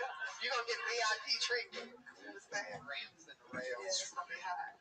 What else do you talk about in your act? What other kind of stuff? Well, I actually became disabled on April Fool's Day. Are you serious? Yes. How? So I talk about how that sounds like the origin story of a Batman villain. It's funny, man. Yeah. Fuck, dude. The prank of the Legion. The prank of the Legion.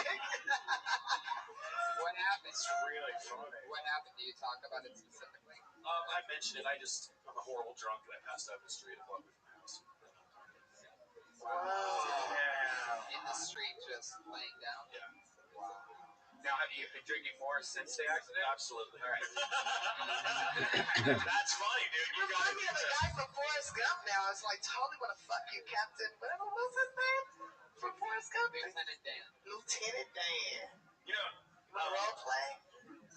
absolutely. You ever been with a colored girl before? Yeah. Yeah. Let's go. I've never had sex with one, but I ate it once, pussy onions. Oh, that's Yeah. what's It up. tasted good, too. Yeah. There you go. Just like beef brisket, baby. I got it. Beef brisket. She's considered the Rosa Parks if the back of the bus was sitting on somebody's face. Holy shit. Now, He's hot, yo. did the person He's a hit? good-looking guy. You look like the fucking guy from Game of Thrones. Yeah, like, yes. Yes, no. Jon Snow. Fuck yeah. Yeah, dude. Hell, motherfucking yeah. Did the person hit and run or drag or whatever? Well, they were in a lowrider. They were in a lowrider, so it was more like a hit and like swoosh smear. Oh, did they take off though? Or No, they stuck around, but it was weird because they said they got trouble for leaving their kid at the house, and they said they went to the bank at like 2:30 in the morning, left it there by itself. I don't know. It was weird.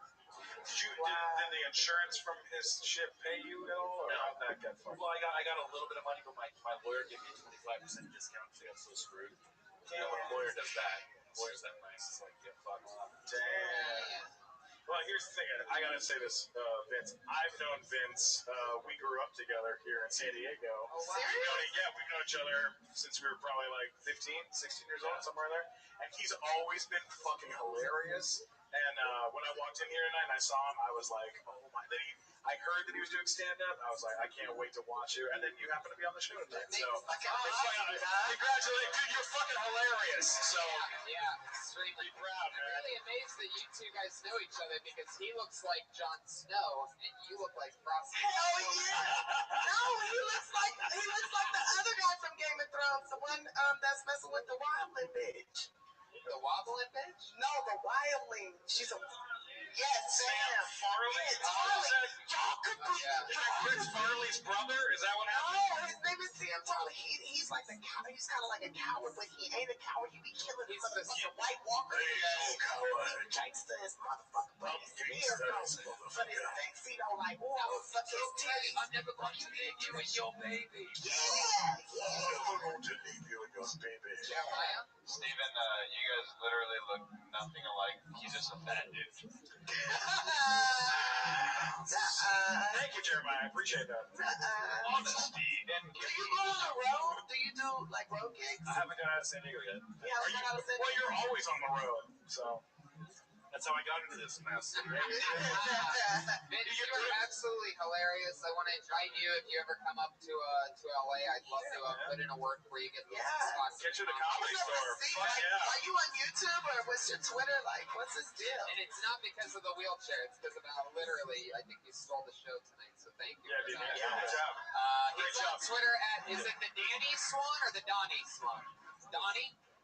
The Donnie Swan. One word, S-W-A-N. The Donnie Swan. Vince D. Amico. I want to know if that chair vibrates. Like, Come up to LA and next time we're here, come down again, Vince. That was awesome. yeah. Looking forward to it. Vince D. Amico, one more time, everybody. He could get the business. Fuck yeah.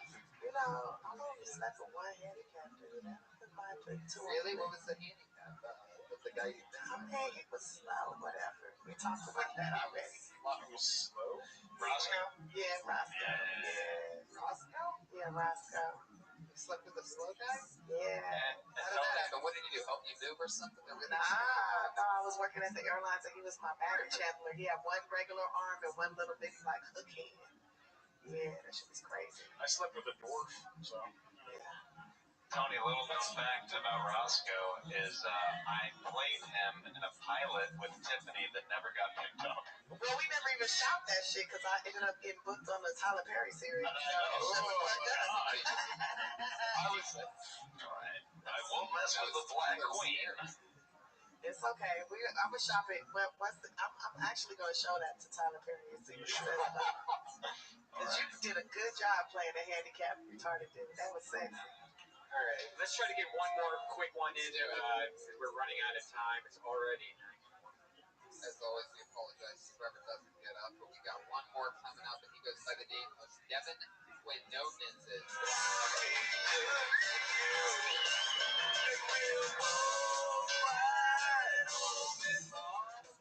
I saw an ad on Amazon the other day for a lifetime supply of combs.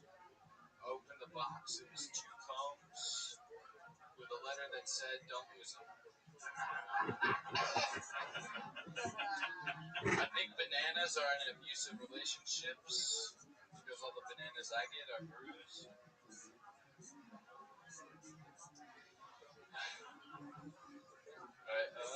What's the last one? Okay. Every time I come to downtown, someone hands me some money. I love that free parking. I drive around the Top Hat. It's powered by dice. If I ever roll 3 again, I'm going to be late for work. Little Monopoly there at the end. Yeah. By Devin Quinn. How do you say your last name? Quinones. Quinones. Yeah, it's Mexican. You're 100% Mexican. Half. What's the other half? White. What kind of white? White. Wow. Just like a bunch of different whites. A bunch of different whites. It does make sense because your first name is one of the whitest. Whitest, Devin. And my dad was the one who picked it out. He was Mexican. He didn't want you to sound that Mexican. He didn't want you to get in trouble. Call him Devin. I didn't get that one joke. The partner that I didn't understand. Oh, it's like it's a Monopoly joke when you land on free parking. You get money. I didn't want to say Monopoly. That's my newest one. Yeah, I need to kind of, I guess, stress the Monopoly more because I never play Monopoly ever. I did not get that. But I know now from playing Monopoly in the past. Like, I mean, you're just doing one-liners, which is, those are fucking hard to write. And that first one you did, killed. What was it again? The comb. Yeah, that's a fucking good joke, man. That's really funny. You know, I think, the thing with one-liners, who do you know that's a comic that does one-liners? Like J. Chris Duber does one-liners. Fraser Smith. Who else? Stephen Wright. Yeah. Tom Dreesen.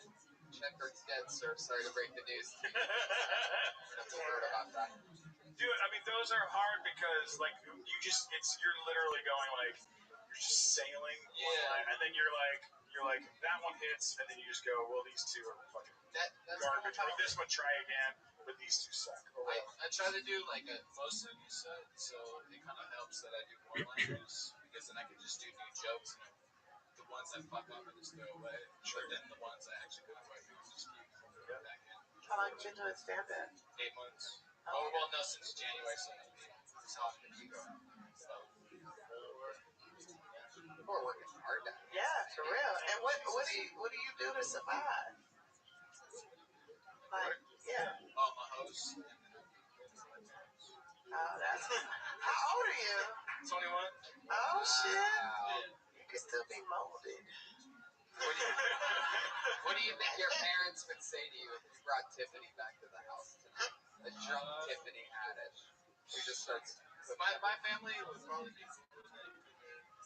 They probably would recognize me. We're not going to cook dinner until at least 10 o'clock. Would your girlfriend like some chitlins? No, she would. It's more like burritos and stuff. Yeah, I would like a carne asada burrito with extra I chicken. don't think we got carne asada at home. No, I'll have a chicken one then. We have chorizo and shit. Chorizo with eggs. I like your face, Thank you. but you gotta trim the eyebrows a tiny bit. Yeah, Because that first guy's eyebrows. Yeah, you gotta talk to the first comic where he gets his eyebrows. That shit worked. Like, look at his eyebrows, look exactly how big they are, and then just Follow them exactly. Yeah, you need to go wherever he gets his eyebrows done at, that's where you need to go. You're 21, but your eyebrows are 50.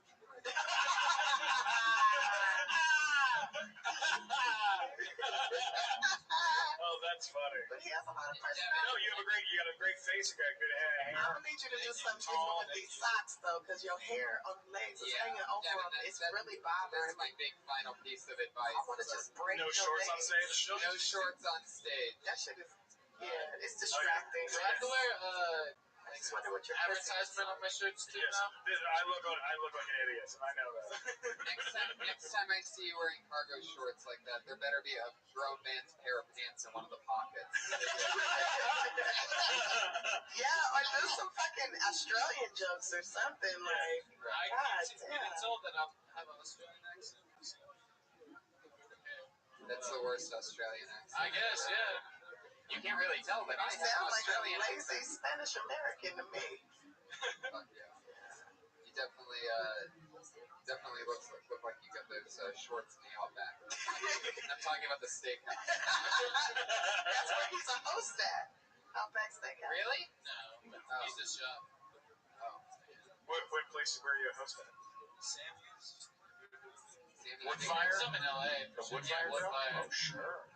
Oh, sure. Employee of the month this Whoa! year. What? Give a round of applause. Yeah. How'd you do that? And stop it. How did you get Employee of the Month? Woodfire? That's your Spanish side? Yeah, the Spanish side, and I was a dishwasher. Of course. Don't want to downgrade. So you went from dishwasher to host? Yes. That's what's up. I need a dishwasher in my house. Yeah. I always wanted to, you know what? I'm about to be real rich in like 9 months. And I said to myself, I'm going to get me a man. He ain't got to pay no rent, no light bill, nothing. All I want you to do is when I come home, you need to be a different character from Black history. I don't want to know you. I want to know, George Washington Carver. You can get her, man. You go home, study BET, do your research. Sounds like a lot of work for some booze there. Yeah, but he don't have to pay no rent. You live for free. Oh, no rent. No rent, no. All right, you gotta do something to deal. There he goes, Devin Quinones, I'm a Malcolm everybody. X. Devin Quinones.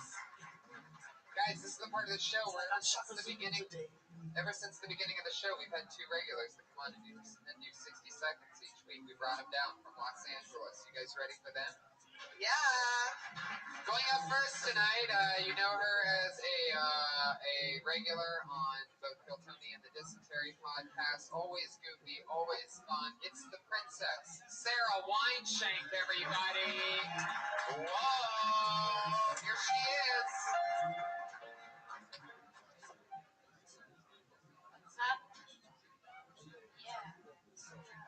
I got dumped on Christmas this year. It's funny, right? I was just sitting on the couch, listening to Jingle Bell Rock, crying while eating peppermint bark, and also watching YouTube tutorials on how to get my ex back. He never came back. He was a hipster, which at first I thought was cool. Like, I thought he was like a badass LA hipster. But then I realized after the fog cleared that the only thing that I thought was badass was just stupid. Like, he would just steal Polaroid film all the time from Urban Outfitters. And at first I'm like, yeah, he's fucking renegade. But then I got some clarity. And I'm like, this guy is stealing Polaroid film, and I'm into him. He spent months searching for the perfect vintage glass water bottle. He took longer to get ready than me. And right before we broke up, he got his spirit animal tattooed on his chest. It was a coyote. Okay, there you go. Looks like somebody's getting their revenge for getting dumped on Christmas, huh? Yeah. Really venting it all out there. Who was this douchebag? I don't want to say. Uh-oh. I don't want to say it. We want names. We want... It was Tony Hinchcliffe. I'll release it later. What? I'm not ready. Oh. I'm not ready to do it. Alright, let's talk about this, Iris. Okay. This really happened, huh? Yes, it's all really happened.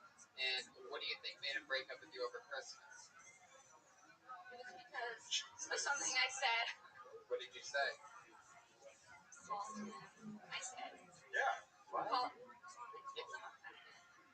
Oh. since he was looking the whole time. That's what I mean. I don't know if I should say it. Are you sure you just never heard that kind of Maybe you language. don't know if you should say it. Breaking news here. That's right. Where we go? Just in. Someone in this building. Yeah. All right, we're already balls deep into it. You got to get in there. Tell us the Okay, truth. because- I don't know if I ain't shit. Enough of that. Okay. Just get into it. Okay, well, this is what happened. It was bitching because he had a lot of work to do all the time. Non-stop. What does he do for work? Film. Editing. Film editing. But like major films? No. Like web series. They can't afford to pay the other guys, so they're calling So him. then what happened? So then he was bitching about how he had all this work to do. And I went to the bathroom, and I came out of the bathroom, and he was looking up bow ties. And I was like, why are you looking up bow ties? Like, instead of doing your work. And then he said, you're so mean. And then he broke up with me. On Christmas. Because he became Muslim. He sounds He's selling bean pies now. Yes, I mean, Potential faggot alert. I get the feeling that wasn't the only thing that happened. Yeah, obviously there had been other stuff. I wanted to talk more about the spirit of attention. Now, was it really Christmas when he broke up with you? Yes. And why did it upset you so much? Did you really, really like this guy? I mean, yeah, I dated for 2 years. My family was like, where's your boyfriend? I'm like, yeah, he's gone. He's in Joshua Tree trying to find himself. On Christmas. Sounds like a character from Orange is the New Black. Yeah. Who's actually in a guy named Joshua.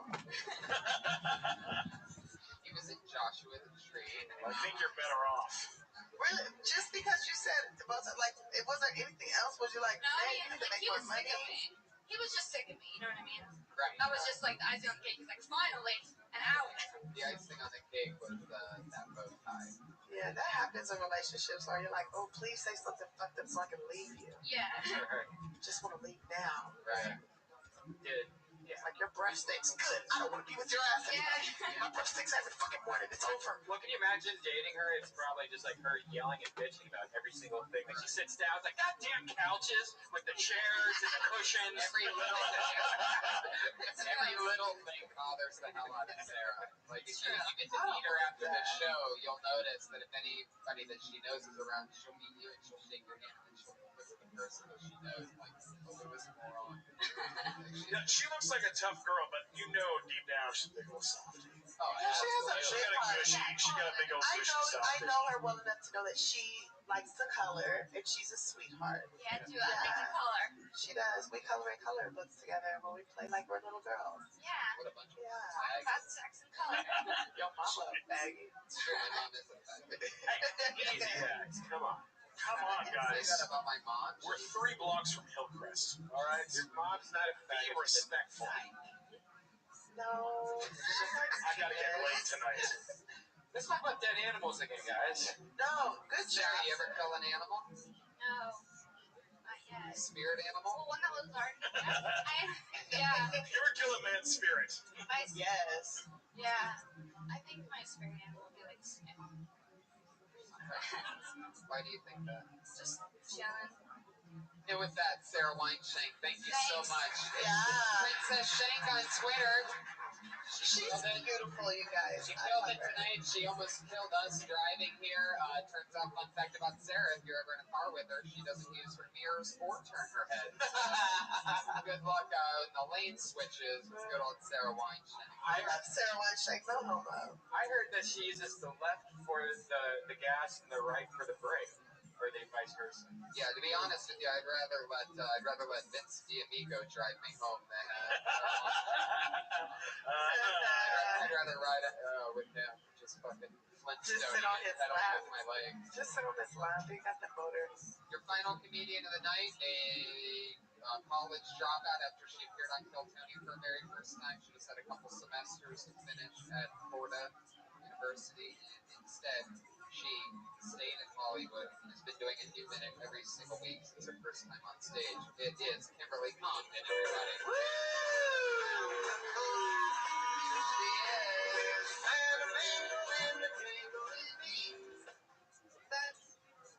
Thank you guys. So glad to be here tonight, mostly because I also drove the Sarah. My name's Kim, everybody. I'm 23 years old, and I feel like somebody else has gone through this. Has anybody had a mother go through menopause, midlife crisis? Hell yeah. Right? Some crazy shit. They say that they go back in time, they act younger. My mom started acting like a kid. It was kind of weird. I had to put my mom down for a nap one time. She was misbehaving. She's also, we're not getting along right now. I'm a little upset with her because she's got a new boyfriend. Like I said, I'm 23. He's 25. I know. It's like, Mom, he's just getting out of diapers and you're going into them. Okay. She's like, I've raised my kids. I've done my job. I'm like, you have to raise another one now. Doesn't make sense. Like, what is so good about a 25-year-old, She told me she had a boyfriend and because she had him on a leash. I thought she was being controlling, but I guess it's one of those baby leashes. Okay. Thanks. Tiffany, I heard you making some noise. I think you're going to defend the 25-year-old dick, right? Hell yeah. Girl, you can do a lot with 25-year-old dick. Your mama know what she doing. She gonna get booked all night. Yeah. I know, well, that's what I said too. Like, no matter how much I hate the guy, he's still fucking my mom. Like, I can't say anything.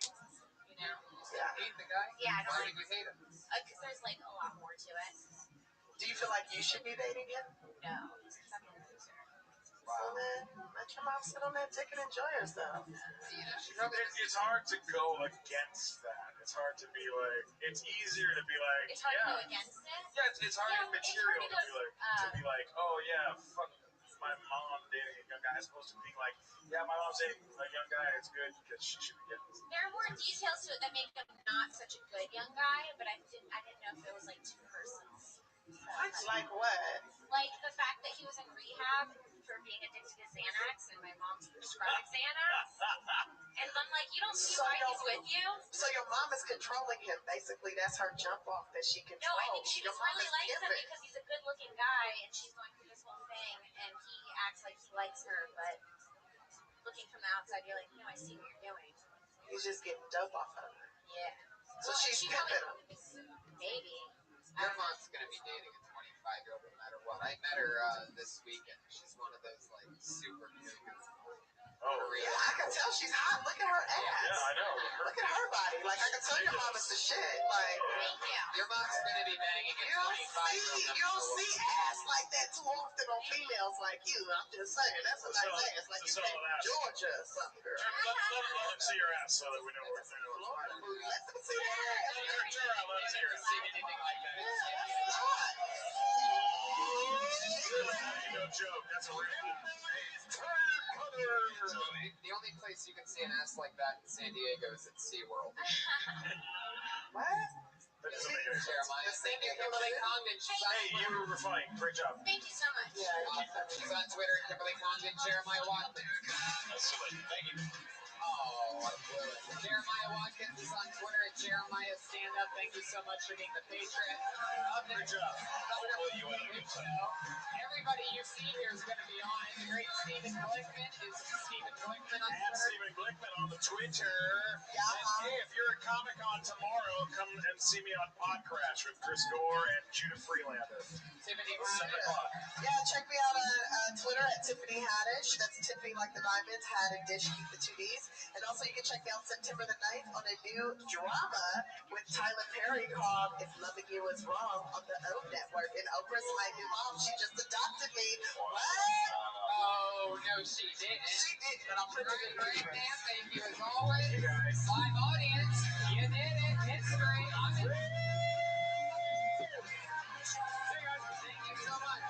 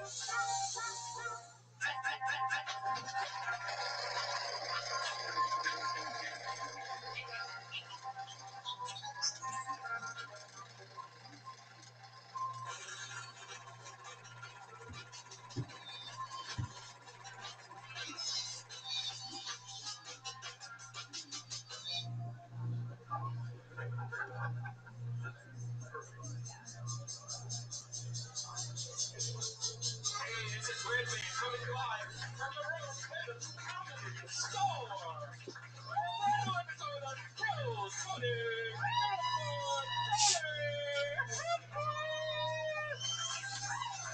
Yeah!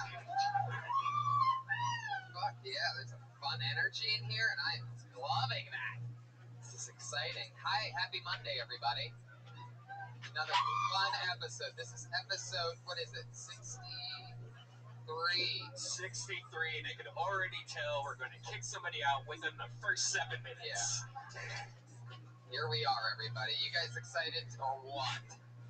We have a new sponsor this week, Don Carlos Burritos in La Jolla, California. Yes, definitely. Our friend Ryan is, that's his restaurant, and we are very, very happy to announce our new sponsorship with Don Carlos Burritos. That's right. Go down there and say you're with Death Squad. Guess what happens? Just imagine what happens when you say you're with Death Squad. And when you say those magic words, you'll get some kind of discount on one of their delicious burritos. Yep. A lot of them named after comedians. Yep. And if you say, like, you know, you want the Death Squad burrito, it might be one thing. If it's closed and you're behind the place and you ask for a golden pony, it might be something else. It's true. You ask for the Death Squad, there's going to be barbecue sauce and onion rings in the burrito. Maybe some coleslaw. Well, that's in the golden pony. The golden pony is coleslaw, lettuce, and spinach, and that's it. Oh. So, It's very exciting. No, I'm kidding. I would never eat that. But guacamole is amazing. I could eat just guacamole wrapped in a tortilla. Who's with me on that, right? Can we not all agree on guacamole except for the second row? Obviously, a very anti-guacamole row. They're staring at me like I think we're in the wrong show. We are not into the guac, but Don Carlos Burritos, big fat delicious hot burrito in La Jolla on Pearl Street. Don Carlos, where the burritos come to you. I just made that slogan up in the moment, guys, and I don't think it's a good one for a burrito. So why would the burrito come to you? Like, that doesn't even make any sense. It would be, unless the burrito has legs, which you can only find at Don Carlos Burritos everywhere. So I'm very excited to be here. I had a fun weekend in San Jose. We did Kill Tony live at Comic-Con in San Diego. Since we've been here last, it was a blast. We did it again. So much fun to take the show on the road, and we'll be making more announcements very soon about Kill Tony on the road, I'm sure. Yeah. And because we have so much fun doing it. So many fun, loyal listeners. A lot of them came up to me after my show that I did in San Jose. You know, it's getting out of control. So it's really fun. I think we all got sick. I think the cat pack had a little cat sniffles. Yeah, somebody had a cold at Comic-Con last Wednesday. It was Tiffany had it. And Tiffany didn't tell us about this cold that she had. Yeah. And we all got the sniffles from it. And low blood counts, I heard also. Who had a low blood count? Oh, okay. So guys, it's Monday night. Are you excited or what? Every week we have a new patriot to keep an eye on us, a new head of security. This guy is one of our more popular patriots. He's also the accident-prone producer of the show, our friend, and awesome young rising comic. It's Josh Martin, everybody, the Iron Patriot.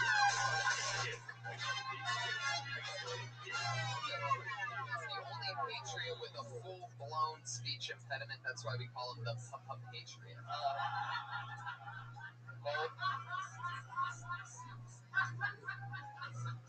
Is that the guy you kicking out? No, that's his lover. Oh. I sound better with the speaker box. It's true. This is just like your days of being a manager at McDonald's. At least you're getting feedback from something tonight, Josh. You gotta look at the positives. You have a set to look forward to later where a mic making some noise would at least. Anyway, Josh, how's it going, buddy? I'm doing all right. Feeling good. Trying to stay positive. The mic is too much in my nose. Well, why don't you turn something down? Yeah, turn your dick down a little bit. We have the microphone patch always on the crotch of the Patriot, and one of the weird traditions that stuck around for some reason. Of all the things that we took from the original Iron Patriot, we really stuck with the speaker box coming out of the crotch, and I'm happy about that. Every Patriot, for some reason, has always had the microphone in mid-level. So what else is happening, Josh? You were in San Diego with us. Did you have fun? Yeah, I had fun. I got to do a sponsor project as well. Are you wearing your glasses underneath the mask right now?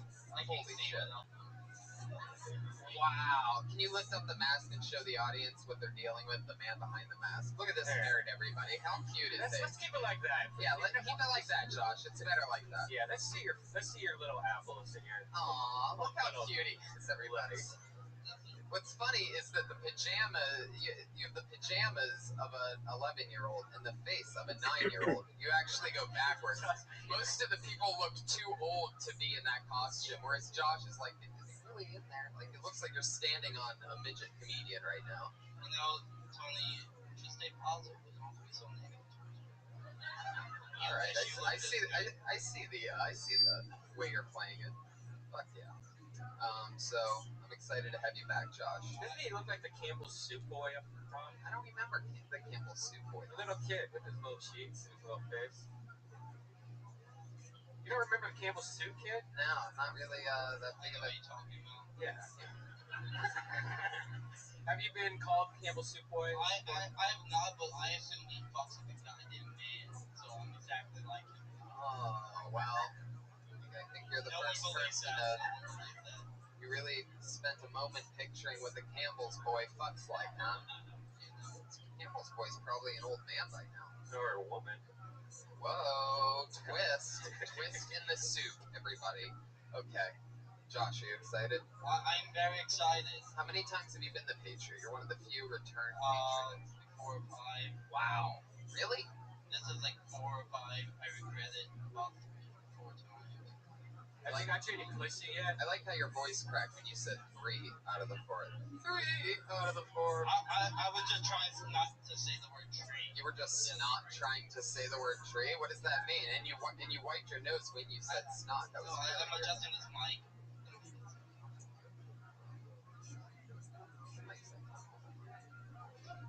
That's not the only thing you know. He's on fire, everybody. Not really doing much, but we're happy to have you, Josh. I love it. Are you guys ready to meet our guests tonight? I'm so excited about this one, guys. So much fun. Following that heat of Garland and Sinbad, I said, how can you possibly follow 62 years of comedy experience with Sinbad and Garland last week on the show? And I said, let's go for the fucking what's the coolest shit going on right now. And 2 of my funniest pals who, we do stand up together for years now, every night, pretty much everywhere. 2 grinders, work with everywhere all the time, and I'm so happy that they're here. They are currently 2 of the stars of the NBC's hit show Undateable. Put your hands together for tonight's guests, Brett Moore and Rick Glassman, everybody. It's raining men. Hallelujah, it's raining men. It is raining men. So many men. Fuck yeah. Welcome to the show, guys. Thank you, man. Thanks. I want to just real quick say, I noticed something that you questioned, you didn't answer. He didn't want to say tree because when he says 3, it sounds like tree, I think is what you're saying. Ah. Is that right? Is that why you didn't want to say tree? It wasn't just a random tree thing, right? We have that Jew connection. All right. There you go. Is it a Jew connection thing? No, I just used to have problems saying my R's when I grew up. Right. I did. I know, but... So what you're saying? Is I shouldn't be wearing an Iron Man costume? No, I'm just saying it's 3. Did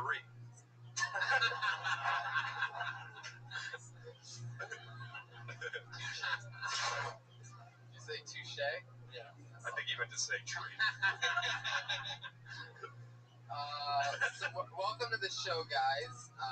It's so fun to have you here. Thank you. Yeah, it's great It's gonna be a blast. You guys, were you guys just in Montreal this week? Am I right about that? Montreal. Yeah. Little hanging out with the Frenchies, having fun in Canada. We love it up there. Montreal's one of the few places I haven't been. Really? You guys had a blast, I take it? It's so fun. It's the biggest comedy festival, and you got to do a show with the whole cast, We're right? gonna sneeze. No, he's just soaking in the... Just, Montreal and Never now the gets Valley. old. Now the Valley. Taking it in. And I also had I just breathed in. Okay. I don't know. I didn't really think it was a thing. It was a powerful inhale. I have it was. It's like forget to breathe, and I have to make up for it. You have awake apnea. Sometimes I think it's just called apnea. Maybe. Yeah. Was there any parties that you got to go to that like crazy? Because it seems like it was just nonstop. Everywhere you go, comics everywhere. Every bar is comedians. I think everybody pictures that being like a never-ending night, sort of. Yeah, it is. Yeah. Right? It never ended for you. It went late for me. Yeah. It's just everyone wants to buy you drinks, and you want to take them because it's like, oh, someone wants to give me something. I'll take that. A few festivals I've done, I always end up doing karaoke at some point. Does that ever happen to you guys? No. Hang out with the pro karaoke crew at just get lost with the French. I ended up singing No Scrubs with Byron Bowers at the South Beach Comedy Festival. You know, really? 4 in the morning because their bars don't close or something like that. Wow, I would love to see tape. Oh, it was amazing. See, we were sort of pandering because you know, there's a lot of people there, but there was this awesome group of black women, maybe like 12 of them, that sort of just stood out because they were just sitting on the couches while everybody else was sort of like dancing, whatever. And you could tell that it was a lot of just like, you know, white people singing, you know, to the midnight train and all this bullshit. Me and Byron both noticed these girls. Let's fucking break it down and dedicate it to them. Next thing you know, it was a blast. The video would totally make me and Byron do karaoke stars. Our approach on No Scrubs. He was out in the crowd moshing by the end of it. Moshing with the 12 black girls? Yeah, and I'm over it. They were on the couch. I know, but he implied that once they started, it felt like they got up and made things happen. Oh yeah, totally. The energy. We took the energy from the back, and everybody else was like, "Holy shit, they're starting a whole new party." Yeah. And of course, you see, my approach is to up the white about 30-40%, over enunciate the things while Byron's taking the loose repeater holes. In the race game, that's like you playing the straight man. Right. Gives him something to I make don't fun of. want no scrubs. The scrub is the guy who Man, what can't the get fuck no you doing? It's love not. from It's me. want. Nah, it's not want. No, like he was doing that stuff. Well, I was reading. Right, I'm saying like that's the energy he was having towards you, probably. Oh yeah. Fuck this dude. I was like, yeah, fuck him because he's the straight guy. Yeah. There's a bug flying. So let's get to it. I can't believe I went on that huge rant about the festivals and they turned it into a thing about me singing the Scrubs. Well, it's because we kind of paused, like some terrible shit happened in Montreal. Like there was dead silence for 2 minutes, and all I could hear is Josh breathing over there. That's what I was watching. Josh is looking around. Everywhere every time he stands, he looks like he's looking for a place to put his hands, but there's no place to put them, so his face just hangs. Like, where do you put your mouth? No, that wasn't a sexual thing. It was. Well, what does it mean? Well, like hands you could put somewhere, but since there's no place to do it, it's like now where do I put my face? And I put a specific thing on the face. Okay, I get it. Yeah, you're a loser. I like you, Josh. I love it. I hope that suits Just fucking throws it right at you. Yeah, but like it's also like superhuman shit that he really does have. What are you drinking over there? A water daiquiri? What is that? Just water. A water daiquiri. I'm just living that Jesus. Oh yeah.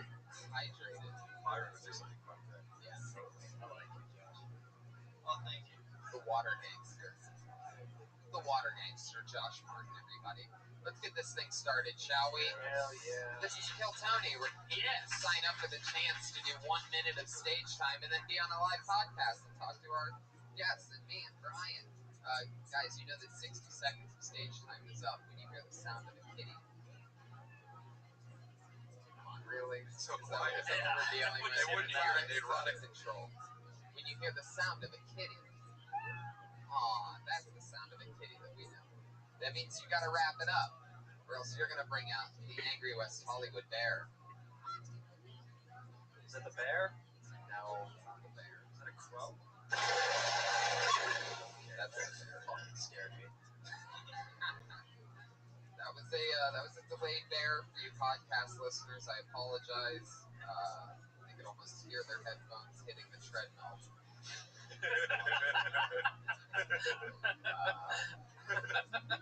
So let's get it started, guys. Are you ready for this? It's Kill Tony number 63 with Brent Morin and Rick Glassman, the stars of Undateable. We'll talk more about that as we go on. NBC. We'll talk about it. Hell yeah. Your first comedian tonight is Kevin Fard, everybody. Here he comes. We went to the Philly Pizza Company and ordered some tea. The waitress said, well, no, we only have it iced. How's it going?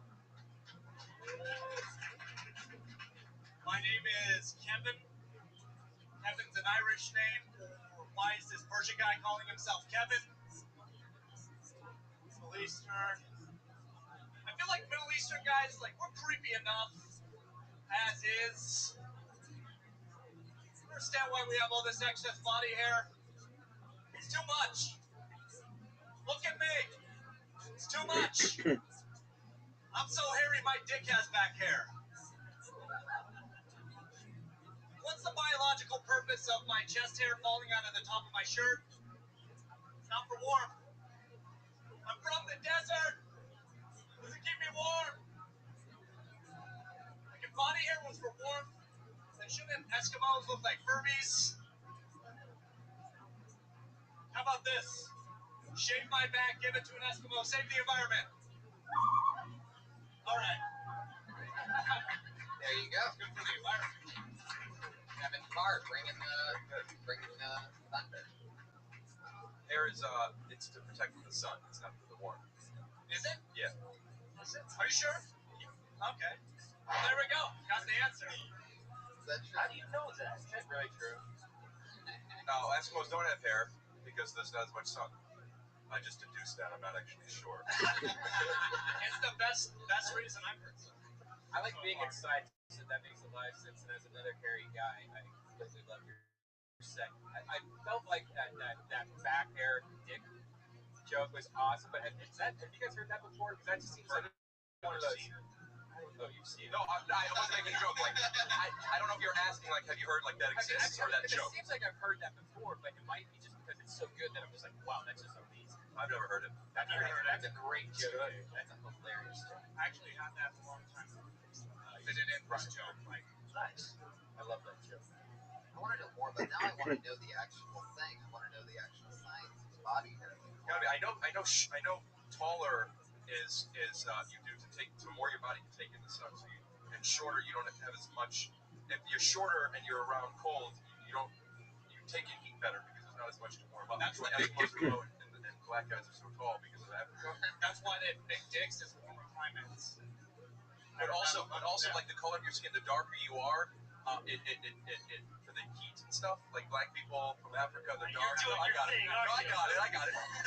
So if you're not dark, then you need some dark shit for the sun and stuff. So you got hair, you got dark hair. It's the greatest TED talk I've ever heard. You got the dark shit, then you're good. Next up, Bill Gates. Every time you wipe your ass, how much hair is on the toilet paper off? You know what? You gotta give it a little trimming. I mean, it gets uncomfortable, especially in the summer. Because it's hot. Yeah. So how do you trim that? You got like beard trimmers. You take a risk. No, I don't know like beard trimmers. I come from the opposite spectrum of hairiness. You get it like one of those $12 beard trimmers at like Rite Aid, and they work perfectly for your balls and your asshole. Yeah. It's true. It's just a fear you have to get over. Like I used to start with like Gillettes and stuff. Oh, and no, that worse. And then you just get one of those shavers. I mean, you just have to be careful. Once in a while, you'll nick a little thing here and there. But do you use Jesus Christ! Like you said, the $12 one. I'm not gonna spring for the expensive one. No, the $12 expensive one. 25? No. You don't need to go. I found to figure this out. $12 were perfect. Who just said I love it in the ass? Yeah, that did come out of nowhere. That was a female voice too, so that's extra points. Normally it's a guy in the back of the room saying that, so I'm excited. Okay, let's get back to this beard trimmer. What's the price that you say you pay for your beard trimmer that you use for your ass? Well, they're $10 to $12. Wow, I can get a Rite Aid. That's going rate for a beard ass trimmer. I love it. Now, have you ever gotten? You probably grow facial hair quickly. Have you ever gotten in a little tip and all of a sudden you need to use your beard No, trimmer I for your was face. just gonna say that. Sometimes I just do it. Yeah, Same one. You just go for it. And you can put a little rubbing alcohol on it. It takes. Yeah, but you probably don't every time. You're Not probably in a always. hurry at that point, trying to get out It's the not. door. It's not the rush. Maybe I'm just. I feel like putting rubbing alcohol on your pube trimmer that you use on your face would be like the equivalent of washing your hands at home when you take a pee. I'm sure there's some people that do it. I agree. It makes sense. But like, I don't know about it. Right. Now, when you use his beard trimmer that he uses on his ass, I would use his beard trimmer that he only uses on his beard on my beard. It has nothing to do with you. Yeah. That's just who I am. So no. You wouldn't go beard to beard with this. But guy. you would go his ass. You would go your ass to your own beard, right? I go from my pubic hair to my own beard. Exactly. But I do like this with it. What is What's that? that? This. You flick it? This is when you tap it. Ow! No, like There's gotta be a better way. Like a cigar.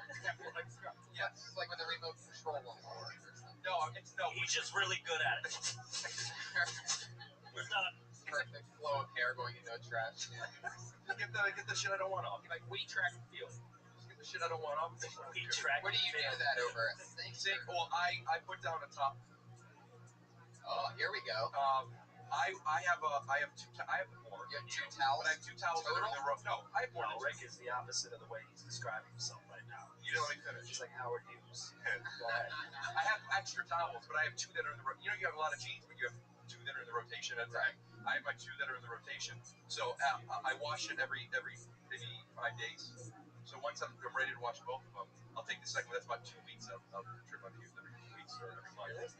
Wow, that's a lot of trimming. Let me tell you something. You're like a barber. It's not that it's that long. It's just that I want to keep it where I want to keep it, and I want to keep it at about 14 days. Because you never know.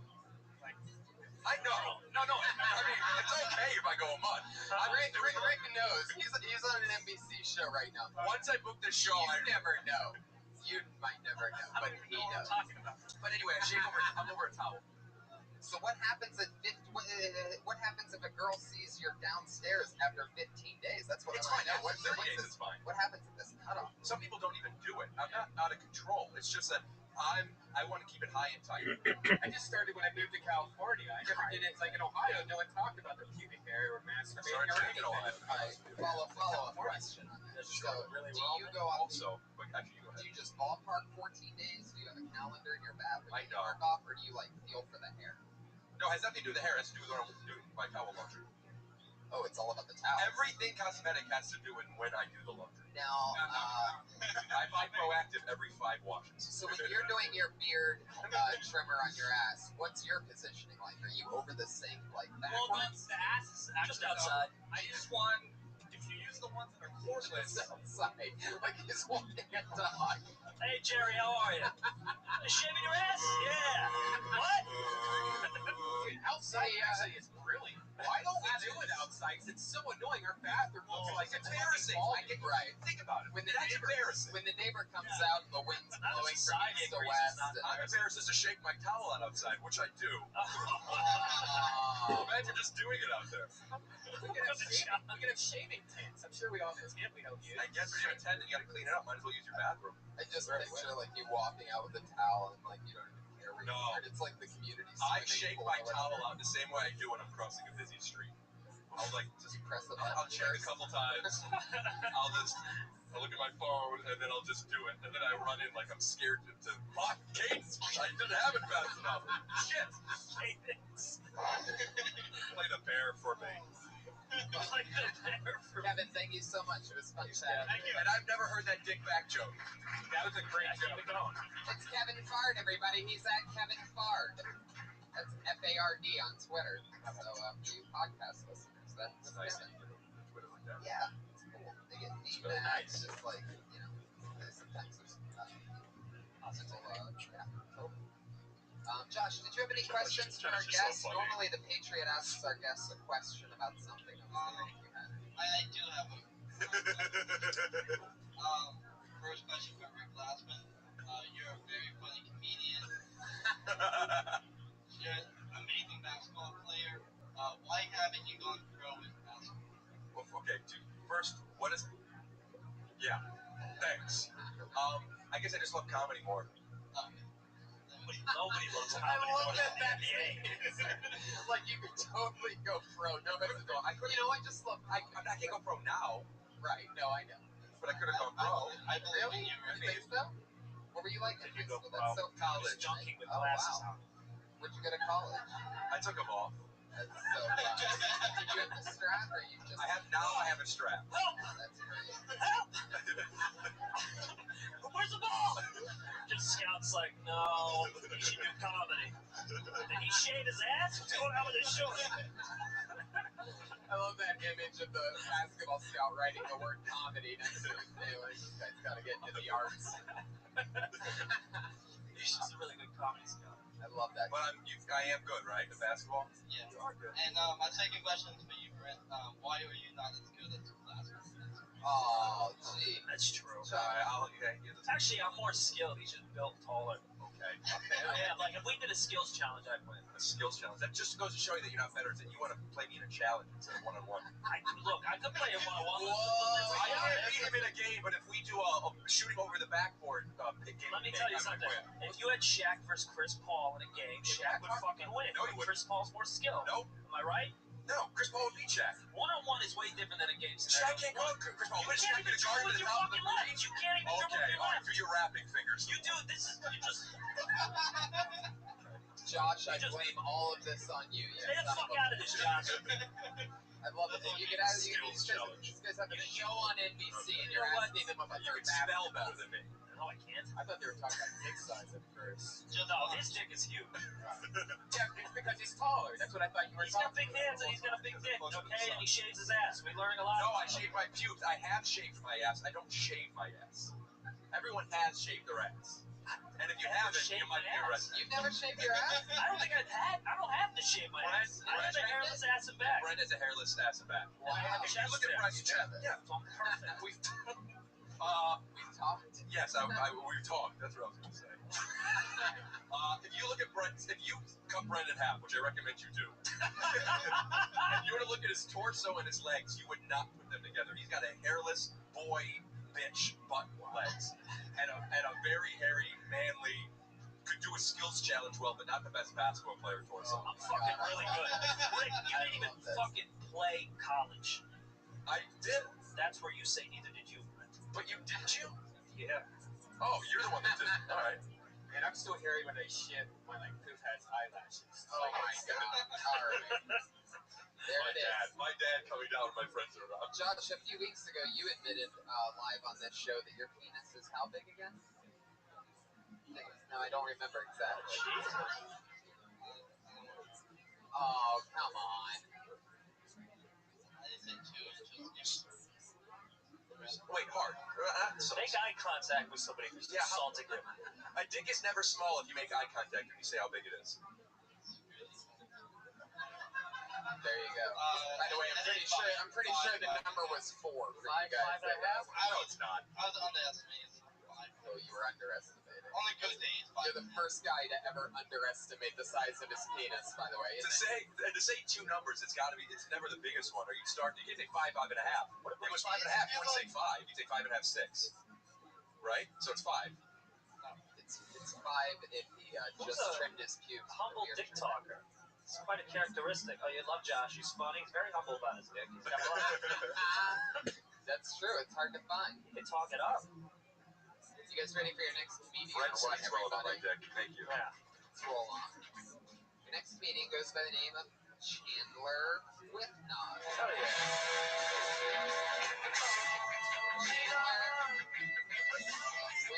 You know what that means. You just got... No. Are you... You're not... Talking about body hair. He took the spot. I love it. It's his. Is he in the room? Not the I was room. at the back. I don't really Zoom think in. Hey, right. I think it's not a bad example, but yeah, we're gonna have to deal with this for the next 500 episodes. So you can stop. I like the initiative. I got to be honest. What if it's on me? No, make it on Brent. I mean, like he recognized that person wasn't going to come up. It's a live show, but we have people that don't show up like 4 times. Okay, all right, get the fuck off the stage. I don't know. Sorry. What's your Twitter handle? Well, that's got to be you. Okay, well... He did stand up when you said Chandler, then sat back down. You wrote it next to name, first of all, and... He's saying with no D, not with the D. I would have said the same thing. Guys, give it up for Chandler! I get your mistake. Chandler. Once again, give it up for Chandler! Okay. Chandler, from now on, when somebody says your name, just go on stage. Ladies and gentlemen, put your hands together for Chandler with no D. This is my first time on stage tonight, and I'm really nervous. Because I grew up listening to Chris Rock and Dave Chappelle, and that's a lot of pressure. It's not the pressure of living up to their greatness that scares me, though. It's that, well, those are your biggest influences. There's a pretty good chance you get on stage and drop the N-word. That does not go well with this complexion or this accent. When you have a southern accent, people automatically assume you're racist anyway. For example, true story, my wife is half black. At Christmas one year, we're sitting around eating, having a good time, and out of nowhere, her uncle looks at me and says, "You say nigger a lot, don't you?" And I tried laughing it off, like, get a load of this guy. But I look at everyone had stopped me, just waiting on my answer. So I said, "What's a lot?" Wow, there you go. 50 seconds. It's pretty good. Is this really your first time on stage? It is. Right now. Wait, first time tonight? First time ever. Tonight is his first time. I thought the same thing. Oh, wow. Ladies and gentlemen, Chandler with no D. I think you're one of the few comedians that said the N-word the first set. Yeah, definitely. That was a legitimate concern. I believe it. I bought into it. I'm on board. I say it all the time. You're smart enough to say it after you said that you had a half black wife. So, And I brought her with me for proof. Oh, perfect. Yeah, there she is. That's blatantly one of the best first-time sets I've ever seen. What's your actual name, since you wrote your name next to your Twitter handle and it didn't come up when I read that? What's your name? Chandler Rape. Oh, okay. There's enough rape jokes already. You're going to be a huge star, Chandler. No D. Welcome to show business. Holy shit. Where are you from? Alabama. Wow. Nice. Now, did you know the show coming from Alabama? No, I didn't. My buddy told me about it the other day, so I've been listening to the podcast, listening to the feedback that other people have got. Stand-up something you've always wanted to do? It's something that I've been thinking about doing for a while, and I finally just... You live here now? Yeah, I do. How long have you been here? I lived there from 2007 to 2010, went back to Alabama, and I've been here now since I moved. That's awesome. Awesome, man. Yeah, it's so exciting. What did you do? What were you doing in Alabama? And how old are you? 26. Awesome. And what were you doing in Alabama? Oh, well, I moved back. My wife is from here, and we moved back. We had our daughter there. She's 3 now, so I was just driving a full-time. Man, This is like a fucking Disney. I am so emotional right now. It's like a Disney movie right now, but they'll have to take the N-words out. If this were athletics, it would be a movie, though. Yeah. Now, it's Chandler. It's not Chandler. It's not Chandler. He's driving a forklift, headphones, listening to Chris Rock. One day. That's so fun. What made you start tonight? Well, I actually came last week and saw how it went, and I think this is a good setup of getting constructive criticism and feedback. So it's different than any other open mic. You just fill it out. You know, if people like it or not, you know, fellow comedians at an open mic, you actually get feedback. I like you so much. I like you so much. You did great.